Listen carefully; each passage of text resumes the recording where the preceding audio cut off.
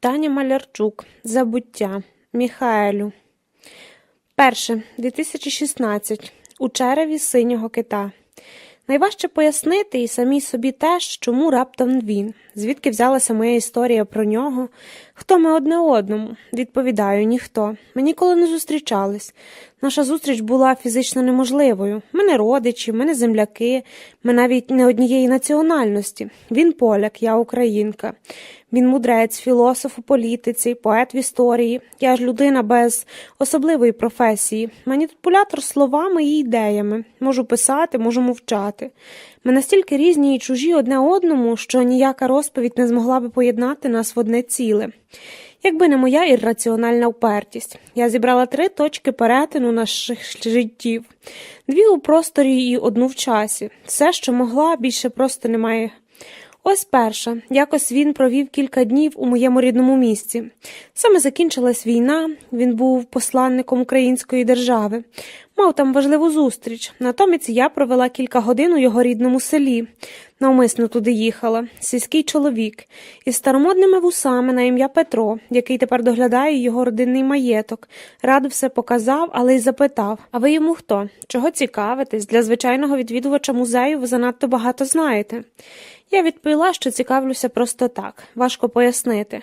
Петро кивнув головою, що зрозумів. Потис мені своєю мозолястою зашкаралубою долонею руку. Я не зізналася, що є ще одна річ, яка нас об'єднує. Дивний збіг, який я помітила зовсім недавно і який плекаю, наче останнє виправдання своєї одержимості. Наші життя один раз перетнулися і у часі. Ми народилися в один день, обоє 17 квітня. Тільки він рівно на 100 років раніше. Тепер я часто думаю про час і кажу всім, що лише з часом надходить відчуття часу. Що далі в час, то він зриміший. Що довше живеш, то його більше. І всі інші часи, ті, в яких я не жила, але про які знаю, що вони були обростаючою крупинкою мого особистого часу. Нашаровуються, накипають. Тому, здається, ніби я прожила безкінечно багато, і вже незабаром має настати кінець. Кінець справді настав. Він прийшов до мене у формі серця в горлі. Так я почала називати несподівані напади паніки, коли робиться дуже страшно, а серце – центральний орган мого тіла, раптом гримить і підступає до горла, загрожуючи вистрибнути на підлогу. Я намагалась описувати свої приступи словами. Вони – моя армія, я ж літератор, але слова розізлилися, ніби хтось їх вирвав, помішуючи дерев'яною ложкою. Слова більше нічого не означали. Кінець, який я переживала, кінець усіх часів у мене, не міг був описаний старим способом. Потрібні були нові слова, нова правда, і їх пошук захопив увесь мій розум. Продовж своєї попередньої літературної кар'єри, а це 6 невеличких книжечок, я завжди працювала на комп'ютері. Від руки я ніколи не писала і писати не вмію, а коли треба, то виводжу каракулі і роблю від незвички купу помилок. Комп'ютер натомість мій ткацький інструмент. Раніше мені здавалося, що я пишу на ньому так, ніби тчу килим, і плиту тексту хотілося зробити якомога барвистішим. Тепер процес писання більше нагадує гру на фортепіано. Я музикую. Тисну на клавіші віртуозно, ритмічно нахиляю корпус тіла вперед, пальці завмирають в повітрі, коли мені потрібна пауза, а потім слухняно спадають вниз на клавіатуру, примушуючи звучати потрібні літери. Раніше я ткала барвисту життєву дорогу, тепер пишу необлаганну музику кінця. Реквієм самій собі. Це не означає, що я вже завтра помру. Зовсім ні. Переживши і прийнявши власний кінець, можна жити ще як завгодно довго. Серце в горлі бувало таким нестерпним, особливо перші рази, що я викинулася без вікна, якби в той момент могла рухатись. Аритмія, біль у грудях і скронях, брак повітря, запаморочення, нудота. Втім, справді нестерпнім були не фізичні страждання, а викривлення реальності, нове її сприйняття, ніби з протилежного боку. Там того, звідки вже не повертаються. Це був уже жах смерті, як про неї не думають живі. Одночасно я переживала втрату, чи споконвічну відсутність, найменшого сенсу, основоположного, того, з якого все починається. Питання «навіщо?» затьмарило все решта. Не було важливо, хто я, а було важливо навіщо. Не мало значення коли і як, а мало значення чому. І ось одну таку мить, страждаючи від глибинної марноти, я раптом почала думати про час, як про те, що об'єднує безкінечну вервицю безглуздих подій, а також про те, що лише у послідовності цих подій сенс і є, і що не Бог, не любов, не краса, не велич розуму визначають цей світ, а тільки час, плин часу і мелькотіння людського життя в ньому. Людське життя – його корм. Час поглинає все живе мільйонами тонн, як і гігантський синій кит. Мікроскопічний планктон перемелює і продовжує до однорідної маси. Так що одне життя безслідно зникає, даючи шанс іншому, наступному в черзі. Проте не зникнення щеміло мені найбільше, а саме безслідність. Я подумала, що вже сама однією ногою там, в тотальному забутті. Процес мого неминучого зникнення розпочався в хвилину мого народження, і що довше я живу, то більше щезаю. Щезають мої почуття і емоції, мій біль і моя радість, щезають місця, які я бачила, і люди, з якими зустрічалась, щезають мої спогади, мої думки, щезає моє розуміння світу, щезає моє тіло, кожного дня дедалі більше. Світ у мені і навколо мене безслідно щезає, і я нічого не можу зробити, щоб його вберегти. Тоді я взялася у великих кількостях читати старі газети. На запелюжених шпальтах одноденок найбільше відчувається крихкість всього живого перед всемогутністю часу. Ось воно ще було важливим, заголовки рясніли мріями і страхами цілих народів, велися дискусії, вибухали скандали, друкувалися спростування, аптеки, книгарні і туристичні компанії уміщували свої оголошення. Хтось збирав пожертви на скалічених у війні земляків, хтось анонсував літературний вечір. На останній шпальті завжди 1-2 посередині віршики на патріотичні теми для душі. Аж раптом гульк, і цей колективний час теперішньо став минулим. Паща синього кита вже відкрита і починає засмоктувати.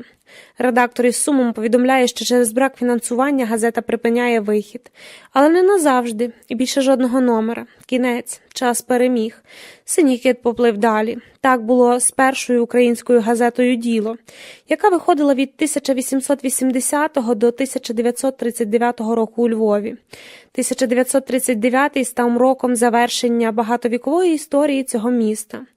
Вступ Червоної армії розпочав його нову, радянську епоху, особливою пристрастю якої було вбивство минулого і заборонена пам'ять. Так було з другою великою українською газетою «Рада», яка виходила щоденно у 1906-1914 роках у Києві. Видавець Євген Чекаленко мусив докладати чималі суми з власних кишень, щоб газета продовжувала існування, бо її ніхто не передплачував. Перша світова війна в радикальний спосіб вирішила цю проблему. І Євген Чекаленко зітхнув з полегшенням, бо самому йому закрити газету не дозволило б сумління. Він казав, що газета, як прапор, майорить, значить Україна ще є. Але зовсім інакша доля газети «Свобода», яку українська громада Америки почала видавати у Нью-Йорку ще у 1893 році. І видає дотепер. Ця газета зробилася моєю улюбленою не тому, що була найкращою, а тому, що все бачила і нічого не забула. 120 безперервних років. 6 поколінь людей, об'єднаних однією хронологією. Убивство Франца Фердинанда в Сараєві і падіння Радянського Союзу, пожежа в Гусятині 1893 року і болехівський різник Антон, який у 1934-му відтяв сокирою голову рідній матері. Або, наприклад, 20 червня 1931 року в Чикаго заарештовано ганстера Аль Капоне. Якусь мить я роздумувала над цією інформацією, намагаючись уявити, що в тому самому році діялося в іншій частині світу, у селах моїх бабів і дідів. Приміром, але на гадку не спадало лише те, що тамтешні жінки не носили спідниць і спідньої білизни, бо просто її не мали і регулярно, коли припікало, мусили сидіти вдома, щоб ніхто не бачив, як по їхніх литках стикає ритуальна кров. Вже пізніше мою увагу привернули великі чорні заголовки літер з передової, які сумлінний читач не мав права проміняти на арешт чекаського ганстера. Всього 3 налитих чорною друкарською фарбою слова. Їх неможливо було не побачити. По спині війнуло моторошним холодком. Я перечитувала заголовок знову і знову, аж доки перестала будь-що відчувати. Знову і знову. Умер В'ячеслав Липинський. Тоді я не знала, хто він і чому помер, але для когось смерть цього чоловіка мала неабияке значення. Якщо «Свобода» повідомляла про неї на першій шпальті, нехтуючи долею Аль Капоне і його нью-йоркських колеги Артура Шульца, якого теж на днях викинуло на буцегарні, повідомлення про те, що російський письменник Максим Горький був прийнятий до лав комуністичної партії, так само не перевживало оповіщення смерті за важливість, як і самогубство дружини Рабини у Вільні, причиною якого, судячи з усього, послужив нервовий розстрій. У цьому номері «Свободи» ніщо не було важливішим за смерть В'ячеслава Липинського. На відміну від нещасної дружини Рабина, ім'я якої взагалі не повідомлялося, ім'я Липинського не потребувало пояснень. Інакше про нього не писали б у тому рядку, що його зазвичай присвячують якимсь світовим катастрофам, як от нищівному землетрусові у Сан-Франциско 1906-го. Я прочитала некролог під чорним рядком. Видатний історик і видатний політик. Наказав після смерті проколоти собі серце, бо боявся бути закопаним живцем. Прокол серця виконали в австрійському санаторії Віндервальд, тому самому, де кількома роками раніше безуспішно лікувався маловідомий письменник Франц Кафка. Свідками процедури стали молода донька Липинського Єва і його брат Станіслав. У той самий час, у червні 31-го, моєму дідові якраз виповнилося 5 років. Його мама, не маючи коней, сама випрягалася у плуг, щоб виорати гектар землі, а замість підпису ставила хрестик. Україна, а точніше Східна Галичина, їхня батьківщина тоді ще була частиною Польщі. Моя інша бабця теж уже жила. Її мама мала найкращий голос в околиці, але ним мало хто встиг насолодитись, бо жінка померла відразу після пологів. Удівець, колись заможний хлібороб, залишив доньку на східцях дитячого будинку, а сам загинув від голоду у 1933-му. Їхня батьківщина Малоросія, Підросійська, Надріпнянська, Велика Україна, Українська Соціалістична Радянська Республіка була де-факто частиною Росії. Проте чи можна називати батьківщиною землю, яка вбиває? Я не знаю. Я опинилася в самому череві синього кита. Проковтнула, я все ще маю шанс оживити свою історію. Свою і його. В'ячеслава Липинського. Свою історію через його історію. Треба було всього лише зробити вигляд, ніби серце ніхто нікому не проколював, і воно б'ється дотепер, у моєму горлі. 2. 1931. Вдих-видих. Насправді про його смерть із деякими запізненнями повідомила вся без винятку українська преса. Умер В'ячеслав Липинський. Липинський помер. Яка втрата? Нарешті, всі знали Липинського. Без нього стане тяжче чи легше, у будь-якому разі самотніше, бо він нікому не давав нудьгувати. З Липинським умерла українська шляхетність. Він був божевільним туберкульозником, відлюдником. Його вже роками ніхто не бачив, але всі читали, що він пише. Він багато писав, іноді по 10 листів на день. Хтось взагалі розумів його каракулі. Хтось взагалі збагнув, що він саме хотів сказати. Його боялися, бо він вимагав від людей гідності, стверджував, що це їхній обов'язок. Кому це треба? Саме так, його ніхто не любив, усі терпіли. І зітхнули з полегшенням, коли він умер. Вороги Липинського написали хвалебні некрологи. Вони записалися некрологами ще задовго до того. Всі чекали на його смерть. Дивно, що він не помер раніше. Його виносили з хати на руках. Автомобіль, щоб їхати до санаторію, чекав на подвір'ї перед домом. «Чи побачу ще це все?» – сказав він сам до себе, оглядаючись. «Побачите, ще й не таке переживали», – відповіла домогосподарка Липинського фройлян Юлія Резерфальдівна. Він говорив українською, вона німецькою.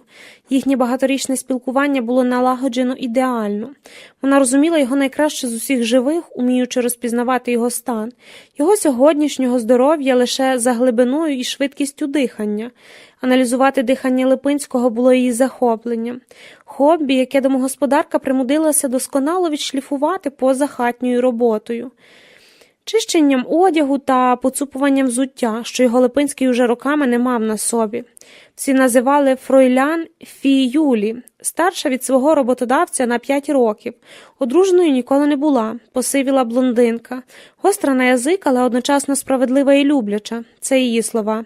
«Куди ви так спішите? Дихайте повільніше. Раз, два. Вдих, видих». Липинський роздратовано всміхався. «Я радий, що взагалі ще дихаю. Дайте мені спокій». Вдих, видих. Липинський намагався приборкати свої легені, тобто ту їх частину, яка, так він думав, ще не породіялася повністю. Тоді Фін'юлі розкривала навстіж вікна, і холодний гірський вітер виривався до охайно прибраної кімнати з великим ліжком посередині. Ліжко вже давно служило Липинському за кабінет. За вікном було видно покриті снігом альпійські шпички. Липинський заплющував очі і дихав. Раз, два. Вдих, видих.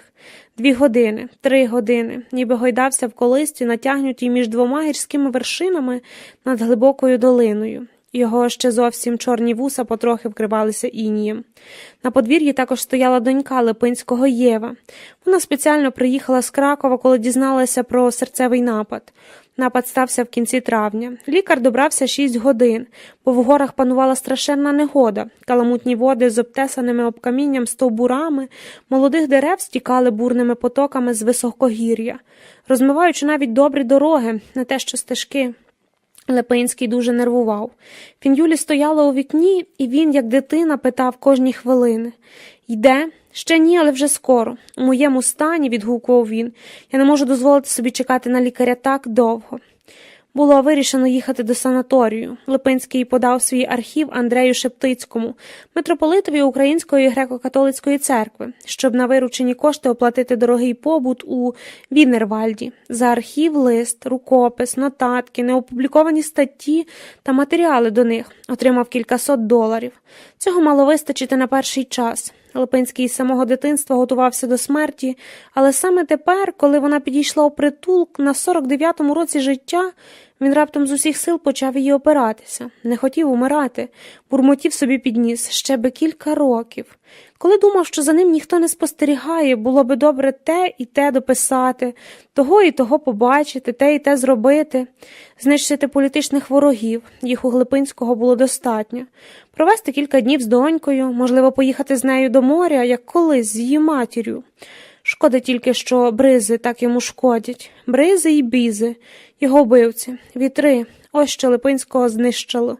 Він розрізняв їх на запах, за запахом вітру визначав годину. Вітер, що віє о 5 ранку, пахне інакше, ніж той, що заступає його о 6. Цей запах уже був різкішим, дещо свіжішим, як ранкове мило. Липинський розрізняв їх усіх, бо саме вітри гнали його ціле життя все далі і далі. Насамкінець зробивши заручником однієї невеликої країни, в якій за власною волею після розпаду імперії ніхто не жив би. Холодні північно-західні бізи витурили Липинського з Женеви, де він провчився рік на соціології. Вони ж укупі з потужними західними прогнали його з Відня, де він близько року був послом Української держави, очолюваним гетьманом Павлом Скоропадським. А потім вони ж стали причиною виїзду з Берліна, де Липинський переконаний, що просвідчена монархія для України, єдино можлива форма політичного правління, намагався втихомирити придворні інтриги і нагадати екзильному кандидатові на українського монарха про гетьманську честь. Женева, Відень, Берлін, слухаючи його легені, лікарі кожного разу хитали головами і радили їхати геть. Вітри вигнали Липинського з його життя і прирекли на довічне ув'язнення у цьому чудовому і водночас ненависному передгір'ї Арпільських Альп. Штирія. 3 кілометри до залізничної станції, півгодини потягом до Граца, 5 годин потягом до Відня, пошта Тобельда-Бегдек. Будинку Бедику, чи, як він сам його називав, Штербургаус, домик на смерть, коштував зовсім небагато, всього 500 шилінгів, тобто $800, але для Липинського, який вже давно обходився $20 на місяць, і ця сума була захмарною, допомогли один меценат із Канади і брат Липинського Станіслав. За це Липинський відмовлявся від будь-яких зазіхань на батьківський маєток в Україні, в селі Затурці недалеко від Луцька. Там тепер господарював Станіслав, успішний селекціонер, виводив в основному нові сорти пшениці та картоплі. Старший брат Липинського, Володьміє, був лікарем і жив у Луцьку, мав перший у місті автомобіль. Втім, родина Липинських, правильніше було б сказати Ліпінських, не володіла великими статками. Це були польські шляхтичі середньої руки, які трималися на плаву лише завдяки добрій освіті і розумному господарюванню. Брат Станіслав теж приїхав, коли почув про серцевий напад. Він дещо втратив форму, нажив черевце, риси обличчя зм'якли. Так зазвичай стається із щасливо одруженим добряком, який він без сумніву був. Виносячи Липинського з дому на руках, він лагідно приговорював: «Я тобі казав, Вацлаве, що купувати дім у такій глушині не варто. Чому ти не міг переїхати до нас у Затурці? Там досить місця, чудова природа, вітрів майже не буває. Марія і діти були б раді, ти знаєш, як вони тебе люблять». «Не називай мене Вацлавом», – хрипів Липинський у відповідь. Брат і донька розмовляли польською, Липинський – українською. Цю фразу «не називайте мене Вацлавом» Липинський взяв собі за зброю, ще коли йому виповнилося 19. Тоді він повернувся з Київської гімназії на зимові вакації до Затурець. За обіднім столом зібралася вся родина. Липинський мовчки слухав місцеві новини, гімназійна форма особливого йому пасувала, підкреслюючи струнку, хоча дещо затулену і надто худорляву поставу. І густе, чорне, як смола, волосся по-гімназійському було зачесане назад. «Вацлаве, як тобі вчиться?» – нарешті спитала матір. Кара Ліпінська. Всі глянули на нього, і що довше тривала мовчанка, то більше зростав інтерес присутніх. Ванда, сестра, Станіслав та Володзімєш пильно дивилися на брата. Хіба що батько Казімєш Ліпінський із властивою йому безтурботністю продовжував делікатно наминати святковий котлет. Липинський несміливо прочистив горло. «Вацлав?» Клара все ще чекала відповіді, і тоді Липинський вперше вистрілив зі своєї нової зброї, нелегальної, тієї, яку йому пізніше доведеться не раз виймати з кобури для самозахисту. «Не називай мене Вацлавом, я В'ячеслав». Батько ледве не вдавився котлетом. Матір зойкнула, брати і сестри мовчки переглянулись. Липинський на додачу говорив українською, а цю мову, хоча це й не мова ніяка, а сільський діалект, суміш польської та російської. Родина Ліпінських ще ніколи не чула з уст освіченої людини, тільки від місцевих бідняків. «Сталося щось, про що нам треба знати?» – спитала Клара Ліпінська, з усіх сил намагаючись зберегти спокій. Вона була жінкою невеличкою, але владною. «Я вважаю себе українцем», – тихо, майже нечутно озирнувся новоспечений В'ячеслав. Його впевненість потрохи зникала, сутулість ставала все помітнішою. Клара Ліпінська нарешті не витримала. «Який же ти українець? Ти поляк, сину. Всі ми поляки від діда-прадіда». Липинський мовчав. Похнюпивши голову, було видно, що він не згідний і погоджуватися не збирається. Але ще немає достатніх аргументів для відсічі. Він робив так завжди. Мовчав, щоб мати трохи добре підготуватися перед надпладом. Клара Ліпінська, як ніхто, знала цю синову властивість, і тепер її трусило від люті та безпорадності. Він завжди таким був, ненадійним, слабовитим, неврастенічним, а тепер ось, будь ласочка, остаточно зійшов з розуму. Святковий обід на тому скінчився. Всі розійшлися по своїх кутах, набурмосені і злі. А вночі випало незвичне багато снігу. Липінський лежав в кімнаті і, втупившись у стелю, боявся, що дах проломиться під тяким тягарем, і його засипле білою кучугурею, ніби землю, у свіжовикопаній могилі. Ще не раз пізніше його охоплюватиме відчуття, ніби він лежить на самому дні, де холодно і самотньо, і звідти, зсередини, дно здається ще глибшим, ніж насправді. Бездонним, здається, навіть не дном, а вічним вертикальним падінням вниз. І Липинський розпачливо здіймає догори руки, щоб зачепитися за що-небудь, якісь невидимі поручні і втриматися. Його рішення продовжити навчання на рільничому факультеті в Кракові дещо знизило напругу в родині. Хоча обробіток землі тоді цікавив Липинського не більше, ніж мода жіночих капелюшків. Для молодого чоловіка його походження і статку рільнича освіта була дуже раціональним вибором. Землевласники мусили знати, що робити зі своїми гектарами. А де ж іще вчитися молодому полякові, як не у Кракові? Переросте, сподівалася Клара Ліпінська. Вацлав, хлопець розумний, просто бунтує. Брат Станіслав розсміявся, коли почув знайомий, вже давно переболіли. «Не називай мене Вацлавом». «Маєш рацію», – сказав він. «Добропорядного Вацлава з тебе все одно так ніколи й не вийшло». Тепер, у 1931 році, світоглядні конфлікти між ними втратили гостроту. Станіслав, називаючи брата Вацлавом, робив це умисно, жартома, тільки щоб подратувати. Коли вже все відбулося, всі війни закінчилися і всі битви програно, імена, найменше, що мало значення, більше не було причини для суперечок. Все, що залишилось, діри в легенях. Раз, два. Вдих-видих. Повсідалися в автомобіль. Фін Юлі теж їхала до санаторію, без неї Липинський не уявляв свого побуття. Вона мала поправляти йому подушку, домовлятися з лікарями, читати вголос газети, подавати вночі воду, класти на чоло долоню із словами «Все гаразд, гарячки немає». Фін Юлі мала прислухатися до поривчастого дихання і визначати, чи Липинський ще живий. Іноді він сам у цьому сумнівався, тоді вистачало глянути на Фін Юлі, і домогосподарка заспокійливо кивала головою, мовляв, не турбуйтеся, живі. Шофер завів мотор. Була 7 ранку. Дорога займала 1, 4, 5. На дерев'яних сходах дому залишився стояти вірний пес Липинського, його багатолітній секретар Савур Ципріянович. Він помахав рукою на прощання. Невисокий рудоволосий чоловік, приблизно того ж віку, що й Липинський, радом десь із Києва, хоча ніхто жодних енциклопедій не знайде відомостей про місце його народження.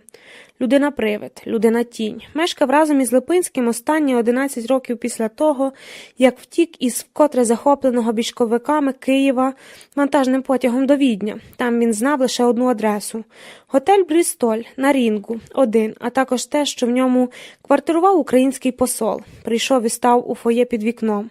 Портьє недовірливо зміряв прибульця з ніг до голови.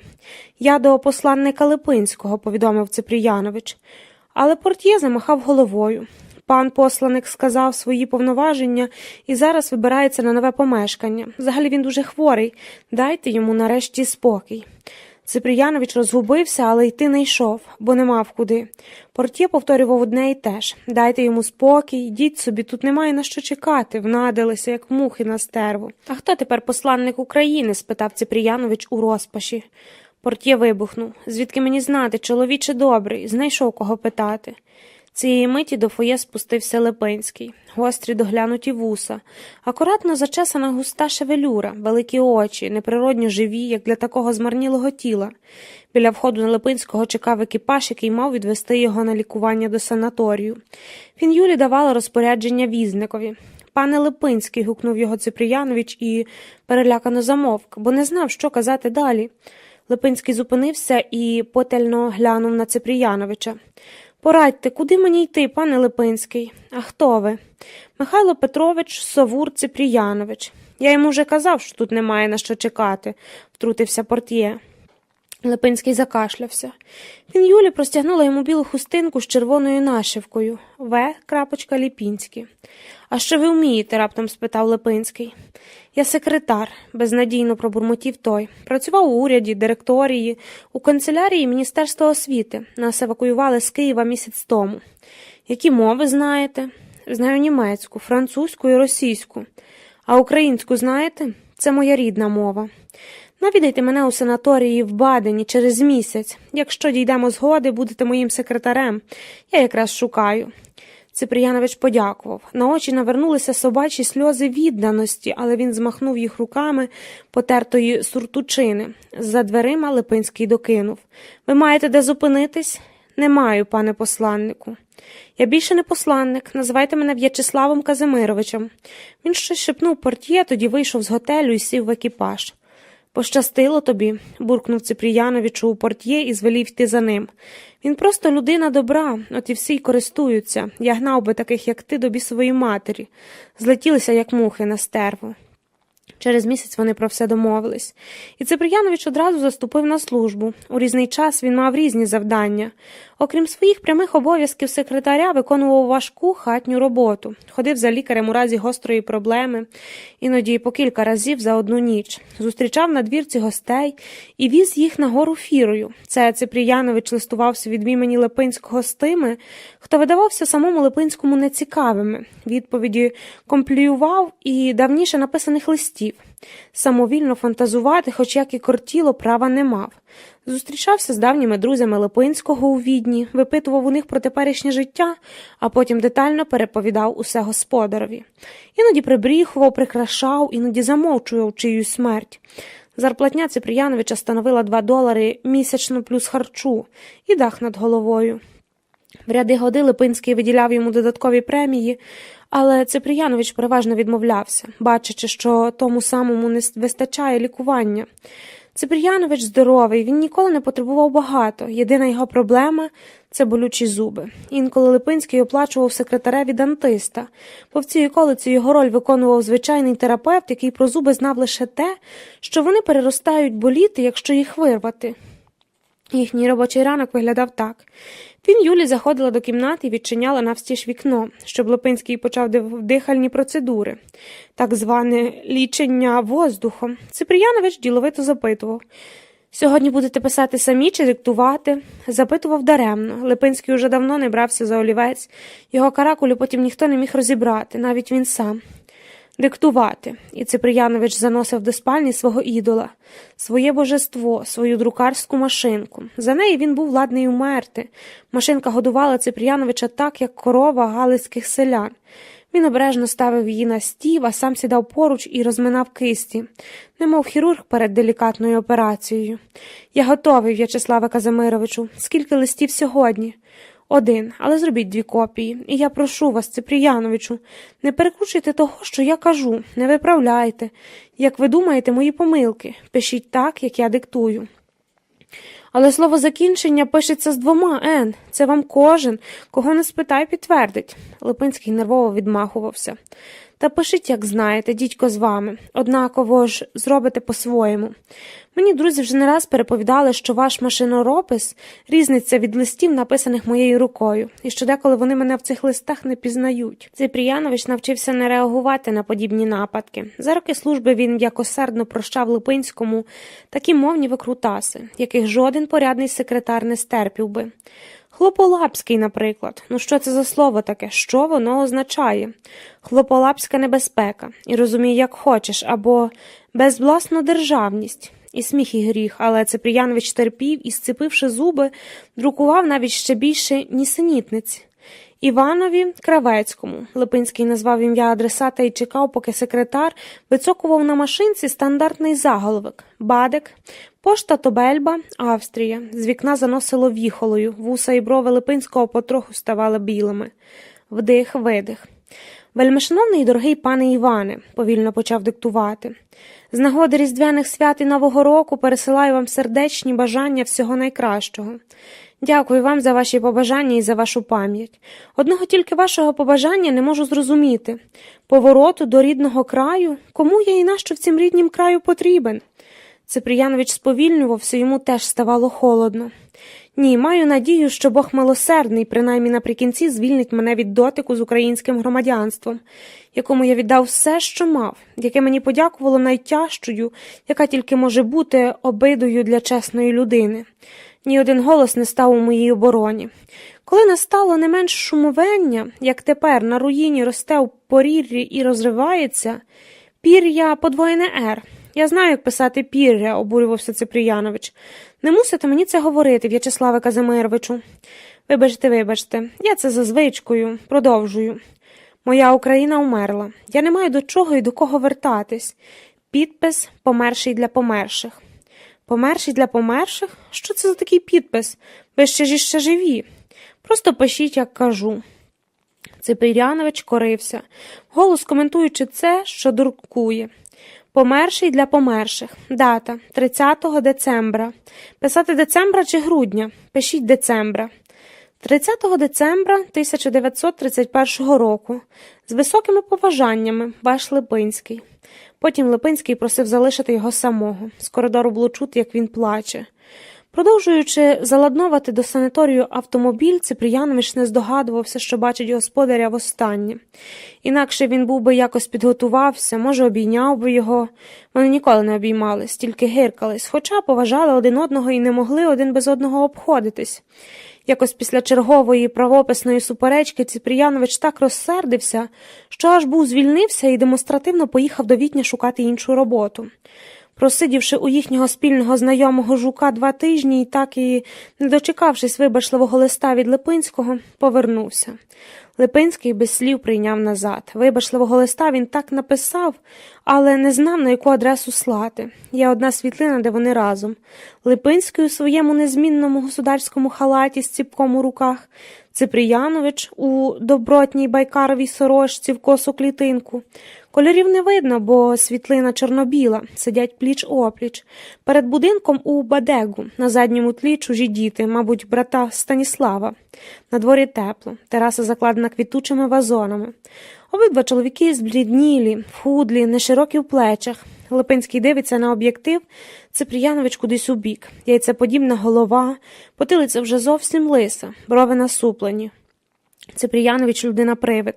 Ніхто в жодній енциклопедії не знайде відомостей про його детальне життя. Ніхто не знає, що з ним сталося потім, зі смертю Липинського умер і він. Єдине, що Ципріянович по собі лишив, це коротенький, але детальний, майже фізіологічний опис останніх днів життя свого господаря. Через рік його надрукував один львівський журнал. Ципріянович повідомляє, що подорож до санаторію минула щасливо. Липинський був веселий і сповнений надій. У санаторії відразу зробив вистрахування камфори. Наступного дня після ретельного огляду Фін-Юлі спитала в лікаря, чи є якась надія. І той, хитаючи головою, відповів, що Липинський приїхав сюди помирати. Господиня не надала словам лікаря великого значення, бо подібне чула часто. Брат і донька після довгих розмов із хворим від'їхали. Липинський встав тільки вранці, бо сидячи втомився. Господиня читала йому німецькі газети. Увесь час він був у повному притомності. Спав з відкритими очима, постійно повторював, що мусить ще прожити пару літ.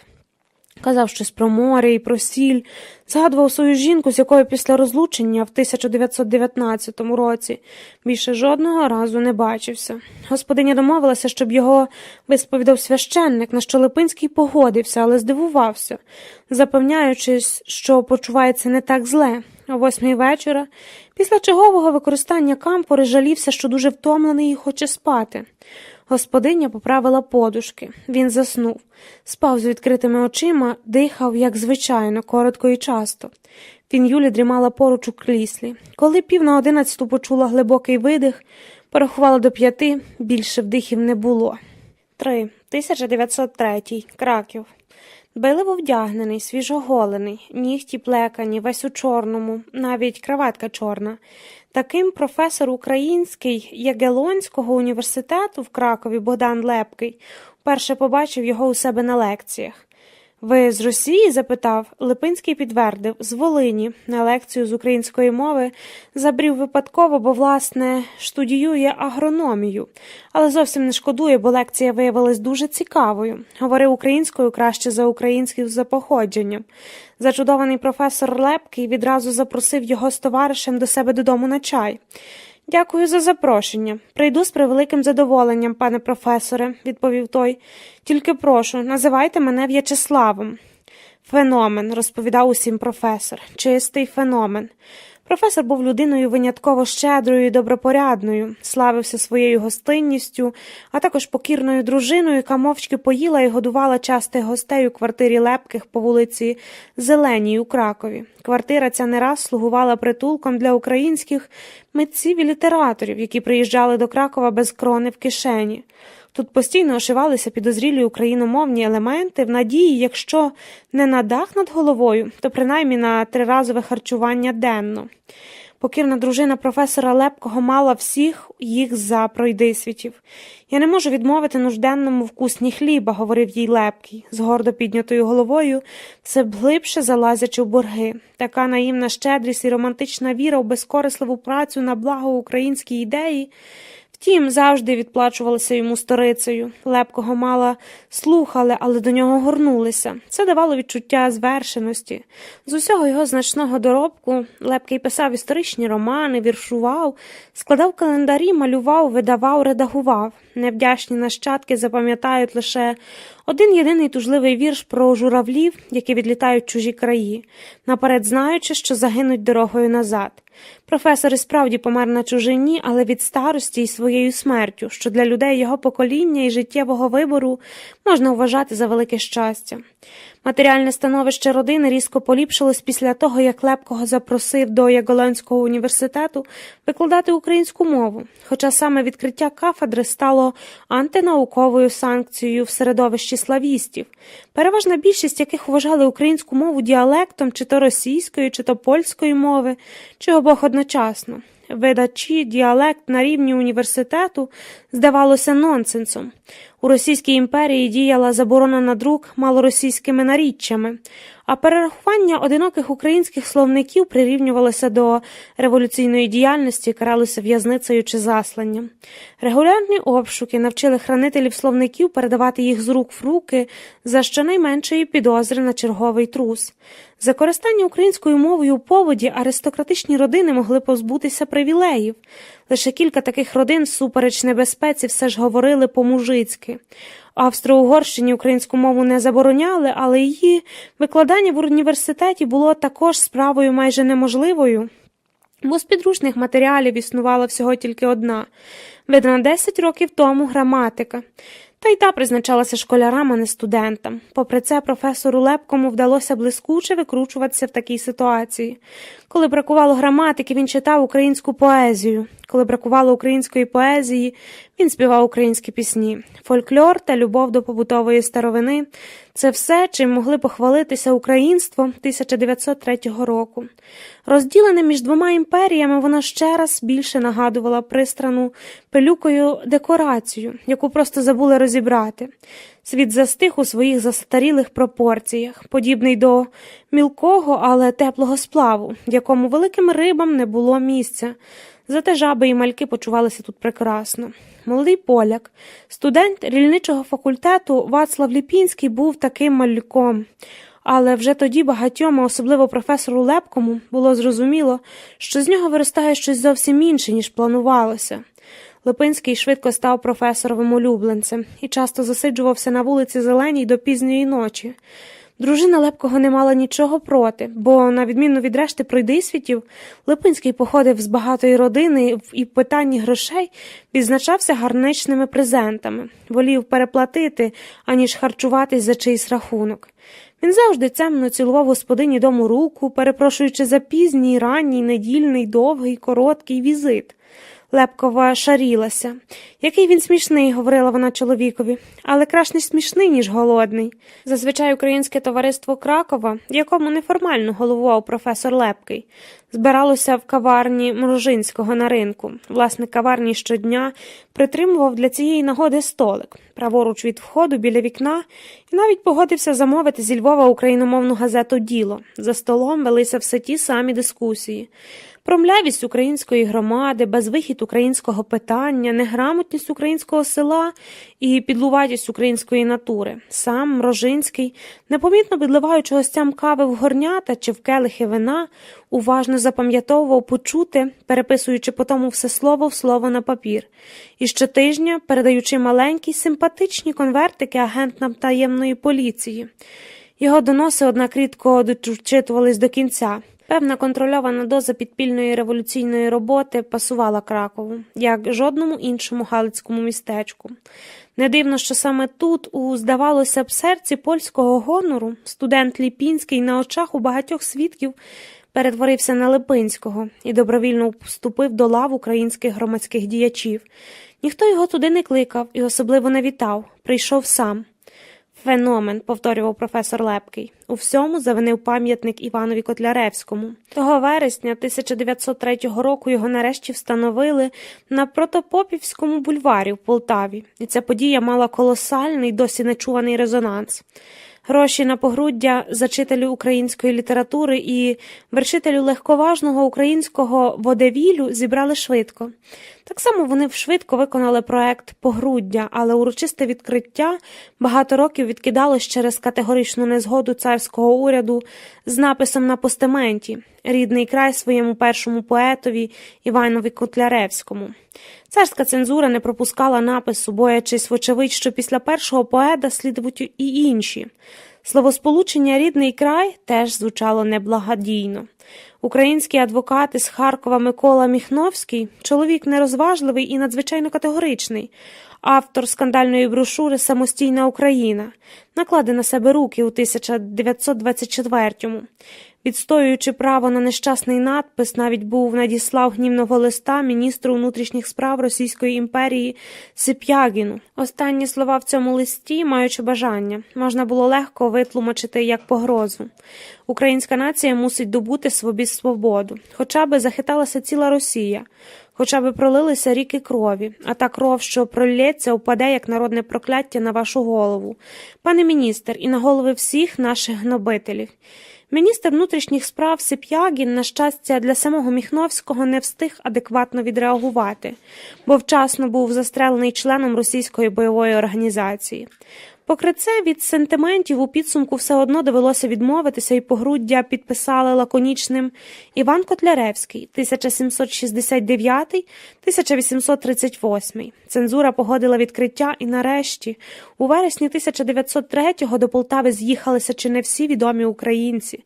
Активна студентська молодь із Києва, головний редактор Львівського діла, письменники, композитори, історики, галицькі діячі і депутати Віденського парламенту. Пам'ятник став символом протесту проти гноблення українського народу, а приїзд до Полтави – справою честі. Ще ніколи досі українство обох імперій не заявляло про себе так гучно. Для більшої переконливості навіть розшукали служницю Івана Котляревського, 111-річну Варвару Лелечиху, яка єдина серед живих бачила поета на власні очі. Розгубившись перед таким розмахом, царська цензура заборонила під час урочистостей користуватися українською мовою. Спалахнув скандал. Увечері напередодні святкового мітингу в Дубовому лісі під Полтавою студентство провело таємні збори, щоб скласти план дій у зв'язку з цією забороною.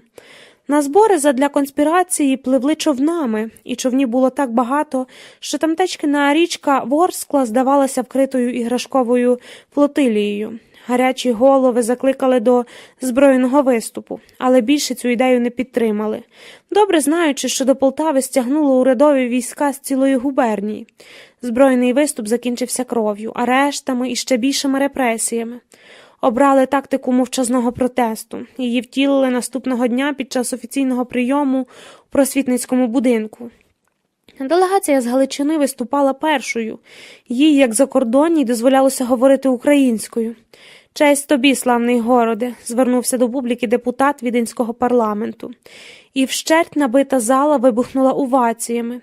Після того на сцену увійшла підданка Російської імперії, яка й собі, хоч дуже тихо, заговорила українською. Міська голова Трегубов стривожено підскочив і, блідий як смерть, нагадав, що українською будь-які привітання заборонені. Публіка заревіла. Чільний український письменник Михайло Коцюбинський підійшов до Трегубова і вручив йому обкладинку від своєї промови. Саму промову ні, бо вона написана забороненою мовою. Після чого демонстративно покинув залу, так само вчинила решта промовців.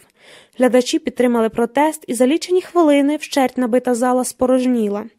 Міністра внутрішніх справ Російської імперії Плеве, автора заборони української мови на час полтавських заходів, уже через кілька місяців після описаних подій уб'ють російські терористи.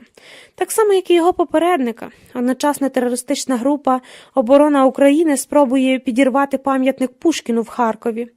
Але чомусь ніхто у цьому злочині не розгледить принципової і вишуканої помсти за його полтавську колегу. Увесь український світ неабияк розхвилювався. Шпальти газет рясніли спогадами очевидців. Кожен, хто був у Полтаві, розповідав про незабутні враження, величезне одухотворення та відчуття небувалої солідарності. Професор Лепкий із такої знаменної нагоди влаштував у себе наприкінці листопада святочну вечерю, на яку запросив найближчих друзів та деяких лояльних до українців місцевих поляків. Саме з ними вже після півночі, коли дружина професора давно спала, зав'язалася неприємна суперечка, яку розпочав раніше мовчазний і погідливий студент Липинський. Це дивовижний акт перемоги громади над деспотизмом. Пристрасно прокоментував він подію, на що хтось менш романтичний зауважив, що все це могло би бути не закономірністю, а чистою випадковістю. Українська громада – стадо наївних овець, якими керують вовки. Вона слабка і безпомічна, бо не має своїх лідерів.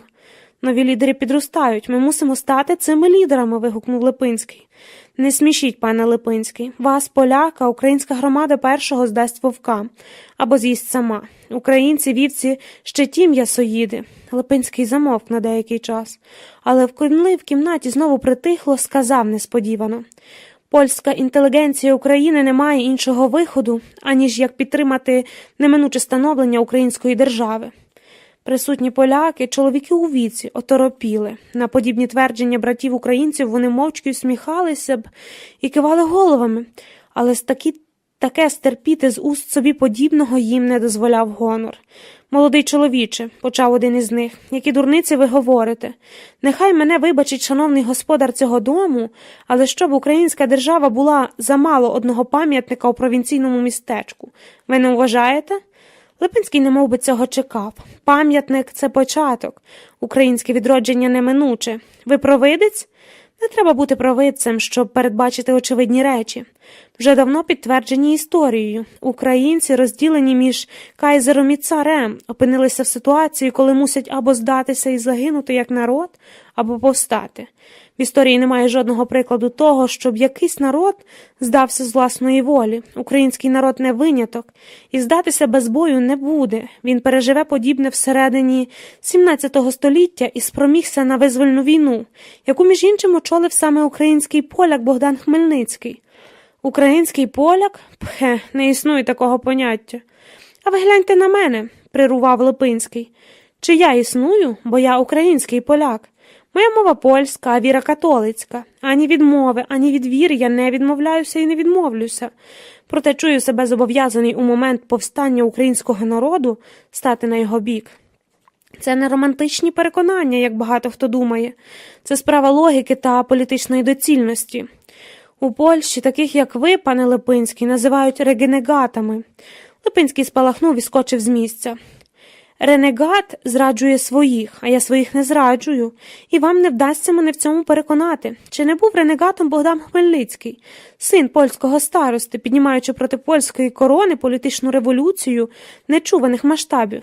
Чи не був він ренегатом, спричинившись до загибелі польської і до повстання української козацької держави у 17 столітті? Хмельницький, як і я тепер, розумів її історичну необхідність. Свої – це ті, що живуть поруч із тобою. Спільна земля робить людей спільниками, а не мова чи релігія. Обурені поляки, не попрощавшись, розійшлися по домівках. Газу у світильниках залишилось на самому дні. За недвору через шпари у вікнах пробивався крижаний вітер. Він мужній чоловік, мовив професор, щоб розвести густу тишу. Липинський забився у фортель і не ворушився, ніби боявся, що світ, який він щойно з нічого для себе створив, не виявиться мертвонародженим. На якусь мить здалося, що він уже жалкує про кожне виголошене слово. І тепер нічого не хотів би більше, аніж забратися з цієї тонкої ламкої криги геть. Так, далеко він ще ніколи не заходив. Ви перший поляк, від якого я чую щось подібне. Лепкий розлив у кришталеві чарки пахучу прозору рідину. Маріелле, абрикосівка, друзі, передали з Відня. Зараз якраз те, що треба. Липинський відсунув чарку. Велике спасибі, пане професоре, але я уникаю міцних напоїв. Після них мені цілу ніч бракує віддиху. Він піднявся, даючи зрозуміти, що вже хоче йти. Миттєва слабкість минула. На обличчі Липинського тепер проступала жорстка холодність, відмежованість, як у добровольця, що вже за самим визначенням не має права на дезертирство. Вдягаючись, він сказав: «Я вам дуже дякую за вечір. Мабуть, ціле своє життя його пам'ятатиму. Не впадайте в крайнощі, дорогий мій товаришу. Ось моя вам порада». Лепкий теж підвівся. Вони стояли один навпроти одного, майже одного зросту. Обійнялись. Знаєте, пане професоре, мені оце «не впадайте в крайнощі» завжди було якесь неприємне. Я не сумніваюся, що ви бажаєте мені самого тільки доброго, в жодного разу не хочу образити вас різкими словами, але я кажу, як думаю.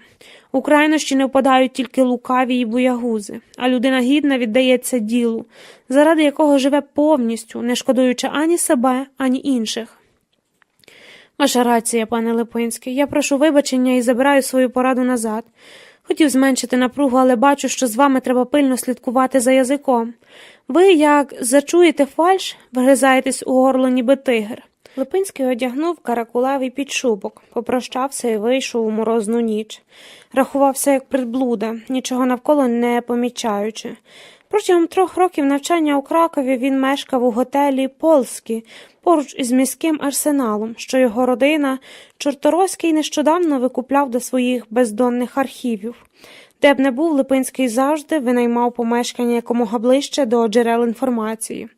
Одну з 3 кімнат у готелі, невеликому, але пишному і доволі дорогому, на його прохання заставили етажерками, щоб було куди складати природні книжки.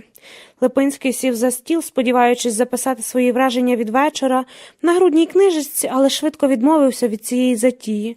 Лише поставив дату і традиційно в таких випадках «почуваюся хворо». Фіксування думок було для нього чимось на кшталт необхідної щоденної гігієни духу. Коли ж із якихось причин думки не приходили, він вносив до книжечки дату і ставив поруч чорний хрестик. У відсутності думок Липинський вбачав підступи невідомої науці хвороби. Ще однієї на його голову. Важко зітхнув. Не роздягався, не лягав. Краків уперше ошкірив Липинському свої зуби. Виштовхнув його в невідомість, де холодно і самотньо, і де самому треба вирішувати, що є добро, а що зло. Там ніхто не порадить і не підбадьорить, навпаки. Висміють і залякають, лиш би завдати знайти себе справжнього. А який він справжній? Ренегат? Зрадник? Свій? Чужий? Поляк? Українець? Вацлав? В'ячеслав? Хто він? Відповідь ховалася в гущавинах розуму, але Липинський вже здогадувався, що вона не мала значення. Не мало значення, ким він був, мало значення, ким він хотів стати. Липинський мусив вибрати чиюсь сторону, але хоч би яку сторону він вибрав, однаково буде зрадником. Зрадник – його нове ім'я. І вся життєва сила відтепер піде на те, щоб носити це ім'я з гордістю. 4. 2000. Перший золотоволосий чоловік. Час – це великий синій кит. Він поглинає мене разом з усіма моїми думками, переживаннями, спогадами.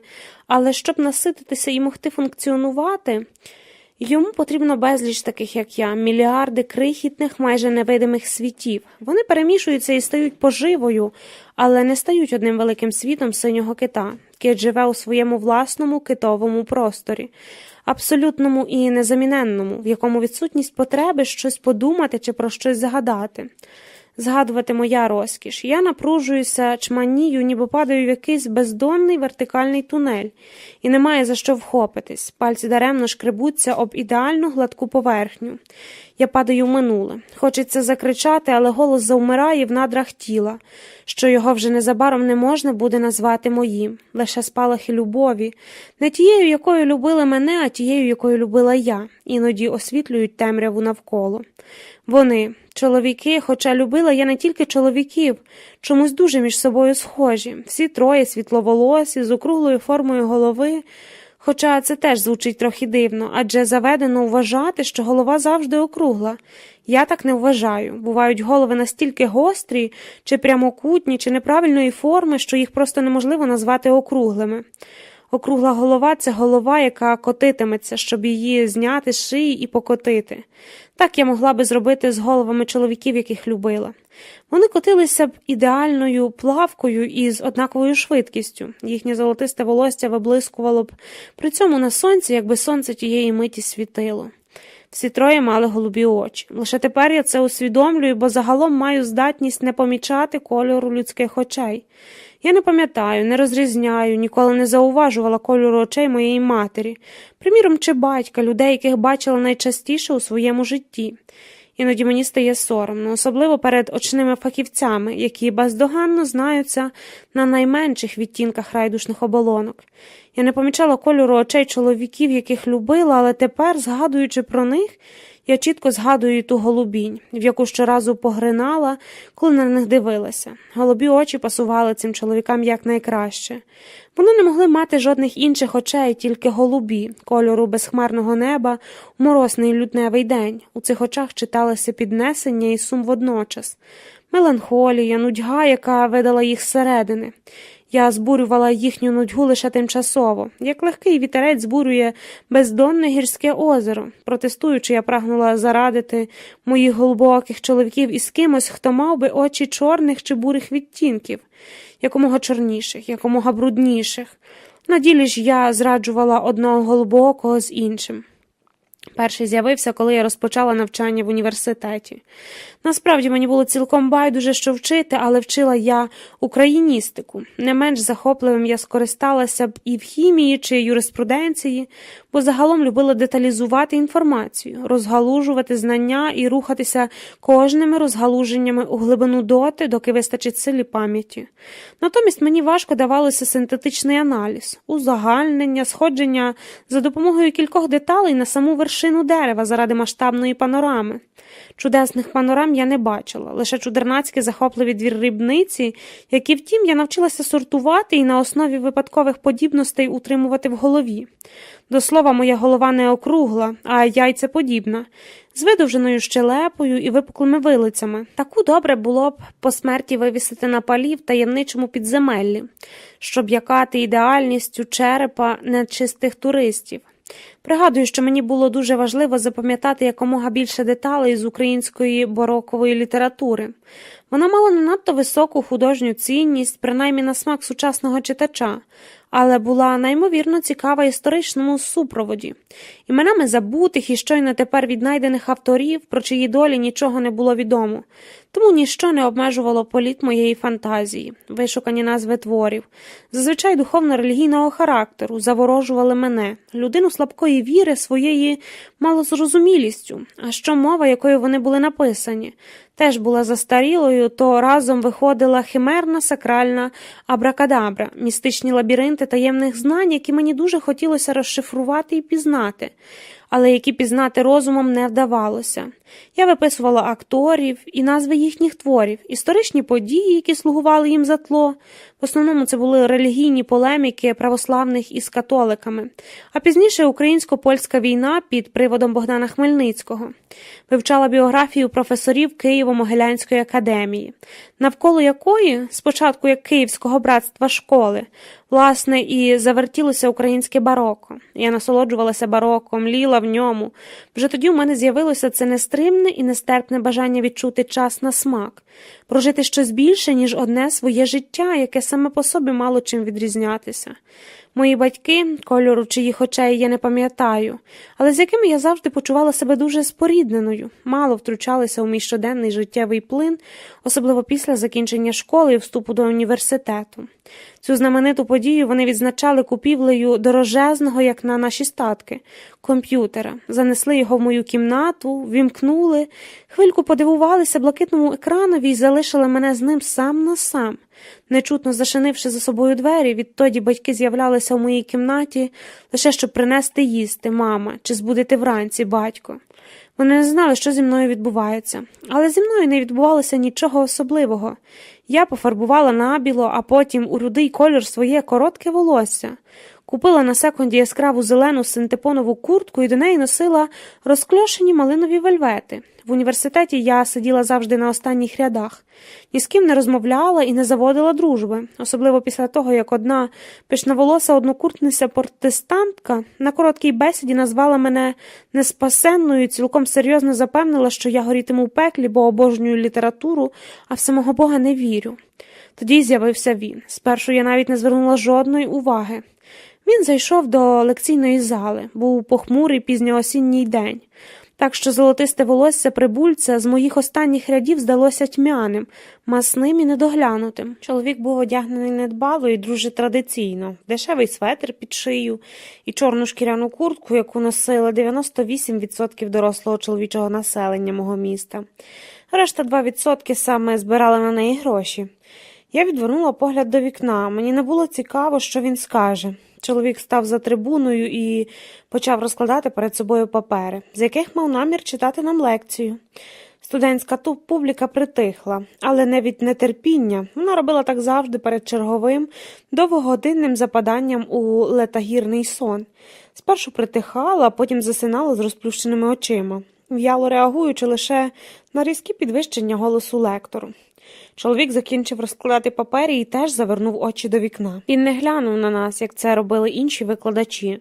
Не прагнув збудити наш інтерес чи хоч якось привернути увагу до нового предмету, і це видалося мені дивним, навіть дещо зрозумілим. Я подумала, що цьому викладачеві ми були ще більш байдужі, ніж він нам. На його молодому обличчі читалась якась нелюдська втома, в якій він без особливого опору розчинився, ніби сіль у молоці. Він навіть не зняв своєї шкіряної куртки, хоча в залі було зовсім не холодно. І нарешті пробурмотів якесь перше речення, яке я не розчула, щось на кшталт. Сьогодні ми розглянемо творчість такого-то. Кого-кого? Я не була певна, що хотіла це знати. За вікном здіймався і знову стихав осінній вітер. Метляючи висохлим покоричневілим листям, карликових кленів в університетському дворі і множачи хаос ззовні і всередині мене. «Тренос альбо плач», – раптом вигукнув чоловік з трибуною так голосно і пронизливо, що вже майже запала в легендарну студентську публіку, перелякано стрепетнулася і нашорошила вуха. Ніхто нічого не зрозумів. «Тренос альбо плач», – дещо тихіше, але так само пронизливо повторив голос і продовжив. «Єдиної святої Вселенської апостольської східної церкви». Це, очевидно, була назва твору. Вона пульсувала у моїй голові, натягувала, немов арбалетна тетява. Двох із перших 3 сказаних слів я ніколи досі не чула. Невідомість тривожила мене і водночас притягувала. Це все пізніше я дізналася, що «тренос» і означає з грецької «плач», а «альбо» польською «або». Тоді ж ця назва видалася справжньою магією, древнім замовлянням, від якого розходилися хмари і втричі краще починають доїтися корови. Лектор повів далі, намагаючись відтворити інтонацією стиль подібних плачів, що йому, втім, зовсім не вдавалося, тільки всіх насмішило. Горе мені, злиденній, ой леле, нещасній, звідусіль у добрах моїх обідраній, ой леле, на ганьбу мого тіла перед світом і шат роздягненій. Студентськими лавами покотився смішок, зате мені сказане здалося таким еротичним, що я густо почервоніла і знову відвернулася до вікна. Почувалася упійманою. Кілька сонячних променів раптом пробили похмуре осіннє небо і освітили округлу голову викладача. Пасма його золотистого волосся засяяли, а на обличчі, сповненою нелюдської втоми, раптом проступив піднесений смуток, що ним була просякнута вся та література, яку я обожнювала. Звідусіль сіті, скрізь ями, звідусіль отруйна жала. Там вовки драпіжні, а там леви розлючені. Звідси дракони ядовиті, а звідси веселиски люті. Не бачу, куди повернутись, не знаю, куди податись, до кого голову свою прихилити, кому себе в оборону дати. Після кількох цитат лекція набула звичного характеру. Чоловік монотонно диктував зі своїх паперів, а студенти мляво шкреботіли кульковими ручками, записуючи кожне почуте слово. Щоб його, не дай Боже, не довелося запам'ятовувати. Одна я сиділа нерухомо. Нічого не записувала, просто слухала. Викладач зупинився і вперше пильно оглянув аудиторію, перечепився об мій застиглий погляд. «Ви не конспектуєте? Так все добре знаєте?» Я не відразу збагла, що ці слова звернені до мене. «Я слухаю», – пробурмотіла із запізненням так, що всі притиснуті однокурсники з передніх рядів устигли обурливо озирнутися. Хто це там не конспектує? Вони тоді, мабуть, вперше зауважили моє існування. Задній ряд саме тим і добрий, що тебе не зауважують ті, хто рветься вперед. Чоловік за трибуною вдав, ніби не почув моєї відповіді. Він не потребував моїх виправдань, він не запитував, я пізніше це усвідомила, а докоряв, насміхався, кепкував. Ці кпини збуджували мене, згодом він часто до них вдавався, і я раділа, бо нехай він з мене насміхається. Інших 70 із лишком студентів він взагалі не помічав. Це були лише статисти щодо його щоденної втоми, декорація його всесвітнього смутку. Кожного разу, заходячи до зали у своїй незмінній шкірянці і розрізлих дерматинових черевиках, він нишком пробігав поглядом аж до задніх рядів і заспокоювався, коли впевнювався, що я теж тут. Я витягаю шию, щоб бути краще видною, готова до чергового поєдинку. «Купити вам ручку, щоб ви мали чим конспектувати лекцію», – казав він з порога, ледь-ледь усміхаючись так, що тільки я розуміла, що слова адресовані мені і що він жартує. «Ми маємо свої», – відповіла якась студентка, хіхікнувши. Але він уже не чув, розкладав на трибуні чергові стоси списаних від руки паперів і розпочинав. У супроводі його дещо зависокого пронизливого голосу до нашої аудиторії вривалися Лазар Баранович із Косіяном Саковичем чи Кирило Транквіліон Староверецький, що його учительної Євангелії привселюдно палитимуть на площах Москви у 1627-му, як луте послання диявола. Іван Величковський, український Джон Овен, неквапом проходився між рядами зі своєю рукописною книжечкою «Зегер з полезегарком». Як залишилися несвідомою сучасниками, яку віднайдуть лише 200 років по смерті автора. Стефан Яворський, колишній ректор Києво-Могилянської академії, а тепер прислужник російського царя Петра І, перед смертю слізно прощався перед нами з книгами Клементій Зиновів. Римував усі можливі професії, а численні аноніми витали попід потрісканою стелею над нашими юними головами, ніби духи нехрещених немовлят. Золотистоволосий чоловік більше не жартував. Він, мешканець пострадянської провінції, обходився з українським бароком, немов із священною кришталевою чашею, оздобленою перлинами і позолоченим обідком. З цієї чаші дозволялося надсьорбувати життєдайного нектару лише на невеликі свята. Я приймала дар і надпивала нектар із благоволінням. Даритель був мені вдячний. Тривалий час ми не говорили наодинці, тільки обмінювалися шпильками під час лекції. Він колов мене, а я його. Одного разу мені вдалося тикнути його носом у помилку, і дуже я собою пишалася. Помста не забарилась. Вже наступної лекції, коли мій тріумф позабувався, він заганьбив мене перед усіма. Бо, як з'ясувалося, я зовсім нічого не знала про Європу XVIII століття. Ми навперейми хизувалися знаннями, хоча насправді переживали взаємну радість віднайдення. Волею випадку абсолютно незнайомі люди стали один для одного цінними, навіть рідними. Життя набуло барв і сенсу. На пустелю зійшла крапля вологи. У непоглядному мороці зблиснула короткочасна іскра. Якось я допізно засиділася в університетській бібліотеці. Вона працювала до 8-ї вечора, було за 15 і середина лютого. Передо мною ще нависала гора книжок, які я мусила хоча б погортати. Читачів бібліотеки все меншало, столи порожніли. У величезних, майже на всю стіну вікнах маячив добре освітлений університетський двір із вимерзлими карликовими кленами. У повітрі витав неспокій. Зненацька на дворі загриміло і заблискало. Грім узимку. Дуже незвичне явище. Я зіщулилась у передчутті наближення кінця світу. Від наступного небесного удару задзеленчали шибки і замерехтіло електричне світло у бібліотечних лампах. Я подумала, що ще ніколи не переживала грому в лютому. Цю думку я, очевидно, висловила вголос, бо золотоволосий чоловік, проходячи повз мене з оберемком якихось великоформатних газет, зупинився поруч, зовсім близько, і сказав: «Так, я теж». Це було перше, що він сказав мені віч-навіч. «Так, я теж». Його голос був серйозним і теплим. Мені хотілося закутатися в нього, стати словом, яке він промовить. Я роззирнулася. В читальному залі залишились тільки ми двоє. «Що ви читаєте так допізно?» – спитав він цього разу, не вимагаючи дати відповідь, нетерпляче чекаючи на неї. Тепер йому було цікаво.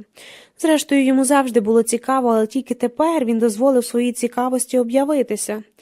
Я розвернула книжки так, щоб було видно їхні корінці. Говорити я все одно не могла. Він схилився, щоб роздивитися назви. «Бахтін – це добре. Лосєв – теж добре. Ви любите літературу. Я не спасенна». Навіщось видушила з себе я, а він засміявся. «Ходімо, вип'ємо чогось». 5. 1905. Ганьба. Революційні робітничі та селянські виступи, що у 1905 році сполихнули всю Російську імперію, майже зовсім його не зачепили. Емоційно Липинський переживав інші часи, а саме козацьку революцію 1648 року під проводом Богдана Хмельницького, вважаючи її найвагомішою подією в дотеперішній історії українського народу. Всі книжки, які він читав, і документи, які досліджував, так чи інакше стосувалися Хмельниччини. Раціональне захоплення переросло у містичне откровення. Коли Липинський цілком випадково в архівах князів Чарторозьких натрапив на посмертний портрет невідомого досі, але одного з центральних учасників тих подій – заможного польського шляхтича Михайла Кричевського, той, будучи київським полковником, у вирішальну мить перейшов на бік повстанців, таким чином урятувавши молоду козацьку республіку від передчасного розгрому. В ейфорійному дурмані Липинський порізав паралелі зі своїм життям і, тлумачивши відшуканий портрет чоловіка, що помер від смертельних ран у полоні литовського князя 250 років тому, не інакше, як знак згори, невідомий придворний митець написав портрет із мертвого тіла. Липинський вручноруч зробив його відбиток і повісив у своєму кабінеті над столом, поруч із фотокарткою родини і зображенням гетьмана Богдана Хмельницького. Тепер це був його домашній іконостас. Він міг годинами вдивлятися у мертве обличчя. З-під кожуха поступає ляна сорочка, пишний оселедець на гладко вибритому оглубленому черепі. Обличчя вдоволене, і хоч заплющені очі повинні були підкреслювати передачну смерть, здавалося, що Кричевський живий-живісінький, усього лише грається у піжмурки, і щойно відведеш погляд бік, він зайдеться грайливим сміхом. Липинський міг поклястися, що полковник кілька разів йому підморгував. Жертва поляка заради української державності надзвичайно його збуджувала. У житті і смерті Михайла Корченевського Липинський побачив більше, ніж будь-хто до і після нього. Тоді ж оголосили про початок історичних відчитів в університеті. Липинський подав своє прізвище до числа доповідачів одним із перших. Історія захоплювала його понад усе. В цьому захопленні Липинський не бачив нічого, що суперечило б обраному ним фаху. Історія і рільництво мають, як він вважав, спільний предмет дослідження – коріння. Історія – це теоретична підготовка до практичного користування землею. Щоб розуміти землю, її властивості і характер, треба знати, хто по ній ходив і чого прагнув. Кінцева мета історії – відтворити коріння землі до найменшого відгалуження, дослідити особливості росту, причини згнивання і чудо відродження, умирання одного коріння і тріумф іншого. Липинський сподівався на швидкоруч впоратися із теорією, щоб зі спокійним серцем перейти до щоденної господарки, відвідати данину землі, щоб могти нею користуватись. Відчити проводились у головній залі колегіуму Новум. Тривали кілька днів і були доволі популярними у весняній програмі світського Кракова. Публіка збиралась різноманітна – від студентів та викладачів до лікарів і міських чиновників у супроводі розцяцькованих дружин. За найкращу доповідь лектор отримував грошову винагороду і можливість виступити на щорічній історичній конференції у Відні, що само собою вважалося великою честю. Липинський дуже нервував. Йому паморочилось в голові, заволокло очі, заклало вуха і відібрало голос. Коли перед самим виходом на трибуну він мало не списував і захотів утекти. Університетський товариш Микола Шемет підтримав його за камизельку. Уяви собі, що всі ці люди в залі голі, геть чисто голі. Останні дослідження британських лікарів довели, що такий метод допомагає позбутися страху публіки. Публіка гола, значить, не страшна. Невідомо, чи подіяли на Липинського товаришеві слова, чи спрацювала резервна внутрішня сила, але він таки рушив до трибуни, щоб звідти виголосити. Участь шляхти в українсько-польській війні 1648-1649 років. Публіка вдоволено замуркотіла, вона ще не підозрювала, що на неї чекає. Липинський неспішно почав. Для нас, людей ХХ століття, які сліпо вірять у творчу всемогутність парламентських промов, побожно схиляють чола перед потугою журналістських пер, які дивляться на розвиток суспільства крізь призму літературних настроїв або будують майбутнє держави на збільшенні, скажімо, випуску молочних продуктів. Нам, отже, може здатися незрозумілою ця добровільна данина з власної крові, яку український народ у XVII сторіччі вклав у жертві за свою свободу. За силою і розмахом повстання українців у роках 1648-1649 перевищувала все, що бачила тогочасна Європа. Могутність, яку зумів викреслити з себе український народ, пізніше радикально вплинула на долі двох сусідніх держав – Речі Посполитової і Московського царства. будучи для Польщі початком кінця, а для Москви початком посиленого розвитку і росту. Сучасні історики, приналежні своєю ідеологією до Польщі або ж до Москви, забувають про об'єктивний суд у своїй оцінці цього періоду передусім. Тут Липинський ненадовго зупинився. Української історії. Слухачі спантеличено затихли. Словосполучення «українська історія» ніколи раніше не звучало в цих стінах. Участь шляхти в козацькому повстанні вже не піддається сумніву, говорив з трибун Липинський. Виговські, Краховецькі, Гуляницькі, Іскрицькі, Федьковичі – це лише деякі імена родовитих повстанців. Михайло Кричевський, ще донедавна вірний син польської корони, перейшов на бік Хмельницького і перехрестився у православ'я. Тоді ж він відмовився від свого католицького імені Станіслав і став Михайлом. Це факт винятковий для тих часів. Тому ми більше не вважаємо можливими трактувати Хмельниччину як повстання бідних проти багатих, як то люблять робити польська істографія, щоб знецінити і приховати її справжню суть. Участь правлящої верстви перетворила бунт низів із соціального явища у політичне, з руської ребелії у визвольний рух за створення незалежної держави. У цьому його найбільша цінність. Липинський поспіхом заковтував повітря і читав далі, мов свідок на суді, який має лише кілька хвилин, щоб розповісти правду. Чи був Кричевський Іудою та відступником, як його ще кілька століть по тому зображали на придворних гобеленах польські майстри?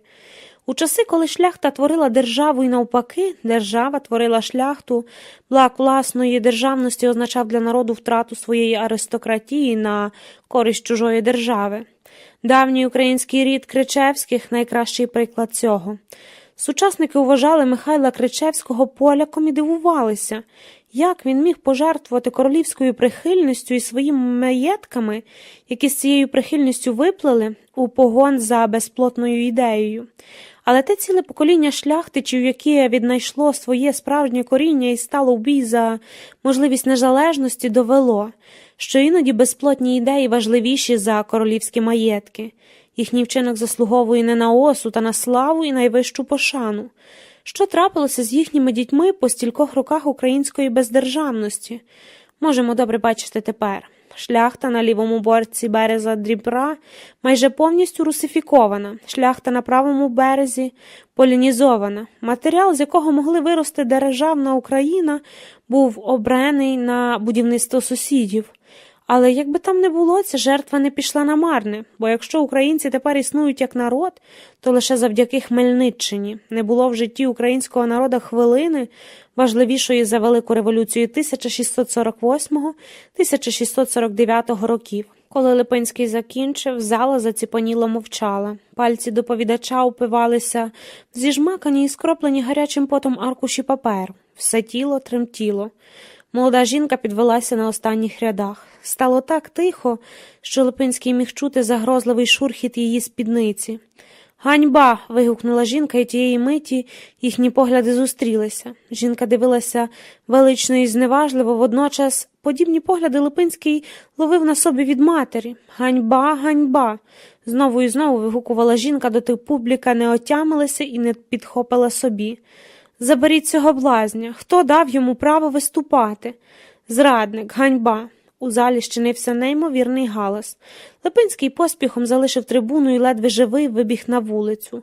Періщила весняна злива, а у повітрі пахло таємним, солодким, звабливим, досі несвідомим. «Не переживай», – підбадьорував університетський товариш, коли вони з Липинським прогулювалися на Волонських лугах. «Ти ж не сподівався з такою доповіддю, що тобі аплодуватимуть, правда ж?» «Я зробив, як ти велів, друже», – відповів задуманий і розчервонілий Липинський. «Я уявив її голою». Чутки про зганьблення Вацлава Ліпінського, сина Клари і Казімежа Ліпінських, з герба Бродзіч розійшлися блискавично. Матір написала гнівного листа, в якому наказувала негайно приїхати додому. Липинський послухався і на Великдень уже був в Затурцях. Родинний маєток тепер більше нагадував тюрму, наглядачі якої запаслися березовими різками і не могли дочекатися години привселюдного покарання. Брати, один старший, один молодший, кепкували з В'ячеслава. Батько намагався жартувати. Клара Ліпінська розкричалася, потім розплакалася. Виплюснувши основні емоції, увесь наступний час вона присвятила читанню нотацій, протягом яких Липинський тільки понуро мовчав. Молодший брат Станіслав, з яким у Липинського були довірливі стосунки, лише сумно кивнув головою на прощання. Він саме закінчував навчання в Київському політехніці і наступного року мав також переїхати до Кракова. В останню мить, коли Липинський вже чекав на ганку візника, Станіслав кинув, що йому більше подобається університет у Липську, і він виступатиме туди, а не до Кракова. «Це мама вирішила, щоб ти не потрапив на мій поганий вплив?» Станіслав зм'явся. «Мама тут ні до чого. Це моє рішення, хочу вивчити німецьку мову». В'ячеслав поїхав, більше не сказавши братові ні слова. Клара Ліпінська, гріючи ноги біля каміна, зітхала так, що було чути всім у домі. «Не знаю, що то буде». Липинський теж не знав. Зухвале обличчя кривдниці знову і знову спливало в його пам'яті. Худе і різке, ніби художник у шалі творіння забув заокруглити лінії. «Ганьба, ганьба!» – ненаситно викрикувала жінка. Біситься, не інакше. Вона більше ні на мить не залишала Липинського в спокої. Зеленоока, волосся темно-русяве, пряме, голос безжальний. Казимира Шумінська, так її звали, студентка рільничого факультету, на 2 роки молодша, тому їхні з Липинськими шляхи досі не перетиналися. Втім, жінок в університеті було так мало, що не помітити одну з них міг тільки він.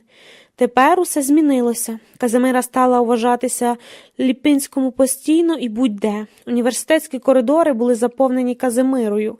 Вулиці Кракова були заповнені Казимирою. Думки були заповнені Казимирою.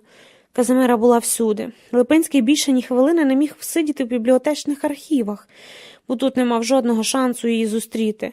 Він вивчав розклад її занять і став неподалік від тієї лекційної зали, з якої вона могла вийти. І коли вона виходила, ніби якась середньовічна польська королівна у супроводі легковажних кавалерів, Липинський завмирав із вдячністю приймаючи її найвищий погляд, ніби милостиво кинуту кістку. Потім він ще довго стовбичив на одному місці, не маючи сил зробити бодай крок, аж доки університетські прибиральниці не попросили відійти убік, щоб підмести його розчавлену об дерев'яні підлоги гідність. Родина Шумінських – це були збіднілі аристократи, вдова і 2 доньок на віддань. Усі ставилися гострим язиком і свавільним норовом. Мешкала родина у будинку неподалік двірця, займала простору квартиру на 2-му поверсі, решту здавала.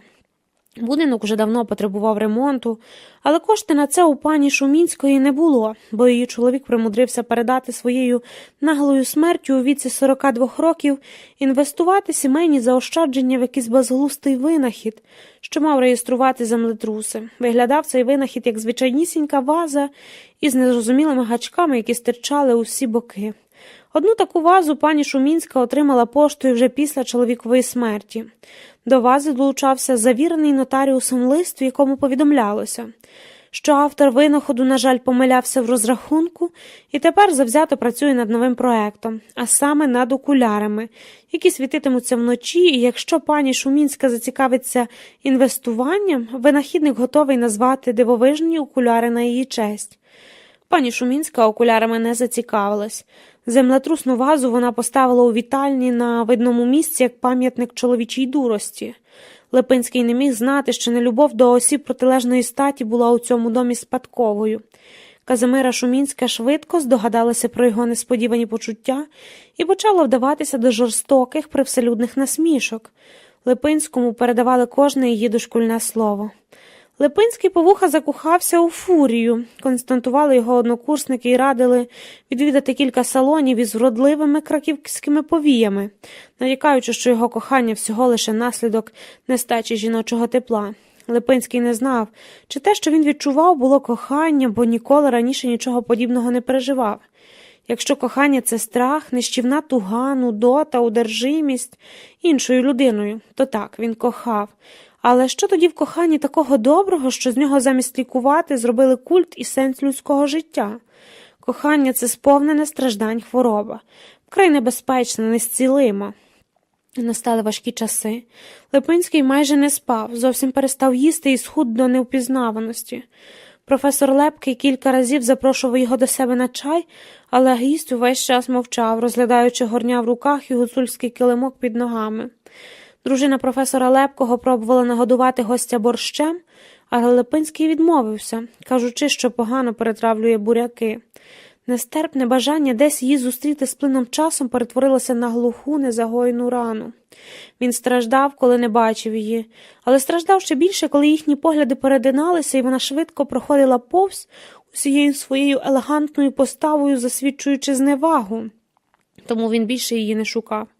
Навчився задовольнятися малим, самою лише думкою, що вона десь поруч, можливо, у сусідній залі, сидить на студентській лаві, нахабно виправляючи підстаркуватих лекторів. Вона була розумна, тут ні в кого не виникало сумнівів. Її великі зелені очі випромінювали живий інтерес до всього, що бачили перед собою. Окрім Липинського, звичайно. Коли перед нею стояв він, її очі палахкотіли, немов дві розжарені вуглинки, обіцяючи перетворити на попіл при найменшому наближенні. Липинський був переконаний, що це прокляття. Часто молився, коли хтось намагався розрадити, він мовчав. «В'ячеславе, ця дівчина не варта таких мук», – казали йому. «Вертайся в бібліотеки, там твоє місце, ти станеш великою людиною». З царської Росії доходили тривожні вісті. Селяни і робітники бунтували і палили, де могли, поміщицькі маєтки. Гімназисти страйкували, військові відмовлялися виконувати накази. У повітрі витало щось середнє між хаосом і передчуттям свободи. Уряд нарешті зняв заборону з української мови, і в Лубнах колишній університетський товариш Липинського Микола Шемет почав видавати з братами першу українську газету. Липинський запропонував назвати «Хлібороб». Шемет погодився. Звична манера одягатися у все чорне тепер пасувала Липинському як ніколи.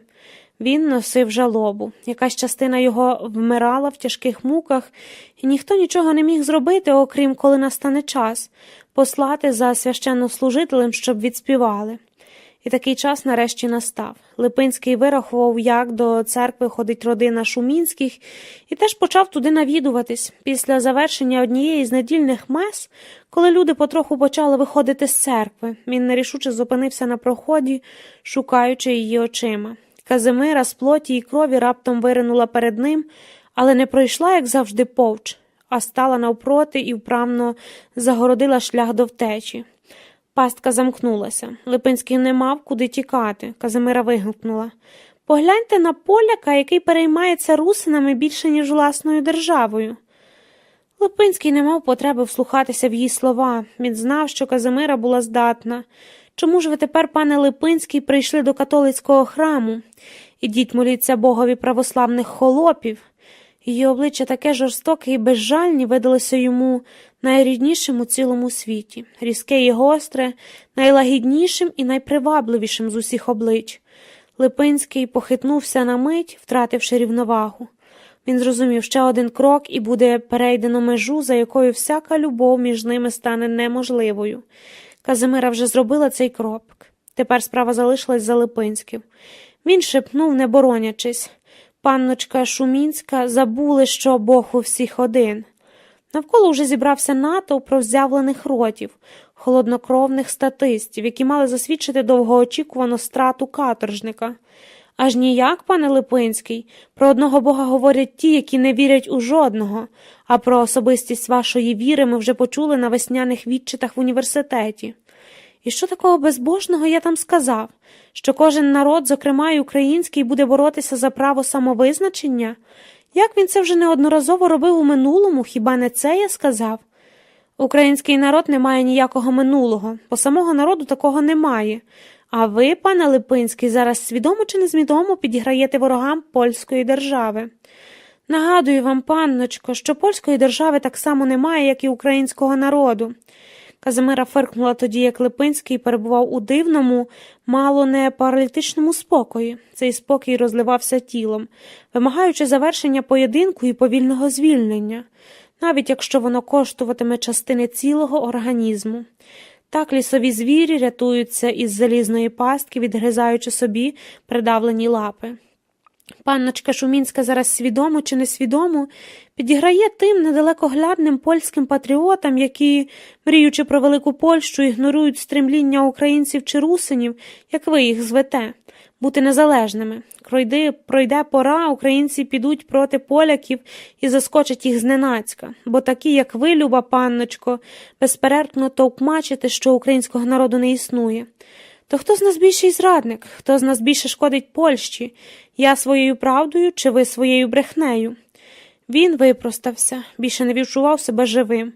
Можна було посилати за священнослужителем, щоб відспівали, і один із них, місцевий ксьондз, насправді з'явився. «Божий храм – не місце для подібних дискусій», – сказав він і миролюбним жестом випроводив усіх на двір. На виході вони, Липинський і Казимира, торкнулися одне одного плечима і сахнулися в різнобіч, немов ошпарені. Замить вона розчинилася в натовпі. І останнє, що Липинський бачив, її здійняте вгору гостре, ніби альпійський шпичак підборіддя. Воно обіцяло ненавидіти його стільки, скільки стоятиме світ, і навіть ще трохи після його падіння. Це був кінець. Липинський полегшено зітхнув і рушив у протилежний бік. Опісля він вирішив навідатися до краківських повій і вже наступного дня зробив це з невластивою для себе зловтіхою. В обійнах пишногрудої незнайомки Липинський змирився зі своєю втратою і більше не думав про Казимиру. Але вона почала думати про нього. 6. 1906. Казимира. Зиму Липинський провів у легкому блаженному тумані. Ні про що не думав, нічого не відчував. Механічно перечитав усе, що знаходив із соціології. Це зовсім нова і не всім визнана наука, раптом надзвичайно привернула його увагу. Мало не кожного вечора, прогулюючись на болонях, луг кривався туманом, густим і пишним, наче овеча вовна. Так що Липинський бачив не далі, ніж на крок перед собою. З туману час до часу вигулькували незнайомі люди, такі самі безцільні блукачі, як і він. Треба було дуже обережно ступати і іноді рідко зупинятися, щоб не вдаритися з ним чолом. Липинський йшов далі, аж на Олеандри, за Краків, переходив місток через річку Рудаву. На темній воді манячили одинокі лебеді, які чомусь усе частіше залишалися тут на зимівлю. Липинський почувався захищених у цих туманах. У них безслідно розчинялася туга за недосяжним. У Росії почалися криваві зачистки. Могли розстріляти за підозру у зв'язках із заколотниками. Царський указ про демократичні свободи і запровадження думи на тлі жорстокої реакції втратив своє вікопоменне значення. 4-й номер першої унікальної газети «Хлібороб», що її в Лубнах почав був видавати Микола Шемет, вилучили з продажу, а 5-й номер цензура взагалі не допустила до друку.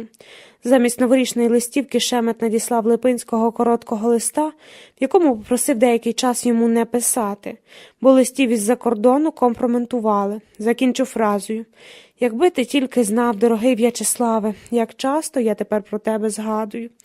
Був квітень, весна все ніяк не наставала, хоч останні тижні світило сонце. Чорні й неживі дерева стирчали з перемерзлої землі. Тільки легковірна трава де-не-де позацвітала крихітними маргаритками. Ніщо не віщувало біди. Липинський йшов болонями неквапом, весь у чорному. За такої погоди варто носити з собою парасольку. Жіночий голос пролунав зовсім неподалік і несподівано вивів його з задуми. Липинський відразу здогадався, кому той голос належить, такий дзвінкий і різкий одночасно. Холоднокровно підвів погляд. «Панночка Шумінська. Ще не було такої погоди, яка б змусила мене носити парасолю. До цього виду розкоші маю чомусь особливу неприязнь». «То значить, мокніть тепер». Вона стояла перед Липинським, і її худе лице вперше випромінювало щось інше, ніж ненависть. Що це було? Задиркуватість, виклик, грайливий шал? Дивний біль заворушився в ньому, ніби триголовий змій, якого у виснажливому бою тільки приспали, а не придушили цілковито. На чоло впали перші краплі холодного дощу. Липинський розлюблено глянув у захмарне небо, щоб той, хто там засів, терміново порадив, що робити далі. Прожигом тікати геть чи залишитись, ризикуючи життям. Казимира весело засміялась. Вона була не сама, а з 2 подругами, одягнена у просту, прительну донизу сукню і зелене англійське дерапове пальто. Навколо шиї песцевий комір, сама як лисиця. «На жаль, пане Липинський, ми нічим вам не допоможемо, бо маємо 1 парасолю на 3. Але якщо хочете, можете супроводити нас до міста. З нами так цікаво, що ви не помітите, як промокнете до нитки». Всі троє знову засміялись. Казимира неквапома рушила вперед, даючи Липинському кілька секунд на роздуми. Його тіло прийняло рішення швидше, ніж він встиг отямитися, і слухняно поволоклося слідом. Невже таки так? А вголос він сказав: «Чим я завдячую такій несподіваній переміні?» Пригадую, останнього разу під час нашої зустрічі панночка Шумінська більше нагадувала роздражнену пантеру, загнану в божі хороми. Мушу зізнатися, пане Липинський, ваші грубі слова в церкві не залишили мене байдужою. Спершу я дійсно дуже злилася, а тепер, коли злість минула, мені кортить ближче з вами познайомитись. Ви справляєте враження людини прямої і чесної. Я дуже ціную ці дві якості, навіть якщо вони належать моєму ворогові». Пронизливий вітер з дощем нещодавно сік його обличчя, але Липинський справді нічого не помічав. Казимира щебетала за крок від нього так приязно, ніби цілого року ворожнечі між ними взагалі не було.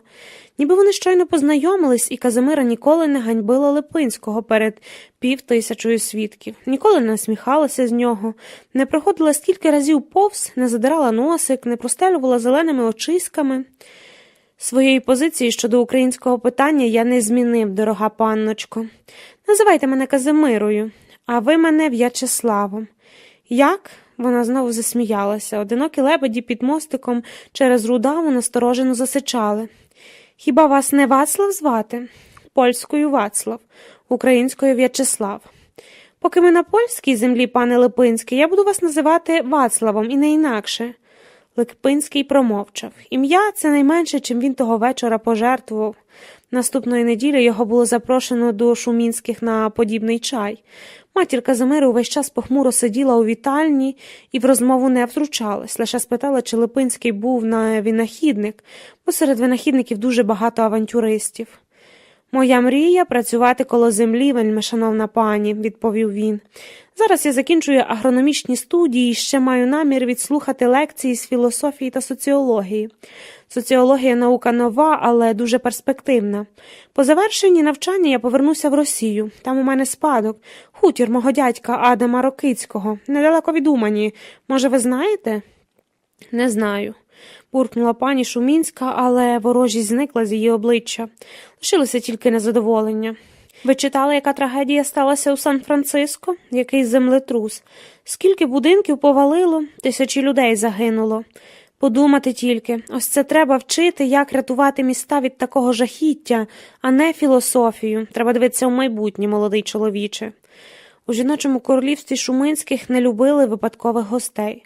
Взагалі ніяких гостей не любили. Якби внутрі Липинського якраз не відбувався материковий розлом, значно потужніший за всі землетруси планети разом узяті, він би не витримав тут довше, ніж півхвилини. В епіцентрі стихії йому усміхалася Казимира. Весела, дотепна, розумна. Вона явно фліртувала, але так, як це роблять жінки, що вираховують площу чоловічого почуття і об'єм гонору, від якого нещасний готовий заради свого почуття відмовитись. Ще кілька місяців тому Липинський з легкістю віддав би душу, аби тільки вона глянула в його бік. Тепер же, ошелешений несподіваним даром, він просто розгублено спостерігав, як незнайомець у його тілі без найменшого опору здався на милість завойовниці. Слово за слово, сміх за сміхом, дотип за дотипом Казимира блискавично займала його неприступні фортеці, сміливо ступаючи на просторі хламщини землі. Блаженний туман не розвіювався, а навпаки загустав так, що Липинський відчував його милосне тепло на своїй шкірі. Очі, які все одно нічого не бачили, заплющувались у благій знемозі, і деколи його охоплював страх, що, можливо, він спить, і це все лишень підступний сон розуму, який, не отримавши бажане від реальності, висинув собі жінку, страшенно схожу на Казимиру і майже таку саму живу, як вона. Відтепер вони часто прогулювались на болонях удвох. Навколо була весна, хоча ручкий вітер ще подекуди зносив холодом, нагадуючи, що всі переміни відносні, а минуле ніколи остаточно не зникає і повернеться, коли його чекаєш найменше. Рудава вийшла з берегів, і луг подекуди перетворився на непролазні мочарі. Звичайні тумани розсіялись під урочисте ревіння худоби, вперше вигнаної сюди після довгої зимівлі пастися. Гостре Казимирине личко прикрашало русяві завитки, які вона дбайливо накручувала перед відходом до сну, а високий білий комірець із дрібним мереживом подовжував її і без того так довгу, як у краківського лебедя, шию. Вона не була особливо вродливою, але Липинському здавалося найкрасивішою з усіх. Що він хотів понад усе обійняти її і тримати так в обіймах до останнього подиху.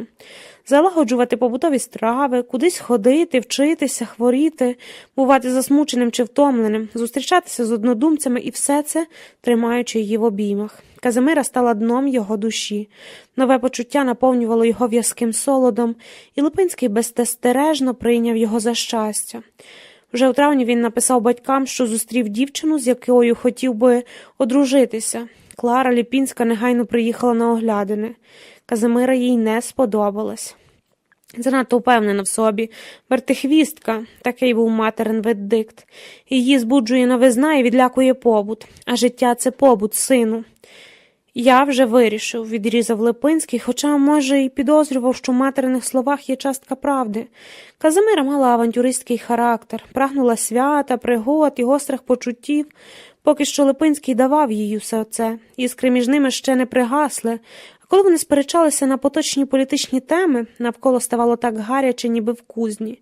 Він не попускав їй, вона не попускала йому. Їхні дискусії могли тривати годинами. І Липинський притримував чергові аргументи лише тоді, коли помічав сльози на її блідих щоках.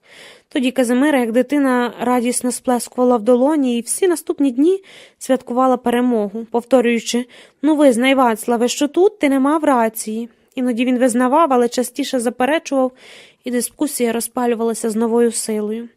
Ні, наразі гострих почуттів між ними не бракувало. Але чи могло так тривати завжди? Казимира мало надавалася на роль, яку їй заготував Липинський, ночами вимірюючи їхнє подружнє життя до найменших подробиць. Роль вірної соратниці і мовчазної помічниці була не для неї. Мовчати і бути вірним мусив той, хто мав необережність у цю фурію закохатися. Проте для матері один аргумент переважив усі вади. Казимира була полькою. Клара Ліпінська чекала на одруження сина з трепетом, побоюючись найгіршого.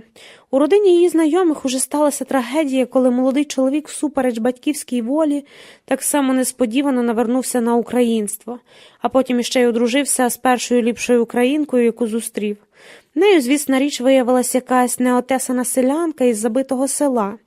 Не допомагали ані вмовляння, ані ультиматуми. Щоб уникнути громадського осуду, тій сім'ї довелося оголосити сина розумово неповносправним. Клара Ліпінська дуже боялася подібного сценарію і відразу вирішила, що найгірша Казимира краще за будь-яку парасольку. Наступного дня вона мала владнати зі старшою Шумінською процедурні справи і від синового імені попросити руку Казимири. Пані усамітнились в кабінеті. Молодіж у цей час здавала, ніби не розуміє, що відбуваючи, обговорюючись на канапі у вітальні жіноче вбрання, париво. Відмовляти жінці в можливість обирати місце владу на рівні з чоловіком – це якийсь кам'яний вік, палко доводила Казимира. Вона уважно слідкувала за цією темою і навіть надіслала у жіночий віденський тижневник «Дай Арбентім Зейтін» листа, у якому пристрасно описувала сподівання польського жіноцтва отримати право на політичний голос. Той лист чомусь так і не надрукували. Якщо мешканки фінляндського князівства, перейшими в Європі, підуть на вибори, а саме так виглядає, це буде приниженням для всіх тих, хто вважає себе авангардом європейської спільноти, для всіх нас. Матері вийшли з кабінету. Клара Ліпінська розчервонілась, як рак, кисті рук затисла у вольовий кулак. Не все так просто, почав був Липинський, але, дивлячись на матір, запнувся. Пані Шумінська не церемонилась. «Казимиро, я була чесна і сказала шановній гості все, що думаю про її сина. Я не вважаю його доброю партією для тебе, але дам тобі дозвіл на шлюб, якщо ти сама його хочеш. А ти його хочеш?» Клару Ліпінську аж трусило від люті. Казимира опустила погляд у підлогу і мовчала. Липинський завмер. За ті кілька-десять секунд невизначеності він знову переживав усе біль, якого ця дівчина вже встигла йому завдати. Здавалося, що вона зараз порсне сміхом і зневажливо вигукне: «Мамо, ну хто ж піде за цього тюхтія заміж? Як ти могла таке про мене подумати? Я всього-навсього чекала зручної нагоди, щоб помститися». Тієї миті Липинський пригадав їхню сварку в церкві, і в його голові промайнула підозра. Що пізніші зустрічі на болонях, запрошення додому, прогулянки і милі розмови були нічим іншим, як підготовкою до найпідступнішого і тому найдосконалішого плану помсти, на який досі спромагався жіночий розум. Якби це було так, то план удався б. Липинський був би цілком зруйнований. «Я хочу його», – ледве чутно прошепотіла Казимира, і спершу Липинському здалося, що це шепоче його уява. «Що ти бубониш, Казимиро? Не можеш сказати чітко?» Казимира встала, і як солдат, задерши вгору голову, голосно і чітко виговорила те саме. «Я його хочу». Вона не дивилась на Липинського, так ніби вже досягла своєї мети і більше нікого не потребувала. Можливо, її план помсти був значно вишуканішим і в мільйон разів жорстокішим, ніж хтось міг помислити. От і вирішилось, роздратовано підсумувала господиня дому. Ви мені вибачте, але я погано себе почуваю і мушу негайно прилягти. Хочете чаю, свахо? Якщо так, то я розпоряджуся, щоб принесли. Клара Ліпінська більше не могла стримуватись. «Дякую, але мені вже час іти». На цих словах вона як вихор вилетіла з покоїв і більше ніколи туди не поверталася. Синові вона пізніше сказала: «Яка нестерпна родина. Не уявляю, як ти збираєшся з ними вживатися. Таку зрозумілу поведінку, звичайно, можна собі дозволити, але не тоді, коли ти повний банкрут». Матеріальне становище Шумінських ні для кого не було таємницею. Однак воно цікавило Липинського найменше. Коли заручені зосталися наодинці, Казимира відчужено розглядала бджолу, яка щойно залетіла у прочинене вікно, і тепер не могла знайти дорогу назад. Незручна тиша в кімнаті розросталася, аж темніло в очах, але ніхто не міг примусити тебе щось сказати, щоб її розірвати. Новий статус їхніх відносин був невизначеним і відлякував. Бджола істерично билася об шибку, старанно вимутувала до зелених свят. Казимира чепкала. Липинський врешті промовив: «Жіноче виборче право мало б сенс, якби жінки отримували освіту на рівні з чоловіками. Без освіти, право голосу – пустопорожня цяцянка. Звідки жінки знатимуть, за кого їм голосувати, якщо вони не вміють ні писати, ні читати? Вирішуватиме все одно їхній чоловік». «Жінки вміють і писати, і читати», – гаряче заперечила Казимира. «Я не кажу, що всі не вміють, але багато». Липинський замовк. Казимира кинулася до вікна і відчинила його навстіж, щоб допомогти бджолі вилетіти на волю. Бджола забилася у верхній глухий кут між шибою та рамою і притихла. Липинський підійшов, щоб допомогти. «Не треба мені допомагати». Але вона хотіла, щоб він допоміг. Липинський взявся зібганою фіранкою вишпортувати комаху зі сховку. Однак робив це, звично, для себе дуже неуміло. Бджола залетіла за комір, і різкий біль прострелив усе його тіло. Липинський схопився за шию і заволав так, ніби через укус набрався бджолиного сказу. Казимира вклала його на канапу, шепучи: «Що сталося, Вацлаве? Я пошлю за лікарем, але скажи, що сталося?» «Так, пошли», – Липинський перейшов з голосного крику на передсмертний стогін. «Але, мабуть, буде запізно. Я вмираю. Я не маю чим дихати, Казимиру, я вмираю». Його поблідле обличчя обмивали треті поти. Руки стали крижаними, очі посоловіли. «Боже, ти можеш сказати, що з тобою сталося?» «Проклята бджола вкусила мене сюди, в шию». І він відвернув комір сорочки, щоб показати. Казимира видихнула. Вона хотіла засміятись, але не зробила цього. Натомість раптом схилилася над ним і поцілувала в губи. Світ навколо перестав існувати, біль притих. Поцілунок був ледь відчутним. Це був радше подих, аніж поцілунок. Фальшивий доторк, одночна вилазка на сипучі піски. Коли одна нога тут, одна там, що більш розхворобити піски. Але не застрягнути в їхній смертельній обіймах. Липинський мав право на цей поцілунок, адже вони щойно заручились, але не мав сміливості. Казимира відвела голову, і він її не зупинив. Багато років потому він прокручував у пам'яті все знову і знову. Бджолу, свій крик, її переляк, її поцілунок. Хоча ні, то не був поцілунок, а пропозиція поцілунку. Пропозиція себе, мовляв, відтепер я буду твоєю, бери мене, бери мій розум і моє тіло. А він не взяв, відштовхнувши її байдуже, що з великого страху і Казимира сховалася назад у свою мушлю, ображена і зганьблена, і більше ніколи звідти не показувалась. За ціле життя Липинський не зробив страшнішої помилки. Всі його наступні помилки були лише наслідком цієї першої. Думаю, не варто турбувати лікаря. Казимира різко встала. Розпластаний на канапі, Липинський безпомічно стискав затертими пальцями горло, ніби хотів сам себе задушити. Тебе ніколи не жалила бджола, Вацлаве? Ніколи. Це не смертельно, лице Казимири знову стало гострим, як кинджал. Липинський згадав, що ще повинен був супроводити матір на двірець. Він підвівся з канапи. Я зайду завтра, як звичайно, о 2:00. Казимира кивнула, він швидко зібрався і принижено вислизнув на вулицю. Вінчання відбувалося у тій самій церкві, де молодята раніше так завзято сварилися. На церемонії були лише найближчі родичі. Дядько Адам Рокицький, власник великого маєтку неподалік Умані, приїхати не зміг, бо саме був зайнятий молодьбою, але запросив подружжя до себе на хутір у гості.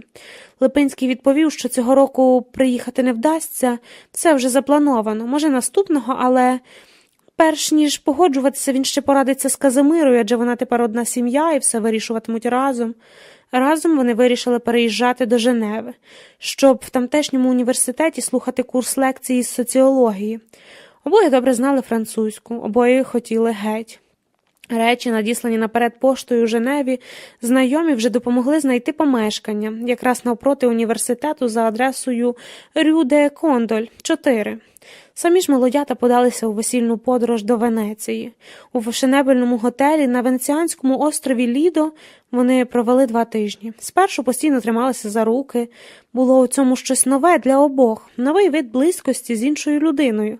Коли на тебе не готується напад, чи тримати треба оборону, не треба подумки перебирати актуальні теми для розмов, чи аналізувати почуті слова, шукаючи в них прихований натяк на звинувачення. Можна було просто триматися за руки і нічого не говорити. Її руки завжди були холодними, його теж. Казимира цілими днями бовталась у воді. Плавати, звичайно, не вміла, тільки вдавала. Він сидів на березі, на розкладному стільчику, на найплющішого сонця застебнув на всі гудзики. Невідомо, що приховували ці неосяжні морські глибини. Великі риби могли відкусити йому ноги. Море тоді Липинський бачив уперше і востаннє. Але бачив його не сам, а завжди з дружиною, тому сіль на губах і на шкірі пізніше незмінно нагадували йому її. І ось вона, усміхнена, щаслива, волосся вибивалося з-під капелюшка, він рветься їй назустріч, але кожен крок, який він робить, щоб поєднатися з нею, роз'єднує їх, не зближує, навпаки, віддаляє, забирає її в нього. Що ближче Липинський хотів бути з Казимирою, то менше її в нього залишилось. І коли він підійшов зовсім притул, вона зникла повністю. Розчинилася, як крапля морської води в річковій запливі. Лише присмак солі в роті нагадував, що вона колись взагалі була. Згодом, щоб змогти викинути Казимиру з пам'яті, Липинський відмовився від споживання солі у будь-якому вигляді. Безсольна дієта, як він це назве. Життя без Казимири. 7. 2003. Кіптява. Кажуть, що картини великих малярів відродження колись одразу по написанні мали зовсім інакший вигляд, ніж тепер. Кіптяву від свічок, яка століттями аж до винайдення електрики осідала на їхній поверхні, вже неможливо нічим вивести чи стерти. Тому первісних кольорів не побачить жоден відвідувач музею. Можна тільки припустити, якою була кольорова гама під димним нальотом. Минуле – це всього лише припущення минулого. Кіптява, яка щільно покриває тривалі проміжки часу – це історична обставина. А реальність – те, що всупереч усьому таки поступає назовні. Це не обов'язково найважливіша деталь цілої картини, навпаки, якась зовсім другорядна, дрібна дрібничка, на яку не звернув би увагу, якби бачив головне. Так я запам'ятала своє минуле. Другорядні деталі грають у ньому, а точніше в пам'яті про нього важливу роль, ніж головні. Головні всі покриті кіптявою. Я не орієнтуюся у власному житті. Якби хтось перевірив мої знання про мене, то цей іспит я склала б останньою, найгірше з усіх. Сусіди розповіли би більше. Зате я дуже добре пам'ятаю мимовільні погляди, кинуті крадькома, коли сила волі давала збій. Страхи, які так ніколи і не справдились, але досі міцно тримають у своїх лещатах. Раптові запахи липи чи розміщеного літнім дощем асфальту. І як я стрімголов по ньому біжу, захляпуючи малинові вельвети багнюкою з калюж, бажання від якого йшла обертом голова. Мені хотілося всього, хотілося все зробити власним досвідом. Чи не цей голод іноді називають молодістю? Я не втекла, наприклад, дізнавшись, що мій золотоволосий чоловік одружений. Взагалі було би дивно сподіватися, що статечний викладач університету без 2 хвилин професор холостякує. Одруження – якась така необхідна початкова фаза, без якої декотрі чоловіки не сміють просуватися соціальною драбиною вгору. Спершу вони мусять одружитися, а вже потім робити решту. Будувати кар'єру, видавати книжки, роздумувати над сенсом буття, пиячити з колегами по роботі. Одне слово – жити. Такі чоловіки вже народжуються одружими. Кожна жінка, яка в них закохується, уже від народження мала б почуватися грішницею. Я смутно здогадувалася, що грішу, але, напевно, цього не знала. Мабуть, тому, що не знала, що люблю. Ми почали регулярно зустрічатися в маленькій затишній кнайпі неподалік університету, щоб поговорити. Це була така гра, ми тільки говорили.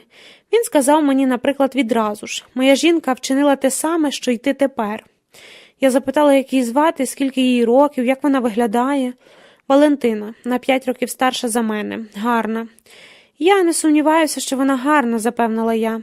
«Так, вона дуже гарна». Більше ми про Валентину ніколи не згадували. Наші розмови у кнайпі могли тривати годинами аж до пізньої ночі, доки втомлені кальнери не починали демонстративно перевертати стільці за сусідніми столиками. Тоді ми переливали замовлене вино в одноразовий посуд і ще повільно допивали його у якомусь темному дворику поблизу, сидячи на низьких залізних прутах, який зазвичай огороджують грядки під будинками. Ніхто не впізнав нас, студентку і викладача. Ми були більше схожі на меланхолійного поета і фривольну дівицю, подаку на солодкі слова, які, втім, так і не були вимовлені.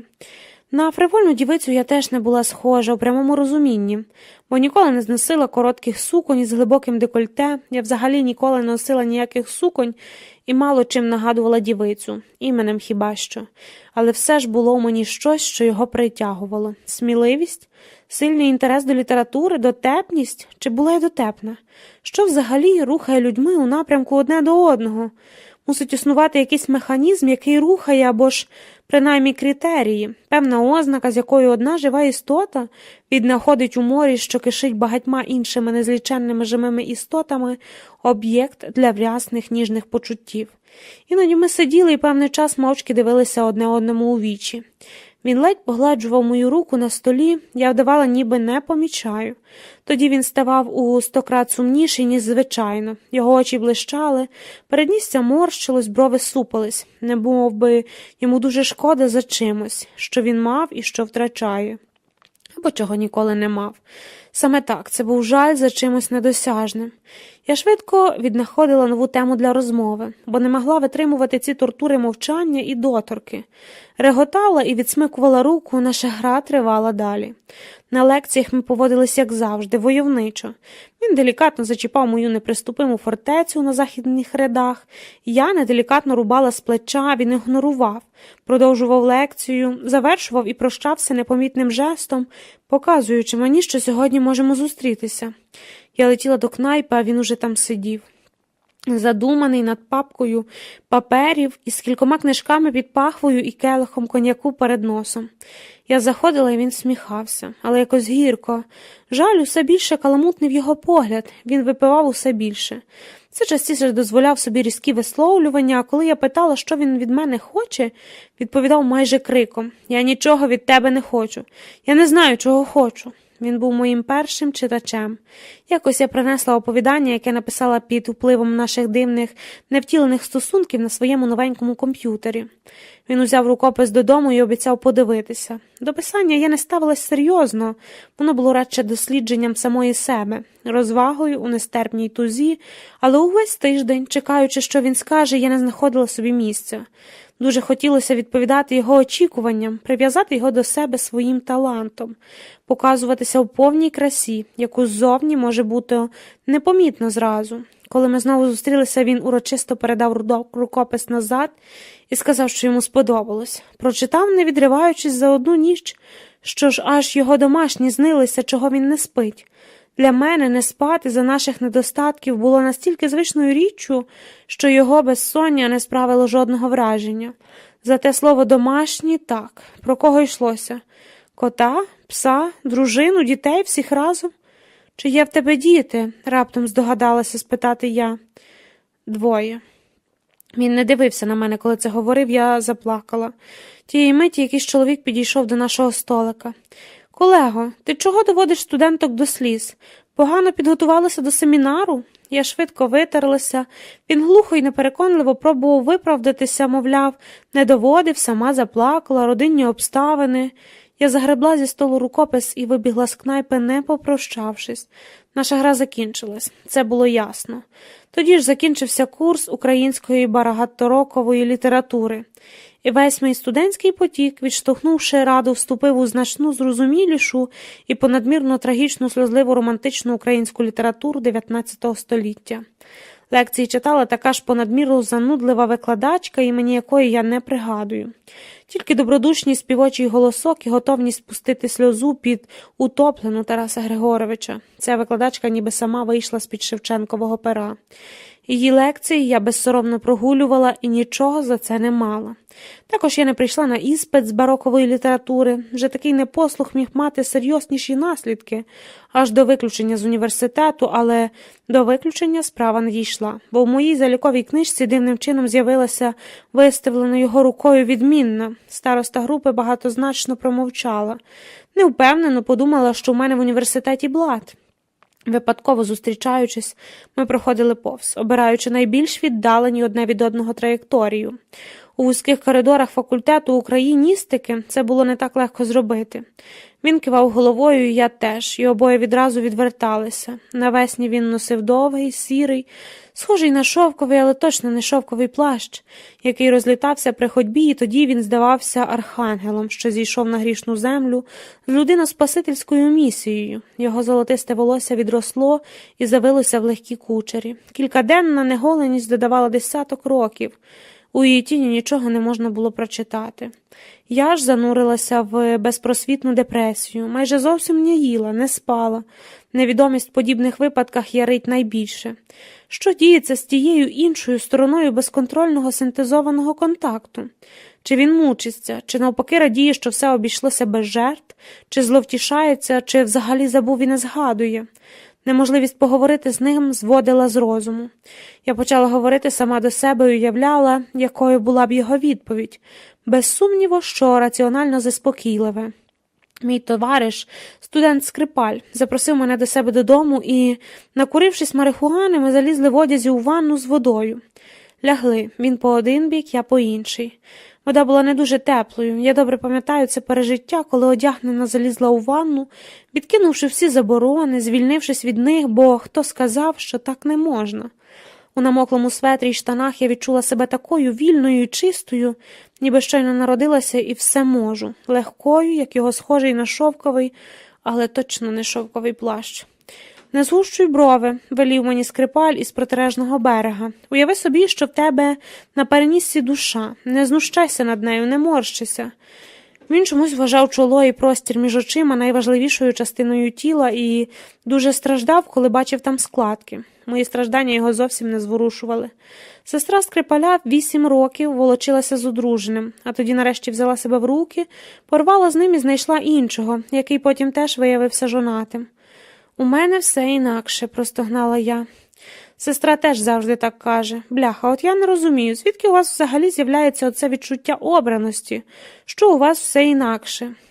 Ми вдягнули ролики. В нього, виявляється, є 2 пари. І ще мокрі після куполі їздили з вітальні в кухню, туди-сюди, доки сусіди знизу не почали настирливо дзвонити у двері. Нічого більше навіженого я не робила ніколи до і після у своєму житті. Навіть на хвильку здалося, що Скрипаль починає мені подобатись. Під час прогулянки на дамбі за містом я невміло спробувала його поцілувати, на що Скрипаль відреагував словами: «Навіщо ти все псуєш? Хіба чоловік і жінка не можуть просто товаришувати?» «Та можуть, напевне», – відповіла я дещо розчаровано, і на цьому наша дружба скінчилася. Страждання, заслуги так, що я вже не мала чим дихати. Час минав безпощадно, повільно, похвилинно, і в кожній хвилині я усвідомлювала себе найнещаснішою істотою на цій планеті. Час розростався і закупорював судини, відбирав слух і голос, повивав зір. Вихудле тіло стало непропорційно кістлявим. Здавалося, що я плаваю колами в акваріумі, щільно заповненому зрідлілим, як гель, стражданням, а люди розглядають мене крізь скло, немов якусь рідкісну тваринку. Я переживала день лише тому, що навчилася ділити його на короткі дистанції, вмовляючи себе перетерпіти одну і перебігти в іншу. Там полегшає. Ще трохи і буде 12-та, казала я собі з самого ранку, лежачи в кімнаті під гул увімкненого комп'ютера. Лекції в університеті я вже давно не відвідувала. О 12-й можна було пробувати заснути на обід. У вісні терпіти страждання вдавалося найлегше, але заснути не вдавалося майже ніколи. Ще трохи і буде 5-та. Казала я собі о 12-й. О 5-й поверталися з роботи батьки. Я вмощувалася на диванчику в кухні, вкривалася старим зеленим пледом і спостерігала за тим, як батьки вечеряють. Вигадувала їм денні пригоди з прогулянок університету. Взагалі часто тоді брехала, або ж просто замилювало, слухала їхні необлагливі розмови між собою.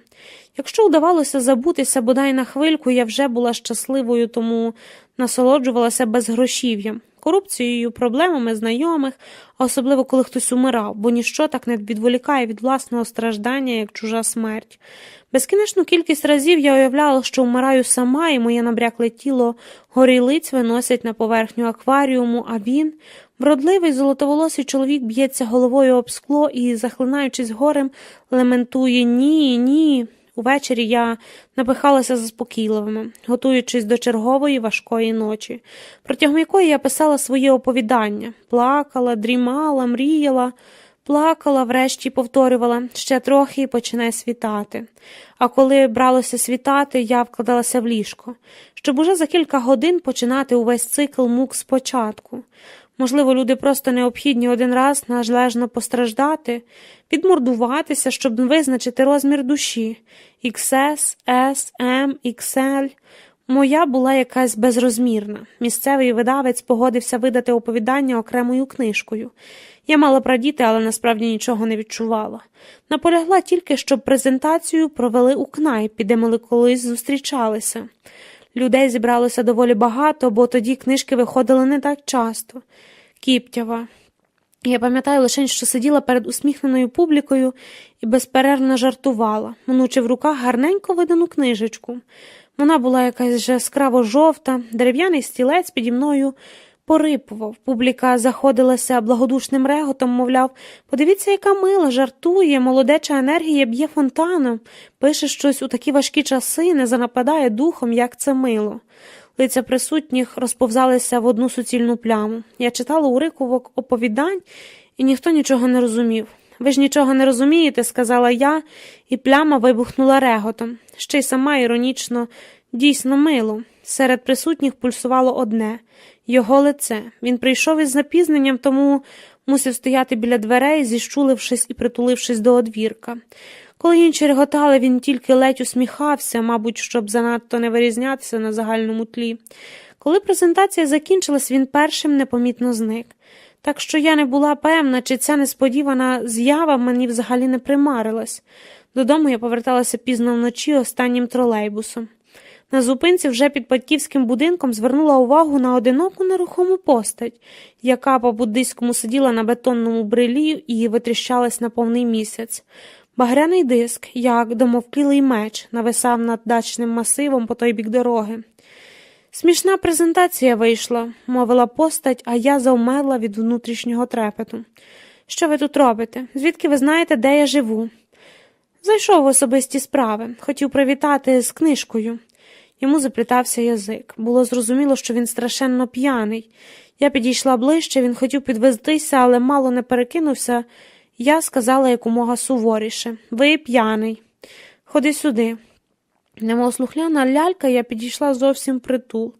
І у носі лоскотало від запаху коньяку, який він, очевидно, цілий вечір цлумив десь неподалік. Місяць грізно багорів над нашими головами. Навколо не було ні душі, тільки купка паяків товклася на сходах нічного магазину десь метрів за 50. Він приречено обійняв мене і почав обмацувати, немов сліпий. Я не пручалася. Він цілував мене, і я теж почувалася захміленою. «Будь моєю», – шепнув він, – «виходь за мене заміж». Я миттю протверзвіла. Як я можу вийти за вас заміж, якщо ви вже одружений? Одружений? Він знову ледь не перекинувся на бетонній брилі, яка, до речі, невідомо чому й досі лежить на тій тролейбусній зупинці. А й справді, я вже одружений. Я не зрозуміла, чи він справді забув про свій сімейний статус, чи юродству є доведенню до відчаю. І вона гарна, продовжила я. Вона дуже гарна. Але мені однаково. Він на якусь мить завмер, обдумуючи мої слова, а тоді заходився ще відчайдушніше обіймати і цілувати. Готовність переступити межі принесла обом нам неймовірне полегшення. Пам'ятаю, місяць був так близько і так низько, що хотілося відштовхнути його рукою вбік. Прикрити фіранкою, щоб не заважав розкошувати у заслужено вистражданій темряві. Я бачила кожну найдрібнішу рисочку обличчя навпроти. Його п'яні шепотіння звучали, як откровення, світле волосся горіло, ніби золоте руно на плечах античних героїв. Але він не був героєм, і я теж. У моїй першій справжній історії кохання головні дієві особи стали радше антигероями і дріб'язковими боягузами, і брехунами, які любов'ю були готові виправдати будь-яку жорстокість. Героїною виявилась вона. Жінка, що мимоволі, стоячи на своєму місці, раптом опинилася під прицільним вогнем на полі запеклого бою. І не втікала, хоч мала найменше шансів на перемогу. Я побачила її невдовзі по тому, вона зайшла провідати чоловіка на роботу. Дещо сутулу, надміру худа, великий ніс із горбинкою випинався на блідосірому обличчі. Таке ж, як і в нього, світле волосся, голова опущена і смиренно схилена на бік. Як невпогрішимої Мадонни. Вони попрощалися на сходах, і Мадонна рушила університетською вулицею у бік центральної площі. Я деякий час безвольно тюпала слідом. Усередині у мене все гуло. Щоки палали, ноги підкошувалися. Врешті я наздогнала її і перегордила шлях. «Ти Валентина, так?» Вона кивнула. «А ти?» Я мовчала, тільки важко дихала. «Я знаю, хто ти», – сказала вона першою. «Інакше собі тебе уявляла. І яка я? Ти гарна». Вона взяла мене попід руку, і ми удвох повільно рушили далі. Збоку можна було подумати, що ми найкращі подруги, ніхто раніше не казав мені, що я гарна. По тому було ще багато всього. Наші душевні розмови і запеклі сварки. Ця її нісенітниця «я люблю кожного, хто любить мого чоловіка». Ця моя нісенітниця «не можна робити те, що не розбивається». Ревнощі, біль, спроби суїциду з обох сторін, осуд рідних і знайомих, ненависть, нарешті втома і повільне збайдужіння. Увесь шлях від зародження почуттів до повного відчуження зайняв кілька виснажливих років. Золотоволосий чоловік так і не став моїм. Він також не залишився її. Подробиці майже не пам'ятаю, тільки поодинокі їх обривки. Багряний місяць угорі, дамба за мостом, де я любила гуляти, повінь, як він ніс мене через воду на руках. Хатинка в горах, ми збігали вниз, узявшись за руки, і власник гукав нам услід. «Агов, хлопе, ти забув штани!» А далі потяг. Стурбовано прощальні батьки пліч-опліч на пероні. Я помахала їм з вікна, щоб вони йшли геть, а вони не пішли. Потяг важко рушив. Я курила в тамбурі, і сигаретний дим, як овеча вовна, щільно застилав простір навколо. Поруч курив незнайомець. «Важке прощання?» – спитав він. «Та ні», – відповіла я, – «в житті були й важчі». Незнайомець приглянувся. «Чи не ви часом написали ту книжку з такою яскраво-жовтою обкладинкою?» І він вимовив назву. Я знічено кивнула. Мені соромно читати назви своїх книжок із чужих уст. Вони здаються такими інфантильними. Я був на презентації. Сидів у першому ряду. Вибачте, але я не Ви читали уривок про те, як дівчина не могла спати через гуркіт у сусідів згори, а коли нарешті пішла жалітися, то виявила у порожній квартирі сімейство білок. Ті спокійненько лущили собі горішки. Я сміявся. Ви пам'ятаєте такі деталі? О, я нічого не забуваю. Потяг обережно переїжджав Дністер. Я загасила сигарету. Дівчина не могла спати не через білок. Я здогадався. Мені було ж її шкода, вона була особлива. Всі думають, що вони особливі, а насправді такі ж звичайні, як і решта. Неправда, ви особливі, я ваш фанат. І незнайомець щиро завернув на мене очі, голубі, як небо у морозний лютневий день. «Ви знаєте, куди впадає Дністер?» – запитав він. Я розгубилася. В ту мить я не знала, чи знаю. 7. 1907. Спадок Рокицького. Вдих-видих. Влітку 1907 року Липинський упав із коня і кілька хвилин не дихав. Він брав участь у перегонах, які на його честь влаштував дядько. Заможний польський поміщик Адам Рокицький з-під Умані. Таким чином той представляв громаді спадкоємця. Своїх дітей Рокицький не мав. На перегони з'їхалися вся місцева знать, більшого чи меншого калібру. Казимира, яка тоді вперше відвідала Україну, сиділа на лавах для глядачів, іноді перекидаючись одним-два словами із дружиною дядька, тихою, тендітною, спольщеною німкою Генрихою Генрихівною. Коли Липинський упав, Казимира зойкнула і заплющила очі. Рокицький заревів, як бик, і кинувся з трибуни на бігову доріжку, щоб відтягнути тіло, хоча перегони не зупинили, і інші коні могли його зачепити. Липинський всім сказав, що не пам'ятає тих кількох хвилин, яких не дихав. Мовляв, був не при тямі, але насправді все дуже добре тямив і пам'ятав. Ті кілька хвилин тривали вічно, легені завмерли, немовби біль, що переповнював Липицького останні місяці, що дозволяв їм нормально працювати, але більше вже просто не влізало. Дядько даремно трусив його і гупав кулаком у груди, намагаючись видушити хоч якось ознаки життя. Казимира стала ногами на лаву і перелякано спостерігала. Генриха схлипувала. Лікар уже біг зі своєю валізкою до потерпілого. Сонце світило так яскраво, що Липинський мимоволі примружився, аби могти розпізнати у суцільному потоці світла окремі промені. Вони пронизували його, ніби стріли. Стало так тихо, що він чув повільну течію гірського Тікича і характерний шум двох дядькових водяних млинів неподалік. Шелестіли абрикосові дерева. У вологих затінках неторканих лугових трав достигали суниці, і Липинський вловлював їхній скрадливий вишуканий запах. У стайнях іржали породисті скакуни, яких дядько саме селекціонував, а в його великому двоповерховому будинку мовчазно висіли на стінах незліченні картини і малюнки коней. Дорогоцінна дядькова колекція. Він мав пунктик на конях. Жеребці Рокицького обганяли будь-який найновіший потяг, а відстань від маєтку до Уманського двірця, повних 60 кілометрів, долали менш ніж за годину. «Це все буде твоє», – сказав дядько Липицькому, коли той ще тільки від'їжджав до Кракова на науку. Своїх служників Адам Рокицький примушував перевдягтися в козацькі строї, у вишиті сорочки і яскраві шаровари. Треба поважати місцеві традиції. Сам навіть у найспекотнішу погоду накидав на плечі повстяну бурку, запрягав шарабан і в такому складі і вигляді, що вівторка виїжджав на ярмарок у Звенигородку, а щочетверга до Жашкова. «Не дихає», – закривав головою лікар. Сильно пошкодив грудину. Липинський добре чув ці слова, але ще краще знову і знову він чув слова Казимири, сказані того ж дня кількома годинами раніше. Вони якраз прогулювалися околицями. Казимира трималася вслід невпевнено і мало поділяла чоловіків захват. «Не ображайся, але трави під Краковом пахнуть точнісінько так само». Через невалу кусуючих мух прогулянку довелося закінчити передчасно. Я не ображаюся. Липинський був добрим наїзником. Його довге худе тіло досягало на коні ідеального силуету. Сутулість кудись безслідно зникала, ще дещо юне обличчя ставало мужнім і зосередженим, а очі примружувалися, як у яструба, який на люту вишукує крихітну полівку.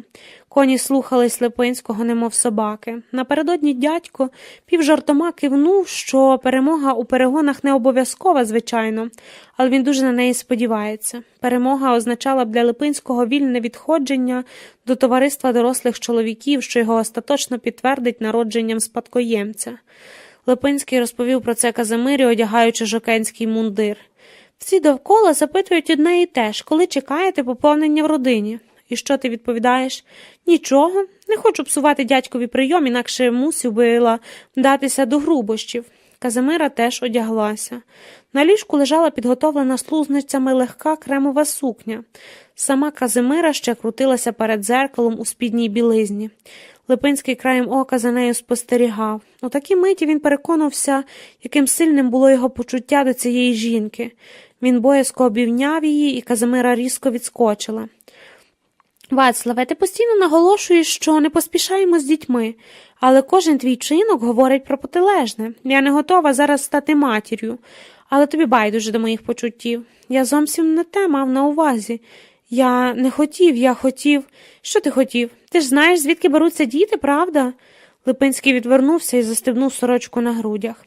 Казимира рвучко натягла кремову сукню. «А ти питаєш мене, чого хочу я?» – мало не кричала вона.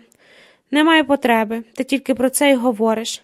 Я хочу повернутися назад до Кракова, ось чого я хочу. Мені більше не подобається в Женеві». Липинський, навпаки, обожнював це місто. Тільки в Женеві він міг вивчати соціологію, яка виявилася ще цікавішою, ніж він очікував. Власне, вона занурила Липинського у природу організацію людей із собі подібними, великому таємницю, яка все життя збуджувала його розум і до розкриття якої він був майже впритул наблизився. «Я не записалася на наступний рік навчання і в жовтні повернуся до Кракова», вже спокійніше, але не менш безжважельно завершила дружина. «Я не думав, що ми ухвалюємо таке рішення разом. А що ми зараз, по-твоєму, робимо? Казимиро, ти ж розумієш, що ми все одно не зможемо жити в Кракові вічно, тому тут, у цьому маєтку, мій спадок. Рано чи пізно ми будемо жити тут». Казимира заціпеніла. На її гострому обличчі проступила огида і переляк одночасно. «Ніколи», – процідила вона крізь зуби, – «я умру, але не буду тут жити. Чи жити тут, чи умерти – для мене одне і те саме». Що він міг їй додати? Свою любов і свій соціальний статус? Любов Казимира відштовхувала статусом гидування. Треба було шукати щось третє. «Він не дихає», – повторив лікар. «Роби щось або роздеру, як жабу», – процідив крізь зуби Рокицький.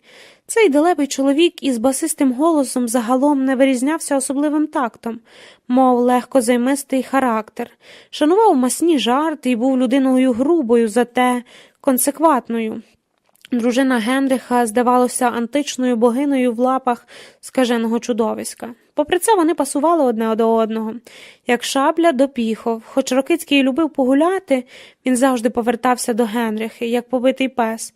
Тулився до її витонченого тіла, і вона мовчки перебирала між пальців цупке, як дроти, волосся зрадника, даючи зрозуміти, що і цього разу йому дароване прощення. Їхнє життя розгорталося перед очима Липинського, як театральна вистава, повна небезпек і насолод, злетів і падінь. Усе в дядькові мало присмак напускного, театрального, трохи від водевілю, трохи від трагедії, і ніхто, навіть побіж чи власна дружина, не допускалися за кулісся, де ховалося його ніжне, засмаковане під грубіяна і балагуєра єство. Лежачи на спині і не дихаючи, Липицький бачив перед собою іншого дядька. Турботливого, переляканого, рішучого. Можливо, це була його воля, щоб небіж нарешті поворухнувся і ледь чутно захрипів, коли, хапаючи ротом повітря, підбігла Казимира. Лікар перехрестився. У грудях Липинського одночасно з надходженням свіжого повітря щось безповоротно трощилося, відламувалося, розколювалося так, ніби повернутий до життя він відтепер прирікався на ту саму смерть, тільки повільнішої дії. Липинський закричав від несамовитого болю і аж тоді знепритомнів. Отямився через кілька днів у страшній гарячці. Лікар діагностував запалення легенів як наслідок сильного забою і зрушення ребер.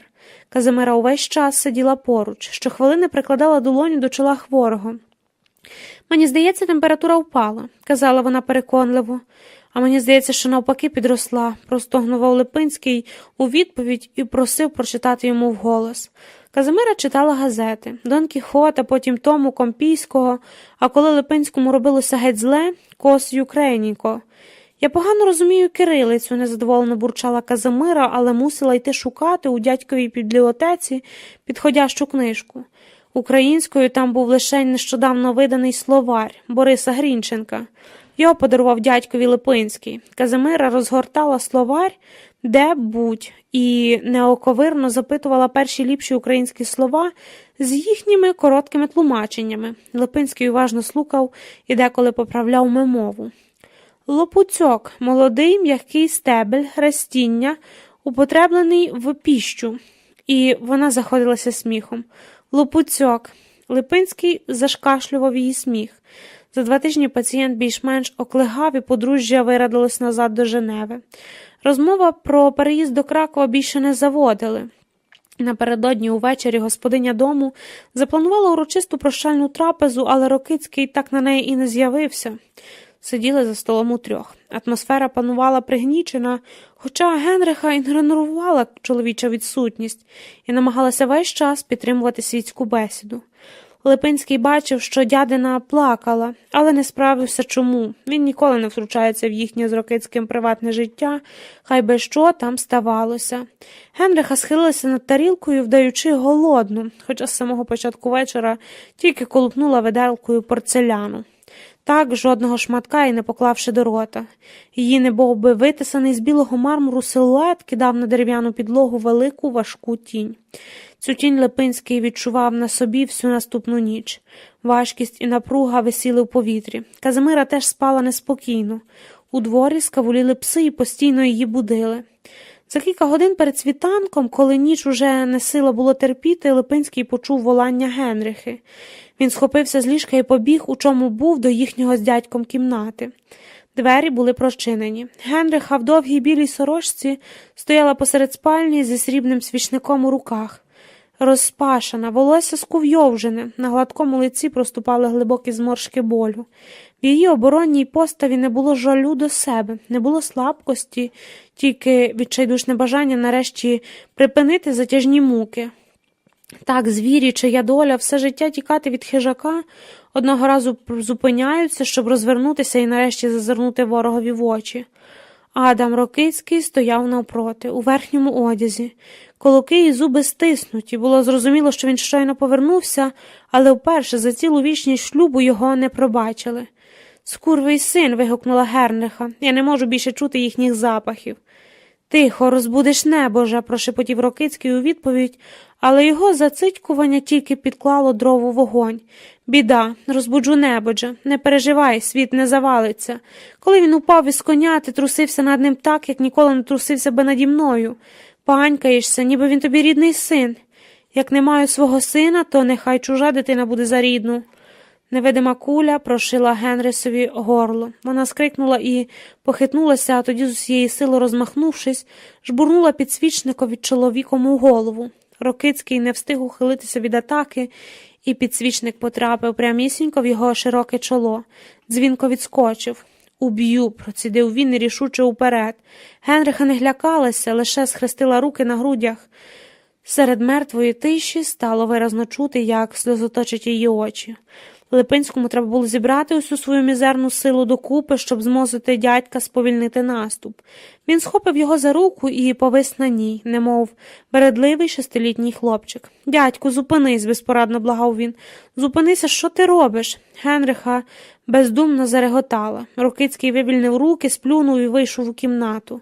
Тендітне тіло жінки відразу ж розпружилось і безсило опало на край ліжка, ніби розсипалось на дрібні мармурові друзки. І вже ніхто ніколи не зможе зібрати їх назад. Принижена і безплідна. Тепер вона благала про жаль до себе, але ніхто не міг його їй подати. Липинський зніяковіло постовбичив біля стіни, а тоді втік із поля бою, безшумно зачинивши за собою двері. Якраз світало. А вранці всі разом їхали на Уманський двірець. Звідти подружжя Липинських мало дістатися до Жмеринки, і Жмеринки до прикордонного з Австро-Угорщиною Волочиська, з Волочиська до Півволочиська, а далі до Женеви із зупинками у Львові, Кракові та Відні. Зміна володарів найперше відчувалася у потягах. Російські вагони були неохайними і просторими, австрійські – тісними і пишними. Дядько кидав звичайними грубими жартами і сам же гучно з них сміявся. Генриха задумано дивилася поперед себе. На її обличчі не можна було відчитати жодної емоції. Її очі були сухими і холодними. Казимира теж мовчала. Кожен давав, ніби нічого не сталося. Дядько нахилився до Генрихи, боязко торкаючись її за плече. «Ну, хіба не так? Хіба я неправду кажу?» Генриха кивнула головою, мовляв, Так, правду. І Рокицький заспокоєно жартував далі. На двірці швидко попрощалися, хоча часу було ще вдосталь. Все, що я маю, твоє, нечутно для жінок повторив дядько Липинському на вухо. Той тільки кивнув краєм ока, не випускаючи Казимиру з поля зору.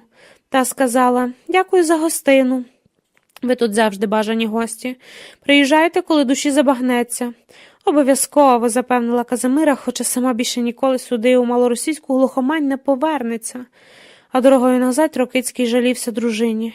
Якась вона ялова. Все Краків та Краків, ніби крім Кракова світу більше не існує. Ти теж звідти, але від тебе я ніколи нічого подібного не чув. Бо ти не слухав, була відповідь. У Женеві Липинському знову стало погано. Лікарі одноголосно заявили, що з такими слабими легенями жити тут не рекомендують. Місцеві бізи дуже негативно впливають на туберкульозників. У мене туберкульоз. Ще ні, але неодмінно буде, якщо шановний пан залишиться в Женеві. Липинський зібрав свою бібліотеку. Вона переїздила вже двічі. Закоркував дерев'яні ящики з нотатками і листами, виписався з університету і повернувся до Кракова. Там його вже чекала дружина. Теща запропонувала жити у неї, тому помешкання навіть не шукали. Казимира відразу погодилась. Липинський особливо не опирався, хоча легше дихати йому все одно не стало. Повітря у новій квартирі на вулиці Гуго Колонтая було отруйнішим за всі найнебезпечніші женевські бізи, а суворі обличчя двох найвидатніших польських королів Казимира і Ягайла на фасаді будинку номер 8 нагадував, що тут живуть щирі польські патріоти. Липинських до них не належав, навпаки, був радше чудернацьким нетутежнім звіром, який проник у плем'я чужинців і більше не знав, як із нього вибратись. Казимира знову стала відстороненою. Здавалося, вона більше нічого не хотіла. Чути і бачити, ніби одруження – це смерть розуму і зупинка росту. Колишню, одну із найкращих студенток Ягелонського університету, а їх загалом було ще зовсім мало, більше не цікавило жіноче виборче право чи шляхи лібералізації Австро-Угорської імперії. Цілими днями вона читала бувальну пресу або зустрічалася з подругами, заїдаючи лінь і роздратування пухкими краківськими тістечками. Такою вона все більше ставала схожою на матір. За вечерею коротке ділилася інформацією. Електричним струмом можна вилікувати надмірне потовиділення. «Я ще не смерджу», – відповів Липинський. «Моє потовиділення в порядку». Сімейний лікар пані Шумінської порадив на легень гірське повітря, і Липинський з радістю втік до Закопаного. Тут, у польських Татрах, він вирішив виморозити свій біль, нарешті видати його з себе, як гнійний черв'як. Поселився у санаторії Єжево. Власник цього санаторію, доктор Вільчинський, через українське походження приймав у себе переважно українців. Їх тут виявилася ціла купа. Туберкульоз був улюбленою хворобою української інтелігенції, а Закопане – їхньою улюбленою Швейцарією. Лише справді заможні могли дозволити собі Давос – найкращий легеневий курорт Європи. Липинський лежав у дворі Єжево, накритий овочевою шкурою, і рахував гострі верхівки з смерек довкола. За смереками виднілися кострубаті гори. Завданням пацієнта було лише дихати, і він беззастережно корився. Дихав так старанно, що на чорних догтярних вусах поступав іній. Тоді Липинський став схожий на старого, посивілого чоловіка, якого вигнали з дому, щоб дарма не годувати. За 6 місяців санаторійного перебування Казимира жодного разу його не провідала. 9. 1908. Туберкульозники. Під час одного такого сеансу лічення воздухом до Липинського підійшов стрункий усміхнений чоловік у пальті без гудзиків. Було доволі холодно, кінець листопада. Різкий вітер немилосердно розтріпував краї одежі, і чоловік притискав їх до тіла ліктями. «Пане Липинський, невже ви теж стали моїм товаришем по нещастю, туберкульозником?» Липинський витер іній з вус. «З усією повагою, у мене тільки плеврит». Чоловік засміявся, аж тоді Липинський його впізнав. Василя Доманицького, душу українського національного руху, талановитого публіциста, поета, історика, археолога, етнографа, а головне редактора нашумілого першого повного кобзаря Тараса Шевченка, який розійшовся колосальним і невідданим досі накладом у 60 тисяч примірників. Усі знали Доманицького. Дівчата-студентки закохувалися в нього з першого погляду, а чоловіки, колеги по роботі після першого ж рукостискання вважали за найкращого друга. Він був людиною жвавою, вічно кудись поспішав, вічно чимсь захоплений, вічно розхристаний. Якщо пропадав на тиждень-два, значить знаходив якийсь цікавий сімейний архів і тепер вивчає тамтешні стародруки. Він не ходив, а літав, через що отримав прізвисько «Вітер», носив пенсе і стареньке сіре пальто, в якому від старості повідривалися всі гудзики. Так, без гудзиків Доманицький бракувало уже багато сезонів підряд, тому виглядав розхристаним, і тому, мабуть, захворів на туберкульоз. При цьому він примудрявся виконувати неймовірну кількість редакторської і писемницької роботи, регулярно диспутував у дні найважливіших українських газет. Окрім «Львівського діла», у 1906 році з'явилася Київська рада. Доманицького називали святим, бо зі своїми талантами цей чоловік міг уже давно зробити кар'єру у російських виданнях. Натомість він уперто працював на розвиток українських, відповідно отримуючи за свою роботу мізерну платню. Казали, що він не одружується, бо не зможе утримувати сім'ю. На які кошти виживає сам Доманицький, ніхто не знав і знати не хотів. Ними хизувалися, як діамантом, як купі просто річкового каміння. І лише коли діамант, що здавалося неможливим, добряче натріскував, усією київською громадою скидалися на лікування. Видання «Кобзаря» принесло Доманицькому велику славу, але й великі клопоти. Царська цензура спам'яталася лише після виходу книжки, і тепер люто мстилася її упорядникові, заочно засудивши його до 3-річного заслання у Волгоградську губернію. Із проблемним паспортом хворий Доманицький змушений був тікати на захід. Вигнанець, по суті, не мав куди подітися. Місячний побут у Закопанській дірі коштував чималі гроші – 250 рублів. І на перший етап їх зібрали Доманицькому київська громада, щоб відбував час із користю для здоров'я. Вже не вперше жебракуючи перед київськими цукровими магнатами, видавець ради Євген Чекаленко полум'яно виголошував: «Цього чоловіка Україна не має права втратити». Липинському неабияк полестило, що до нього, молодшого на 6 років і ще зовсім невідомого, Доманицький підійшов першим. «Василь Миколайович, щиро здивований, що ви мене впізнали». Вони були знайомі між собою дуже поверхнево завдяки нелегальним журфіківським у київському помешканні багатої поміщиці Марії Теребинської. Липинський тоді саме закінчував першу київську гімназію. А Доманицький був учителем дітей, поміщиці і неформальним лідером регулярних зборів української інтелігенції в її домі. Під час цих зборів гімназистам дозволялося сидіти і слухати, але в дискусії вони не вступали. Молодий Липинський, крім усього, був старшим, куди пошлють. Зазвичай йому доручали діставати заборонену в царській Росії літературу. Завдання доволі невинне, адже заборонена література циркулювала Києвом майже безперешкодно. Втім, на одній зображеній книжці з Женеви про те, як наша земля стала не наша, Драгоманова, Липинський мало не спалився. Тоді від кількамісячного ув'язнення його врятувало знатне походження. Доманицький підтягнув сусідній лежак ближче до лежака Липинського. Ліг поруч, теж накрився овочевою шкурою, і вони взялися дихати удвох. «Плеврит, кажете?» «Так, тільки плеврит. Доктор Вільчинський дає великі шанси на повне одужання». «Про мене він теж так говорив. Давати шанси – його робота. А наша робота – ці шанси витрачати». Липинський перевів розмову на менш дражливу для нього тему. «Що чути в Києві? Трусять, як і раніше?» «Значно гірше трусять, друже, значно гірше».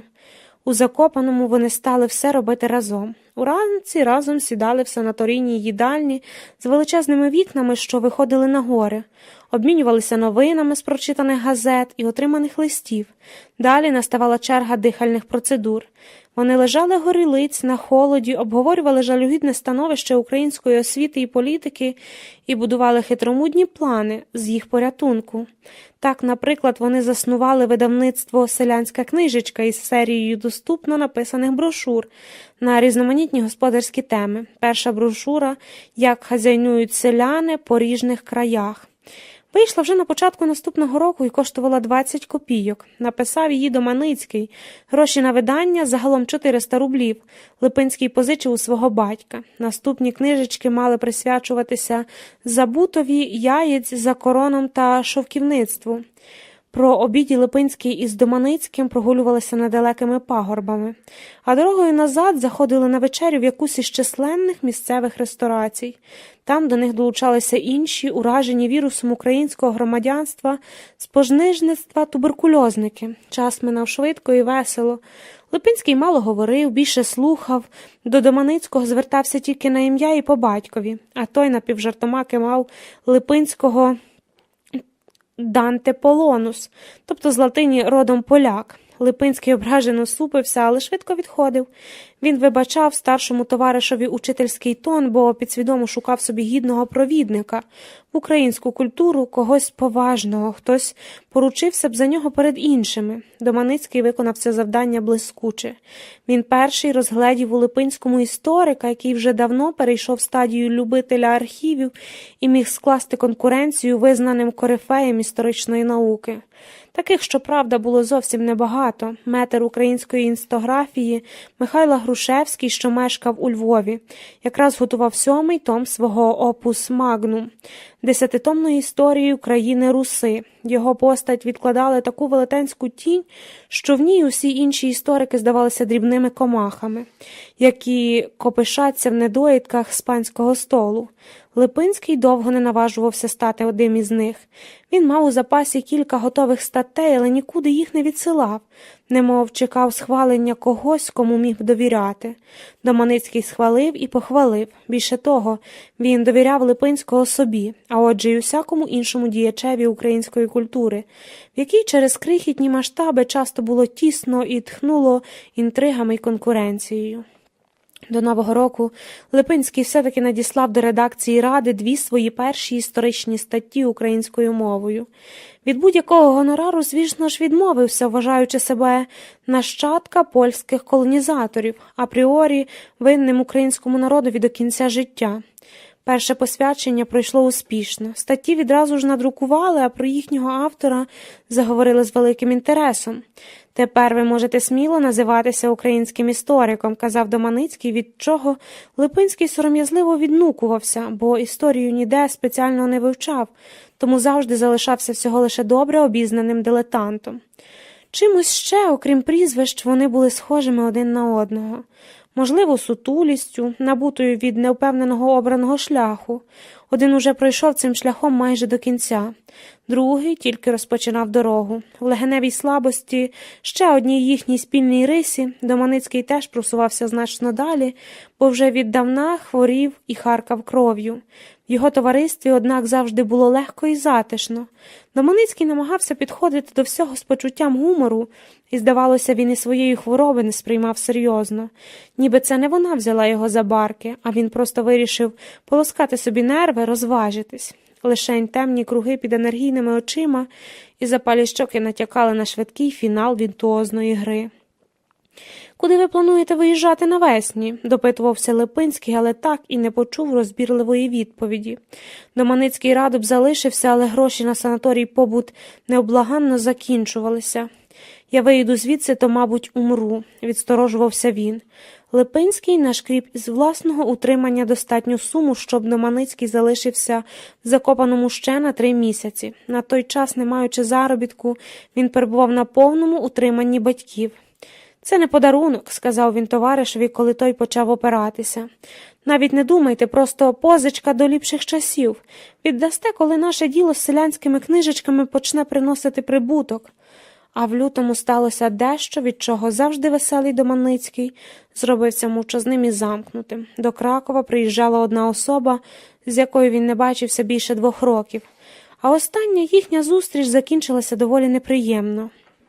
Особа написала листа, в якому повідомляла про свій приїзд і висловила бажання зустрітися знову. Доманицький носив листа у внутрішній кишені камизельки і не відповідав. Лише кожного дня по кілька разів перечитував його або просто теребив у руках, ніби не хотів витрясти зі шматка паперу останню душу. Липинський не розпитував, бо не мав звички лізти в чужі сердечні справи, тільки якось за вечерою обережно дав знати, що все бачить і готовий допомогти, якщо треба. Доманицький оживився. «Побудьте моїм кур'єром, поїдьте завтра до Кракова, зустріньте її на двірці і передайте мої слова. Якщо ви так хочете, то поїду. Мені й самому треба до Кракова владнати деякі приватні справи. Що передати? Що я дуже заклопотаний і тому не можу зустрітися». Отримавши точні вказівки, Липинський виїхав наступного дня рано вранці. До прибуття до Кракова він ще мав достатньо часу, щоб навідатись додому, і був напрочуд здивований сердечним прийомом Казимири. Вона цілу годину, без уваги, розповідала останні новини про нареченого своєї сестри, а тоді раптом заявила, що з минулого місяця бере уроки плавання. Плавання? Дивне захоплення для жінки, але якщо ти отримуєш від цього задоволення, то я не проти. Я хочу, щоб ми ще раз поїхали до моря, Вацлаве. Хочу могти плавати у морі, адже ми поїдемо, правда? Липинський кивнув, не задумуючись. Він теж мав їй щось сказати. Є одна важлива справа, Казимиро. Ми з Василем Доманським, відомим київським діячем, який тепер разом зі мною лікується в Закопаному, заклали видавництво. Будемо видавати брошури для селян. Справа дуже важлива, і мені треба пожити деякий час у Києві, щоб наглядати за роботою. Чому Доманицький не поживе і не понаглядає? Йому заборонений в'їзд до Росії. Він злочинець? А хто в Росії не злочинець? Казимира відвернулася. Ти надумав 3 роки жити в Києві? Не знаю. Поки що хочу роздивитися, чи це взагалі для мене. Для початку планую їхати на рік. А я? Це питання не заскочило Липинського зненацька, але він замовк, малодушно понуривши голову. Йому хотілося розтизати Казимиру в обіймах, сказати їй, що вона його жінка, і мусить їхати за ним. Ні, не мусить. Але якщо любить, то мусить і навіть не думатиме вчинити інакше. Бо без неї йому всюди заслання, без неї увесь світ як тюрма, як він сам собі тюрма. «Як не сходимо тюрмою, іду собі», – тихо пробурмотів під ніс. «Що ти сказав?» «Нічого. Ти повинна сама вирішити, чого хочеш. Я був би щасливий, якби ти поїхала зі мною, але насилувати свою жінку я не збираюсь». Липинський взяв дещо зі своєї кімнати, і вони попрощались. «Приїжджай до мене в санаторій», – сказав він на виході. Доктор Вільчинський пообіцяв не брати платні за короткі візити. Казимира відповіла, що не знає, чи вдасться. Вулиця Гуго Колонтая всього в кількох хвилинах ходьби від двірця. Липинському така близькість помешкання до двірця завжди здавалася незатишною, так наче місто не випускає з себе цілком і гудком паровоза постійно нагадує, що як приїхав, так і поїдеш, а сховок, про який ти так мрієш, шукай де-інде. Він вийшов на перон саме тоді, коли заїжджав потяг зі Львова. Пасажирів у ньому не було небагато. Липинський терпляче вичекав, аж усі вийдуть, тоді прочинив дверцята 3-го купе. Молода жінка здивовано дивилася звідти на Липинського. «Не лякайтесь, панночко», – діловито сказав кур'єр. «Я уповноважений нашим спільним знайомим зустріти вас і передати усне послання». «Доманицький не прийде?» – молода жінка виявилася Лесею, донькою поміщиці Марії Теребинської, у чийому домі регулярно відбувалися журфістки української інтелігенції. Доманицький був її домашнім учителем. «Панно Лесю, Василь Миколайович такий заклопотаний, що не зміг сьогодні приїхати до Кракова. Просив мене, щоб я перед вами вибачився і допоміг у разі потреби з багажем». «Боягуз», – вигукнула Теберинська. «Самому духу не вистачило, прислав свого козачка. Ніякий я не козачок, просто виконую прохання товариша». «Так, вибачте, я не хотіла вас образити. Липинський, так? Я вас пам'ятаю». Кур'єрові не було видно, чи жінка плаче, чи кипить від люті. Дякую, що прийшли і повідомили. І інакше я даремно чекала на цього Бовдура. Йому справді дуже шкода, але приїхати ніяк не виходило. Требинська лихоманливо обміркувала ситуацію, а тоді раптом змінилася в голосі. Чи він такий хворий, що не зміг приїхати? Скажіть мені правду, я поїду в Закопане. Доманицький хворий, але не так, щоб не могти подорожувати на невеликій відстані. Дорога панно, санаторій, поза сумнівом, пішов Василеві Миколайовичу на користь. Бовдур, безсило повторила Требинська. Липинський допоміг їй винести з потяга 2 валізи. На пероні вони ще перекинулись кількома словами. Липинський справився про здоров'я старшої Требинської і чемно передав їй до Києва найщиріші вітання. У натовпі йому раптом привиділася сутула постать Доманицького, ніби він увесь час спостерігав за ними з безпечної відстані, але щойно Липинський звернув на постать увагу, вона безслідно зникла. У Закопаному він збуджено доповідав товаришеві. Уявіть собі, я був упевнений, що бачу вас у натовпі на пероні, ніби ви стоїте і спостерігаєте за нами з панною Лесею. Примарилось. Нащо би я це робив, запевнив Доманицький і решту доповіді слухав без особливого зацікавлення. Я привіз вам із Кракова невеликий подарунок, викладаючи на стіл якраз великий м'який згорток. Липинський аж сяяв від гордощів. Це моє запасне пальто. Прошу його взяти, бо, їй-богу, не личить вам ходити у лахмані без гудзиків. Мені запасне пальто зараз зовсім не потрібне. Тільки дурно лежить і міль його точить. Є одна світлина, де вони удвох на гірському тлі у дуже подібних пальтах. Стоять чи то сидять невідомо. Пальта каркалевими комірами, відрізняються тільки вилогами. На головах каракулеві шапки-кубанки, які Липинський кількома днями після дарування пальта купив собі і Доманицькому для походу до міського озера, легендарного гірського озера в Закопаному. Світлина зроблена саме там. Похід відбувався на початку квітня, коли почали танути сніги. Гурт зібрався чималий. Із Кракова приїхав професор Лепкий з дружиною, зі Львова 2 співробітники літературно-наукового вісника з привітом від його головного редактора, професора Михайла Грушевського. Доманицький також запросив до товариства свого давнього знайомого, соціаліста Дмитра Донцова, який після 8 місяців відсидки в Лук'янівській тюрмі приїхав до Закопаного підлікувати нерви. На Липинського він справив приємне враження.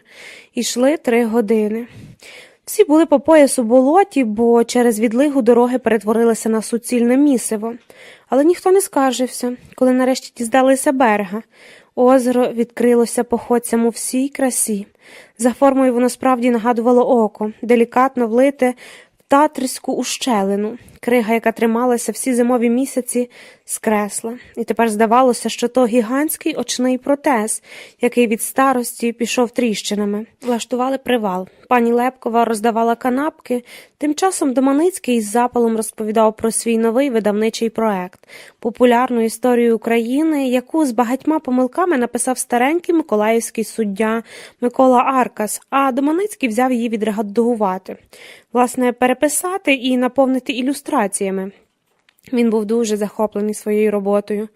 Ця історія ще наробить шуму. Вона така проста і жвава, ніби казка. Ось як треба бути національну свідомість широкої публіки доступним словом. Липинський пообіцяв після виходу книжки обов'язково написати рецензію. Донцов із властивим йому прагненням бути оригінальним сказав, що народофілософство – пережиток минулого століття і всі сили зараз треба спрямовувати на робітничий клас. Тут я з вами не погоджуся, добродію, заперечив Липинський. Робітничий клас у нас знеціоналізований і аморфний, він не має своїх політичних гасел і навряд чи скоро їх здобуде. Українці – народ хліборобський. Саме їх, хліборобів, треба гуртувати і готувати до майбутньої державної боротьби, а не діяти по партіях на панів і хлопів, як це люблять робити наші соціалісти. Ви зараз говорите як пан чи як холоп? Донцов єхидно гигикнув. Моє походження нехай вас не обходить, але коли дійде до боротьби за незалежність, саме люди зі статком і відповідною освітою зіграють вирішальну роль. Гроші – поняття тимчасове, пане Липинський. Тут є, тут немає, але мене дивує інше. Ви серйозно говорите про боротьбу за незалежність? Таких наївних думок, чесне слово, не чекав від вас почути. Липинський пополотнів і замовк. На прямі образи він ніколи не вмів реагувати відразу. Українська держава не мусить нас обходити. Україну зробить сам соціальний розвиток за Марксом. У розмову, тобто радше її відсутність, втрутився Доманицький. Ми з Липинським пробіжимося ось на той горбик, і жестом показав на гору біля підніжжя, якої розцілося озеро. Ще маєте трохи сил в ногах, В'ячеславе? Там на нас чекає сюрприз. Липинський кивнув і помплентався слідом. Донцов гостроязикий. Ви не звертайте уваги, заспокоював його Доманицький, коли група залишилась далеко позаду. Попереду звивалася крута стежка. Саме на таких і треба звертати увагу, з подихом заперечив Липинський. Кожне пропускання робить їх сильнішими, і з часом вони захоплять владу над умами тих, хто не вміє думати самостійно. Тоді вже ніхто не зможе з ними змагатися. Але я слабенький оратор, не вмію гідно сперечатися, особливо коли звинувачують у наївності. Оближте, друже, послухайте ліпше, як тихо. Навколо справді стало неймовірно тихо. Стежка вивела їх на пологу рівнину, невидну знизу, вкриту каміннями дивного червоного відтінку. Посеред цієї рівнини розляглося ще одне озеро, зовсім інше, ніж морське око, непривітне, похмуре, зловісне. Ну що, здивував я вас? Це Чорний став. Я про нього чув від місцевих. Хотів подивитися, чи дійсно над оцим гірським озером є ще одне. А те дивине збрехали. Обидва чоловіки сіли на більший камінь і кілька хвилин мовчки дивилися на чорну воду. Вода не ворушилася і здавалася мертвою. Все довкола говорило, якщо не про смерть, то про щось абсолютно протилежне життю.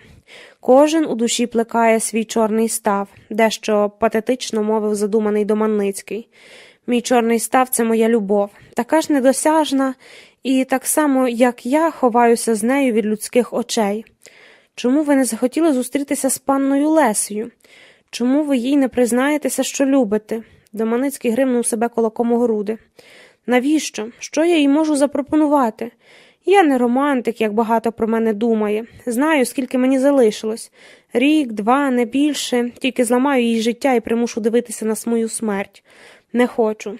Чорна вода вийшла з берегів і заповнила собою весь простір, роблячи його таким самим чорним і задушливим. А ваш чорний став, Генте Полонус, який він? Липинський увесь скоцюбився. Його нещасливий шлюб не був таємницею, але сам він ніколи нікому не жалівся. З усією повагою, Василю Миколайовичу, але я не плекаю чорних ставів. Як маю що казати, кажу, як ні, мовчу. Як є чого радію, а коли находить біда, страждаю. Я не ховаюся. Бог не виділив нам із жінкою родинного щастя. Наступнім році, напевно, розлучуся, щоб не мучити ні її, ні себе. То не чорний став у мене в душі, а чорна діра. Треба буде з нею якось жити далі. У травні, майже після піврічного побуту, Липинський нарешті вибрався із Закопаного. Плеврит, як і обіцяв доктор Вільчинський, повністю залікувався. Тож пацієнт рвався до бою, ареною якого тепер мав стати Київ. Окрім лектури для селян, Липинський вигадав собі видавати польськомовний журнал, щоб з його допомогою навернути до українства багатьох місцевих поляків. Спершу він подався до Кракова, де хотів залагодити переїзд, але на порозі квартири Шумінських його чекала несподіванка. Дружина зі складеними речима. «Їду з тобою до Києва», – рішуче заявила вона, і Липинський ще довго не міг повірити несподіваному щастю. Доманицький теж залишив Закопане і наступне літо провів у Криворівні, де мешкали його друзі. «Живу натуральним життям», – писав він українських Карпат Липинському в Київ. «Умиваюся в потоці, сплю на сіні, п'ю молоко від корови, вдень лежу на траві. Краса...» «Пильнуйте за собою», – відповів Липинський, «щоб коло берега, не кажу потону, але щоб води не набрати». І додав, «Мене доля почала трохи жалувати. Чуюся в силі працювати над нашою спільною справою. Скажу довірочно, жінка моя чекає дитину. Слабує часто, але ми дуже раді. Родити поїдемо до Кракова, бо жінка не довіряє київським лікарям». Історія України, що нею так пишався Доманицький, справді мала шалений успіх. Єдиний, кому цей успіх не сподобався, це професор Михайло Грушевський, метр української історіографії і цар і Бог. У Львівському літературно-науковому віснику він опублікував нищівну критику.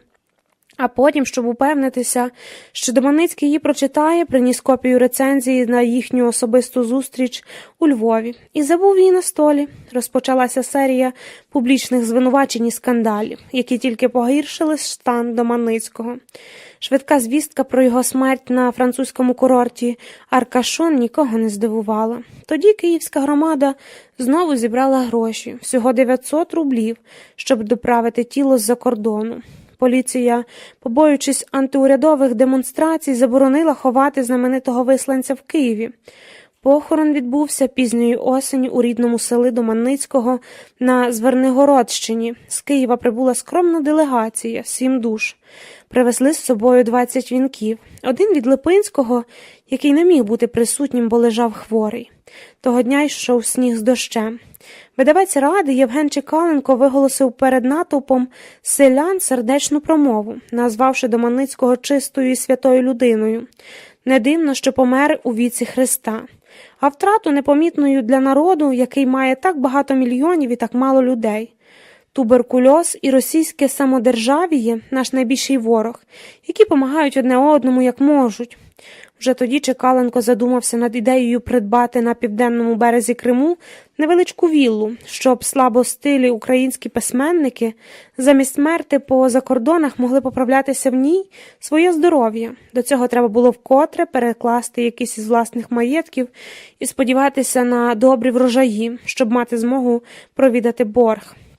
Леся Теребинська також не приїхала на похорон. Вона щойно одружилася із молодим чоловіком, відбувала весільну подорож південною Італією.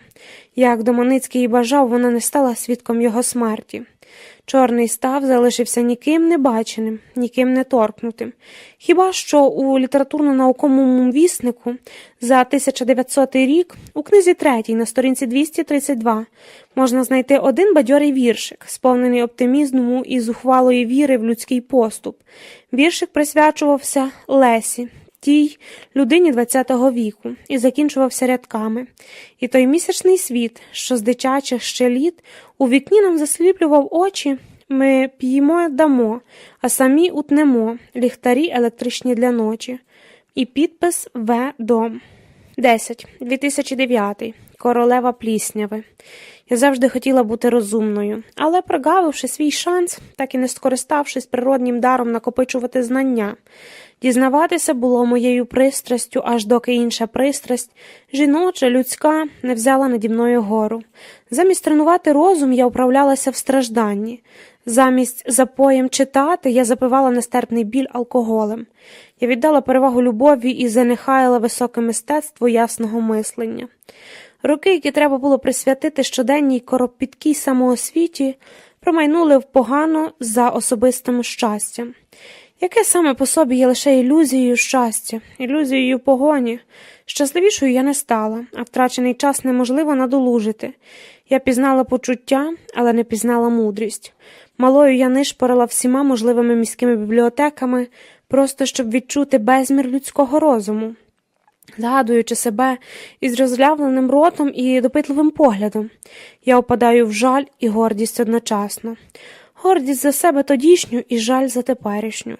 Місцеві бібліотеки не відзначились якимись унікальними фондами, були радше бідними, ніж задовільними, але я захоплювалася їхніми колекціями і кожного разу затойовувала подих від нетерпіння зробити чергову книжку своєю, всмоктати її, як шкіра всмоктує накреслену у профілактичних цілях решітку з йоду.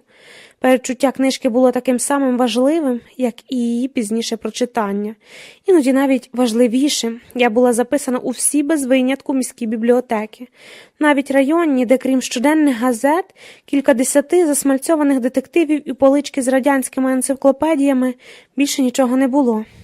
Мені здавалося, що в цих забутих цивілізацією куточках можуть ховатися невідомі дослідники скарбів, якісь загублені давноруські манускрипти чи дорогоцінні середньовічні ікунабули. Можливо, я би була добрим археологом. Шукаючи, я нічого не знаходила, але ніколи не втрачала надії знайти.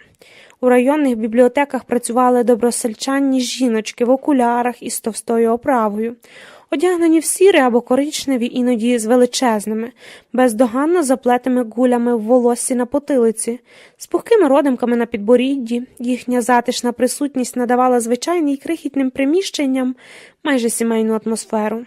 Я почувалася тут, як удома. Особливо, коли бібліотекарки, їх було завжди дві, бралися підливати вазони чи розгортати заздалегідь приготовлені пакунки з обідом.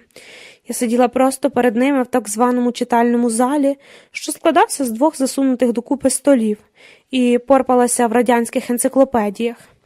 Наприклад, тоді, як бібліотекарки наминали свій обід за невимушеним теревенями і підстаркуватими засіданнями, з пакунків доносився апетитний дух смаженої картоплі, обов'язково з кислими огірочками чи плову без м'яса, але з томатною пастою.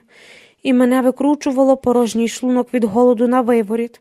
Пригадую, як одного разу я прийшла до них із завданням від учительки біології написати реферат про око хруща. Бібліотекарка розгублено перезирнулися. Око хруща?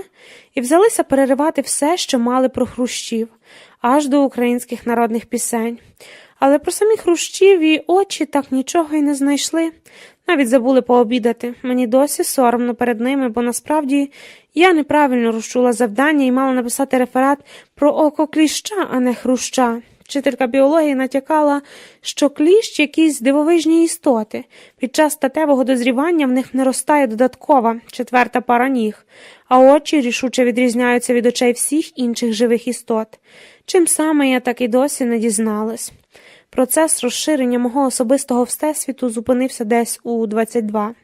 Потому я, здається, не прочитала жодної вагомої книжки, не подумала жодної вагомої думки. Моє тіло потухло, як молоде дерево, у чиїй кроні розрослися омела. Цей стан можна було б назвати станом ситого задоволення тим, що є.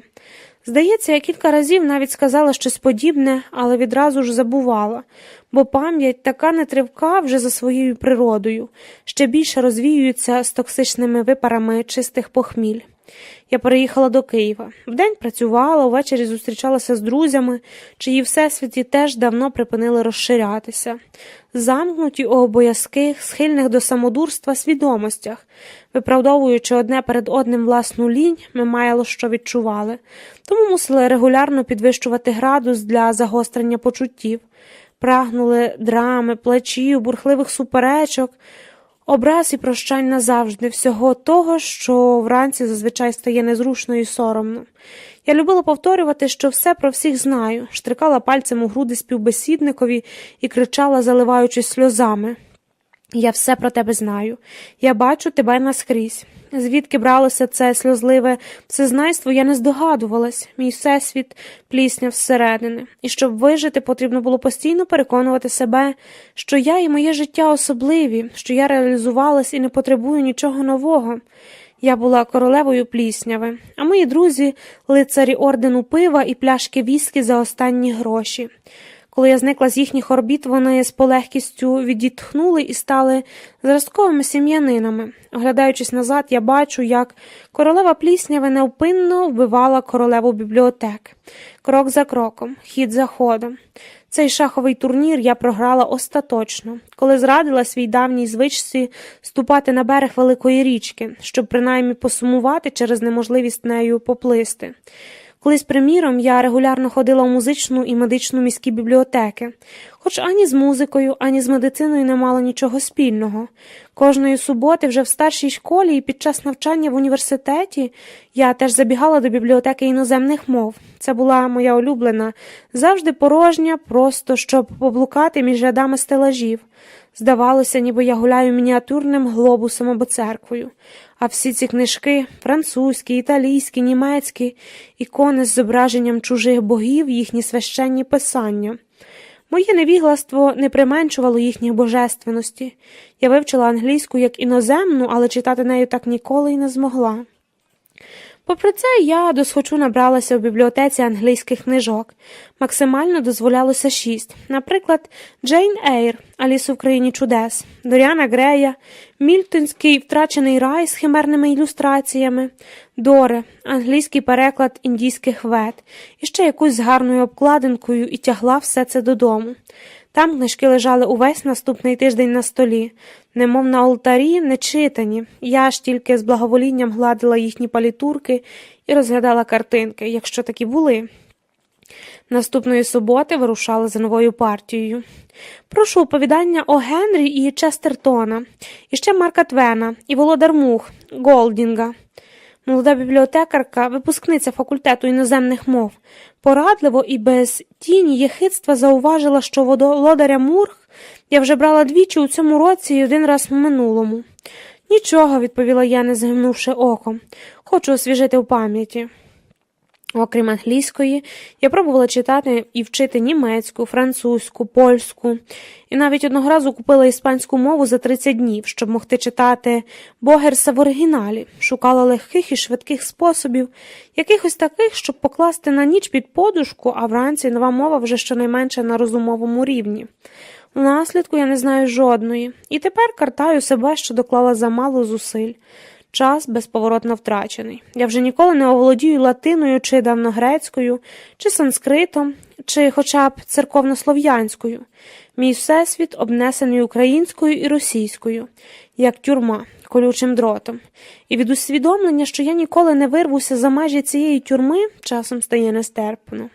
Мій всесвіт малюсенький, крихітний, просто тобі не всесвіт, а всесвітичок. Зазвичай середньолюдська рівнина, на якій не відбувається нічого цікавого, окрім помірних опадів і непомітних змін пір року.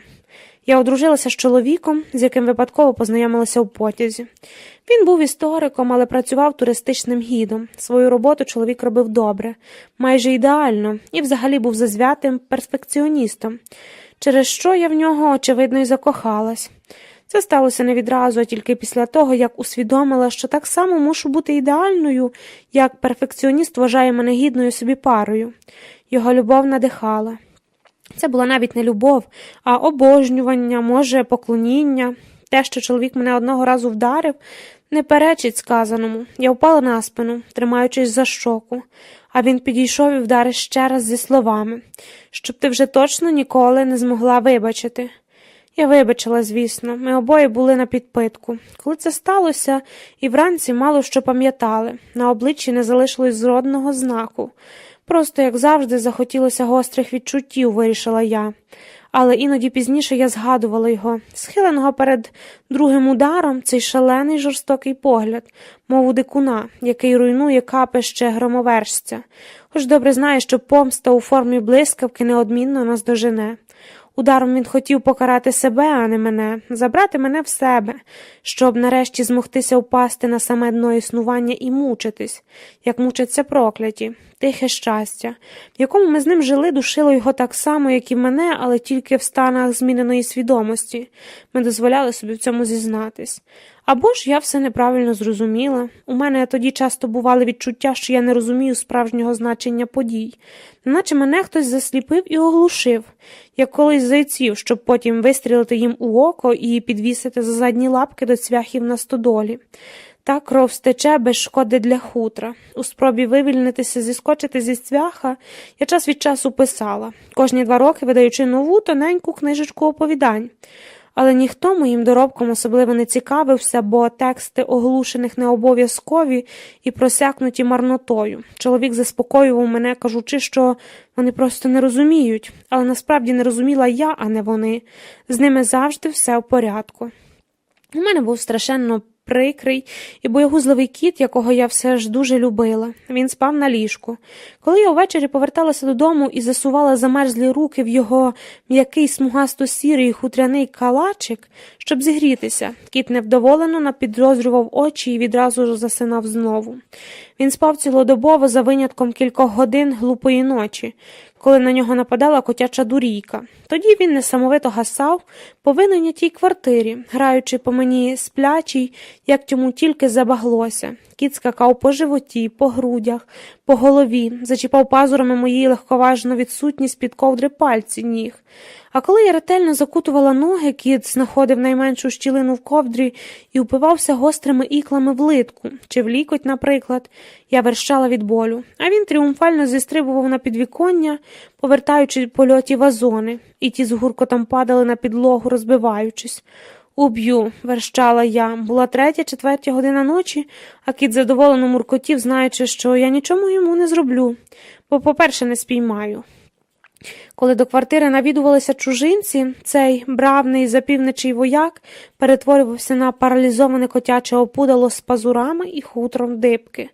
Хто його в такому стані мав необережність зачепити, міг залишитись без ока. Але найбільшим пеклом було з таким боєгузтвом подорожувати.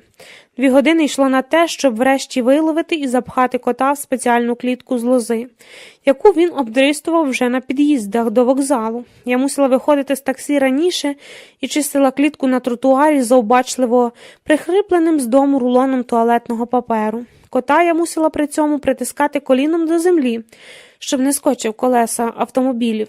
Але він навряд чи скочив би, бо від страху не міг поворухнутись, тільки витріщеними очиськами жер безкінечно ворожий простір навколо себе. Я злилась і розважалась одночасно. Такого страхопуду, казала я, немає на всьому білому світі. Коли моїх знайомих спокійно їздили на деякі відстані, а цей так ніколи й не міг прийняти простого факту, що поза його тілом і за його домом може існувати ще щось. Всесвіт мого кота був таким самим обмеженим і запліснявим, як мій. Тоді я не здогадувалася, що незабаром переплюну свого 4-ногого вихованця і приплюнуся до тортур. Так само безпорадно капітулюватиму перед навколишнім, боячись поворухнутись, щось прошепотіти чи бодай кліпнути. У вагоні нічного потяга кота завжди попускало. Безмежний простір тут знову ставав обмеженим, мав підлогу, стіни і стелю, кіт обнюхував кожен сантиметр купе і знеможено засинав на ногах у якоїсь доброї тітоньки-пасажирки до ранку. Мене після пережитих тортур він демонстративно ігнорував. Востаннє я привезла кота до батьків з наміром залишити його в них надовше. Батьки кота не любили. Він точно пазурів їхній улюблений диван у вітальні, щойно перетягнутою новою позолоченою тканиною. Позолота літала по квартирі, а мама літала за шкідником, погрозливо вимахуючи на всебіч кухонним рушником. Кілька разів їй давалося огріти кота по хвосту. «Я залишу його ненадовго у вас», – сказала я батькам за вечерою. Ті ні про що не здогадувались. «Ви їдете кудись відпочивати?» «Я ще точно не знаю, але хочу бути готовою, коли прийде час. Дивись тільки ненадовго, будь ласка, бо він нам нищить диван у вітальні». Я змінила тему розмови. «Ви пам'ятаєте, як я вічно тягала з бібліотеки книжки?» «Так», – підтвердив батько. «Ти багато читала, коли була малою. Я, правда, ніколи не розумів, навіщо тобі книжки про владу, каліцтв у солдатів Першої світової війни? Там було багато фотографій. Але ми гордилися тим, втрутилася мама, що ти читала англійською». «Я не читала, а тільки вдавала, що читаю». Батьки знітились і замовкли. Я шкодую, що іноді говорила з ними занадто прямо. «У будь-якому разі ти була розумною дівчинкою», – врешті мовила мама. «А тепер такою більше не є?» Батьки знову замовкли. Вони не вважали мене дурною, просто сам хід розмови видавався їм незвичним. Коли я пакувала речі, щоб їхати назад, кіт сховався у вітальні під диваном, остерігаючись потрапити до ненависної йому клітки з лози. Я пам'ятаю тільки 2 зелені вогники, які пропікали мене наскрізь з-під диванного мороху, благаючи залишити в спокої серед цієї пилюки і золотих позоліток. Але ж ти боягуз, це все, що я кинула йому на прощання. Після мого відходу кіт, мабуть, ще кілька годин не висувався звідти. Наступного ранку я відчинила своїм ключем квартиру. Чоловік ще спав. Було 6:45 ранку. Я за цілу ніч навіть не задрімала, бо надміру добросовісна провідниця напалила у вагоні до 40 градусів. Пасажири пороздягалися до трусів, хоча на дворі був грудень, і за вікном всюди лежав сніг. Мені здавалося, що я плавлюся, як шматок руди в доменній печі, а коли знову вийду на холод, то застигну повторно, але здеформована так, що більше ніхто ніколи не зможе мене впізнати. «Це ти?» – шепнув сплячий. «Не знаю», – відповіла я, лягаючи поряд. «Вчора показував групі росіян царський Київ», – повідомив чоловік. Він завжди розповідав мені новини з роботи, я завжди слухала з великою цікавістю. Чоловік теж ні про що не здогадувався. Тепер я думаю, що він просто вдавав, ніби не здогадується, бо не міг не помічати моєї дивної поведінки останніми тижнями. Він був тим, хто справді бачив мене наскрізь, тільки ніколи не зізнавався і не тикав пальцем у груди. Я зітхнула, набираючись сміливості. Чоловік остаточно прокинувся і пригорнув мене до себе, щоб запобігти неминучому. «Не треба», – благала вимерзла голубінь його очей. «Не роби цього». «Я мушу тобі щось сказати», – почала я. «Може, пізніше?» Він точно все знав, але сподівався, що якимось минеться. Хотів пересидіти важкі часи. «Я більше тебе не люблю». Ми мовчки лежали в ліжку, не видівши, туплячись у стелю. Чоловік не ослабив обіймів.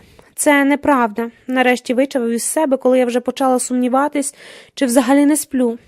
«Я знаю тебе, ти просто скучила за новим. Хочеш водночас пережити багато життів, але це неможливо. Мені й мого життя забагато, у мене відчуття, що я вже давно померла». Чоловік підвівся з ліжка, його руки тремтіли. «Що значить померла?» Тремтячими руками він черкав сірник, щоб запалити цигарку, хоча недавно кинув палити. «Я заплісніла. Я королева пліснява, розумієш?» «Не розумію. Ти успішна авторка, в тебе регулярно виходять нові книжки, в тебе повно друзів, тебе поважають, у тебе є свої гроші, невеликі, зате ти робиш те, для чого призначена. Яка пліснява? Що це взагалі за метафора така? Легке незадоволення – природна річ. Думаєш, мені приємно розпинатися перед групою недоумків про всі рази, коли цар Микола II відвідував Київ? Я теж буваю незадоволений». Чоловік умів що завгодно пояснити раціонально. В цьому була його найбільша сила і найбільша слабкість. «Я більше тебе не люблю», – повторила я, але голосніше і впевненіше. «Чому? Назви мені якусь причину». «Немає ніяких причин. Так не буває». «Буває». Я кричала і плакала. Він затягувався сигаретним димом на повні груди. «У тебе хтось є, так?» Ствердна відповідь заспокоїла б його, надала б усьому логіки. «Так. Як давно?» «Це не має значення. Справді, немає». Він безсило опустився на стілець біля вікна. Двірничка якраз витягувала на дорогу повні контейнери зі сміттям. Вона так завжди робила о цій порі, будячи мешканців на роботу і до школи. Її називали сміттєвим будильником. Я відкрила дорожню сумку, з якою приїхала, і почала докидати туди якісь свої речі. Чоловік беззвучно спостерігав за моїми рухами, а тоді раптом: «Можна тебе про щось попросити?» «Проси. Я хочу востаннє з тобою кохатися». «Це неможливо». Я вдяглася, взяла сумку. В ній потім виявилися речі далеко не першої необхідності і вийшла з квартири. Чоловік і далі нерухомо сидів на стільці. Таким я його запам'ятала, розніженим після сну і знищеним несподіваною новиною. Золоті кучері, голубі очі, світовий смуток, в якому я, легкий вітерець, що ненадовго зробив поверхню бездонного гірського озера. А потім раптово помер мій кіт. Батьки взяли його з собою на відпочинок і в дорозі, коли б кіт прогнозовано обдристався, забули основні правила безпеки і не притисли його коліном до землі. Коли вичищали на узбіччі клітку з лози, кіт вирвався, сповнений екзистенційного жаху, на дорогу, просто під колеса срібного ланоса. Я довго звинувачувала у всьому батьків, мабуть, щоб витіснити нестерпне почуття власної провини, яке іноді безжально накочує і вкриває холодним потом. У кожному коті я бачу його. В абсолютній тиші виразно чую його характерне м'яке зіскакування з підвіконня на підлогу. Укуси від іклів досі почісуються. Кіт також мені сниться. Скручений калачиком, я запихаю у вогке нагріте хутро замерзлі руки, і він невдоволено мружить очі, щоб я нарешті дала спокій. Голосом покинутого чоловіка кіт каже, що пробачив мені, годі терзатися. Але я не вірю. 11. 1910. Арагац. Покликання нарешті отримало свою географію. Україну треба було шукати там, де її востаннє бачили, в Києві. Липинський захопливо кинувся на пошуки, увесь аж світився. Казимира теж несподівано піддалася гнітучо монументальній красі малоросійської столиці. Часто гуляла, спускалася трамваєм на Поштову площу, щоб звідти пішки йти до університету, в якому відвідувала курси російської мови. Стояв червень. Грозило майже щодня. Блискавиці нещодавно прошивали дніпровські води, ніби намагалися поцілити у злочинця, що ховався там від Божого гніву. Але втраптяли тільки у небесні, ні в чому невинні київські рибалки. Після кожної такої грози тіла лебалок витягали з Дніпра волоками. Безпощадність пасувала цьому місту з гірким присмаком журавлиного, або по-київськи кажучи, клюквенного квасу і захмелілим від влади очима всюдисущої охоронки, яка вже давно стала неодмінним елементом щоденного побуту киян. Клюквенний квас Липинський вперше скуштував з Іваном Франком, який на ту пору теж несподівано сюди навідався. Разом з Липинським вони шастали недільним ринком антикваріатів на Подолі. Франко купував книжку за книжкою. Липинський виймав з його кишені гроші і розраховувався. Сам Франко цього робити не міг. Його покручені руки вкрилися жахливими ранами і пухирями від креозоту. Ще він неймовірно смердів і час до часу блів нісенітниці. Київські жебраки виглядали краще, ніж найбільший і найвизначніший галицький письменник і громадський діяч всіх часів. Липинський спостерігав за ним із жалем і острахом. Втратити розум для нього було само гірше за смерть. Він зустрів Франка у редакції газети «Рада» на Великій Підвальній, куди зайшов, щоб особисто занести чергову статтю. Франко сидів біля вікна у товаристві кореспондента Єфремова і редактора Павловського. Сиве волосся сягало плечей. Безумні очі тривожно прикипіли до золотоволосого дворика, немов чекали звідти приступної атаки якогось ворога. Ніхто не знав, як хворий дістався зі Львова до Києва, звідки у нього були гроші, якими Франко розкидався направо і наліво, чи був у Франка паспорт і віза в ньому, коли він збирався назад, і чи збирався взагалі. Поселився він у видавця газети Євгена Чекаленка. Честь приймати Франка супроводжувалася величезними клопотами з його доглядом. Франко не міг ані вдягнутися, ані поголитися, ні навіть самотужки піти в туалет. При цьому він говорив, що мусив тікати зі Львова, бо негідник Драгоманов не дає йому жити. Переслідує всюди, куди б Франко не пішов. На вулицях, у власній хаті. Заглядає у вікна, гегоче у спину, сидить, звісивши ноги на даху високих львівських будинків, і гукає звідти: «Агов, Іванку, Іванку!» Драгоманом за життя різкий конкурент Франка, авторитетний український мислитель, помер в еміграції 15 років тому. У поїзді теж не давав мені спокою. Жалівся Франко співробітникам газети, і ті ледве стримувалися, щоб не порснути сміхом. Виліз на дах і деколи потріпував мені у вік бородою, а борода джовжелезна вимахала. Не йметься чоловікові, тільки це помагає. І Франко вийняв з торбини пляшечку з креозотом, напрочуд смердючою і дуже отруйною речовиною, яка просочувала для водостійкості дерев'яні шпали. Замочивши в речовині руки по самі лікті, він розмахував ними на всі сторони, пританцьовуючи, ніби відганяючи злого духа. Тільки так помагає відогнати, інакше ніяк. Кожного дня Франка брав хтось на себе і супроводив по місцях, які могли бути цікавим українському інтелігенту. Таких у Києві виявилось не надто багато. Крім Ради, ще український клуб на Володимирській і українська книгарня на Бескадівській коло Двірця. Решта столиці вільгольно покоїлася під пильним наглядом чорносотенців і царської канцелярії. Читала консервативну монархічну газету «Київляніні».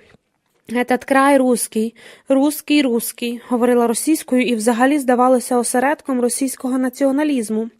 У книгарні Франко аж розплакався.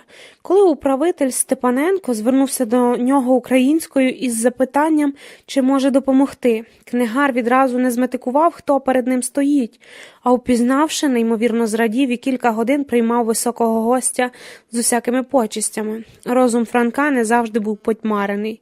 Коли розмова заходила на його улюблені теми, він оживав і розмірковував глибоко і ясно. Тоді у божевільному параноїкові можна було знову пізнати найпотужнішого інтелектуала Галичини, що відзначився мало не в кожній сфері людського знання, починаючи від сходознавства і закінчуючи новомодним західноєвропейською психотерапією. Активісти, хоч як їх не відмовляв Чекаленко, організували в українському клубі на Франкову честь 15-й літературний вечір. Людей набилася повна зала. Подібні аншлаги клубу переживав не так часто. Франко скромно сидів перед гостями на стільчику, який завбачливо відсунули від перших рядів на безпечну відстань, щоб тендітні жіночки не знепритомніли від уїдливого смороду. Липинський привів Казимиру. Тоді вона вже була на пізньому місяці вагітності і посеред вечора мусила повертатися назад до готелю, бо від креозоту їй увесь час хотілося блювати. Франко натомість тримався солідно і впевнено. Було видно, що він, як міг, насолоджувався дійством, бо такої громадської уваги давно не переживав, розслабився. Досхочу накритикував галицьких землячків з містечства, а великоукраїнців за яловість і брак національної свідомості. А тоді вже під самий кінець раптом заявив, що переклав Золотого Віслюка, Апулея. Залою покотилося здивування. Мало хто вірив, що в такому стані можна перекладати з латини. Інші не знали, хто такий Апулей, на що Франко добре ображено заявив, що переклад йому дуже вдався. Сам Апулей приходив і розхвалив мій переклад.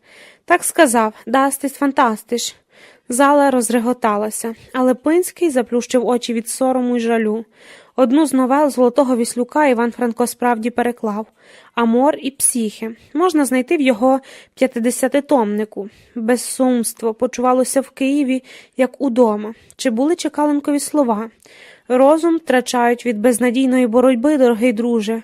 Вони з Липинським часто до пізнього вечора засиджувалися у садку Чекаленкового дому на Маріїнсько-Благовіщенській. Сторож мирно куняв на лавці під парканом. У вікнах будинку в кожній кімнаті блимкотіли вогники. Велика родина Євгена Харлампійовича складалася з 5 дорослих дітей і підстаркуватої дружини. «Гляньте на мою реакцію», – сказав Чекаленко. Одна половина хвора на легені або шлунок, інша безумна. Один старший шемет за революцію в Лубнах і українську газету відсидів у тюрмі, а тепер сахається власної тіні. Ходить, як неприкаяний по Києву, і всім розказує, що за ним слідкують і хочуть убити. Помутилося чоловікові в голові. Манія переслідування, не знати, чи з того щось вийде. Редактор мій Павловський вже 2 рази сидів за статті в Раді. Раз місяць, раз 2 місяці. Євремов, мій головний дописувач, так само. Не редакція, а збіговисько уголовників. Я й сам себе ловлю на тому, що вже звик до постійного обшуку вночі.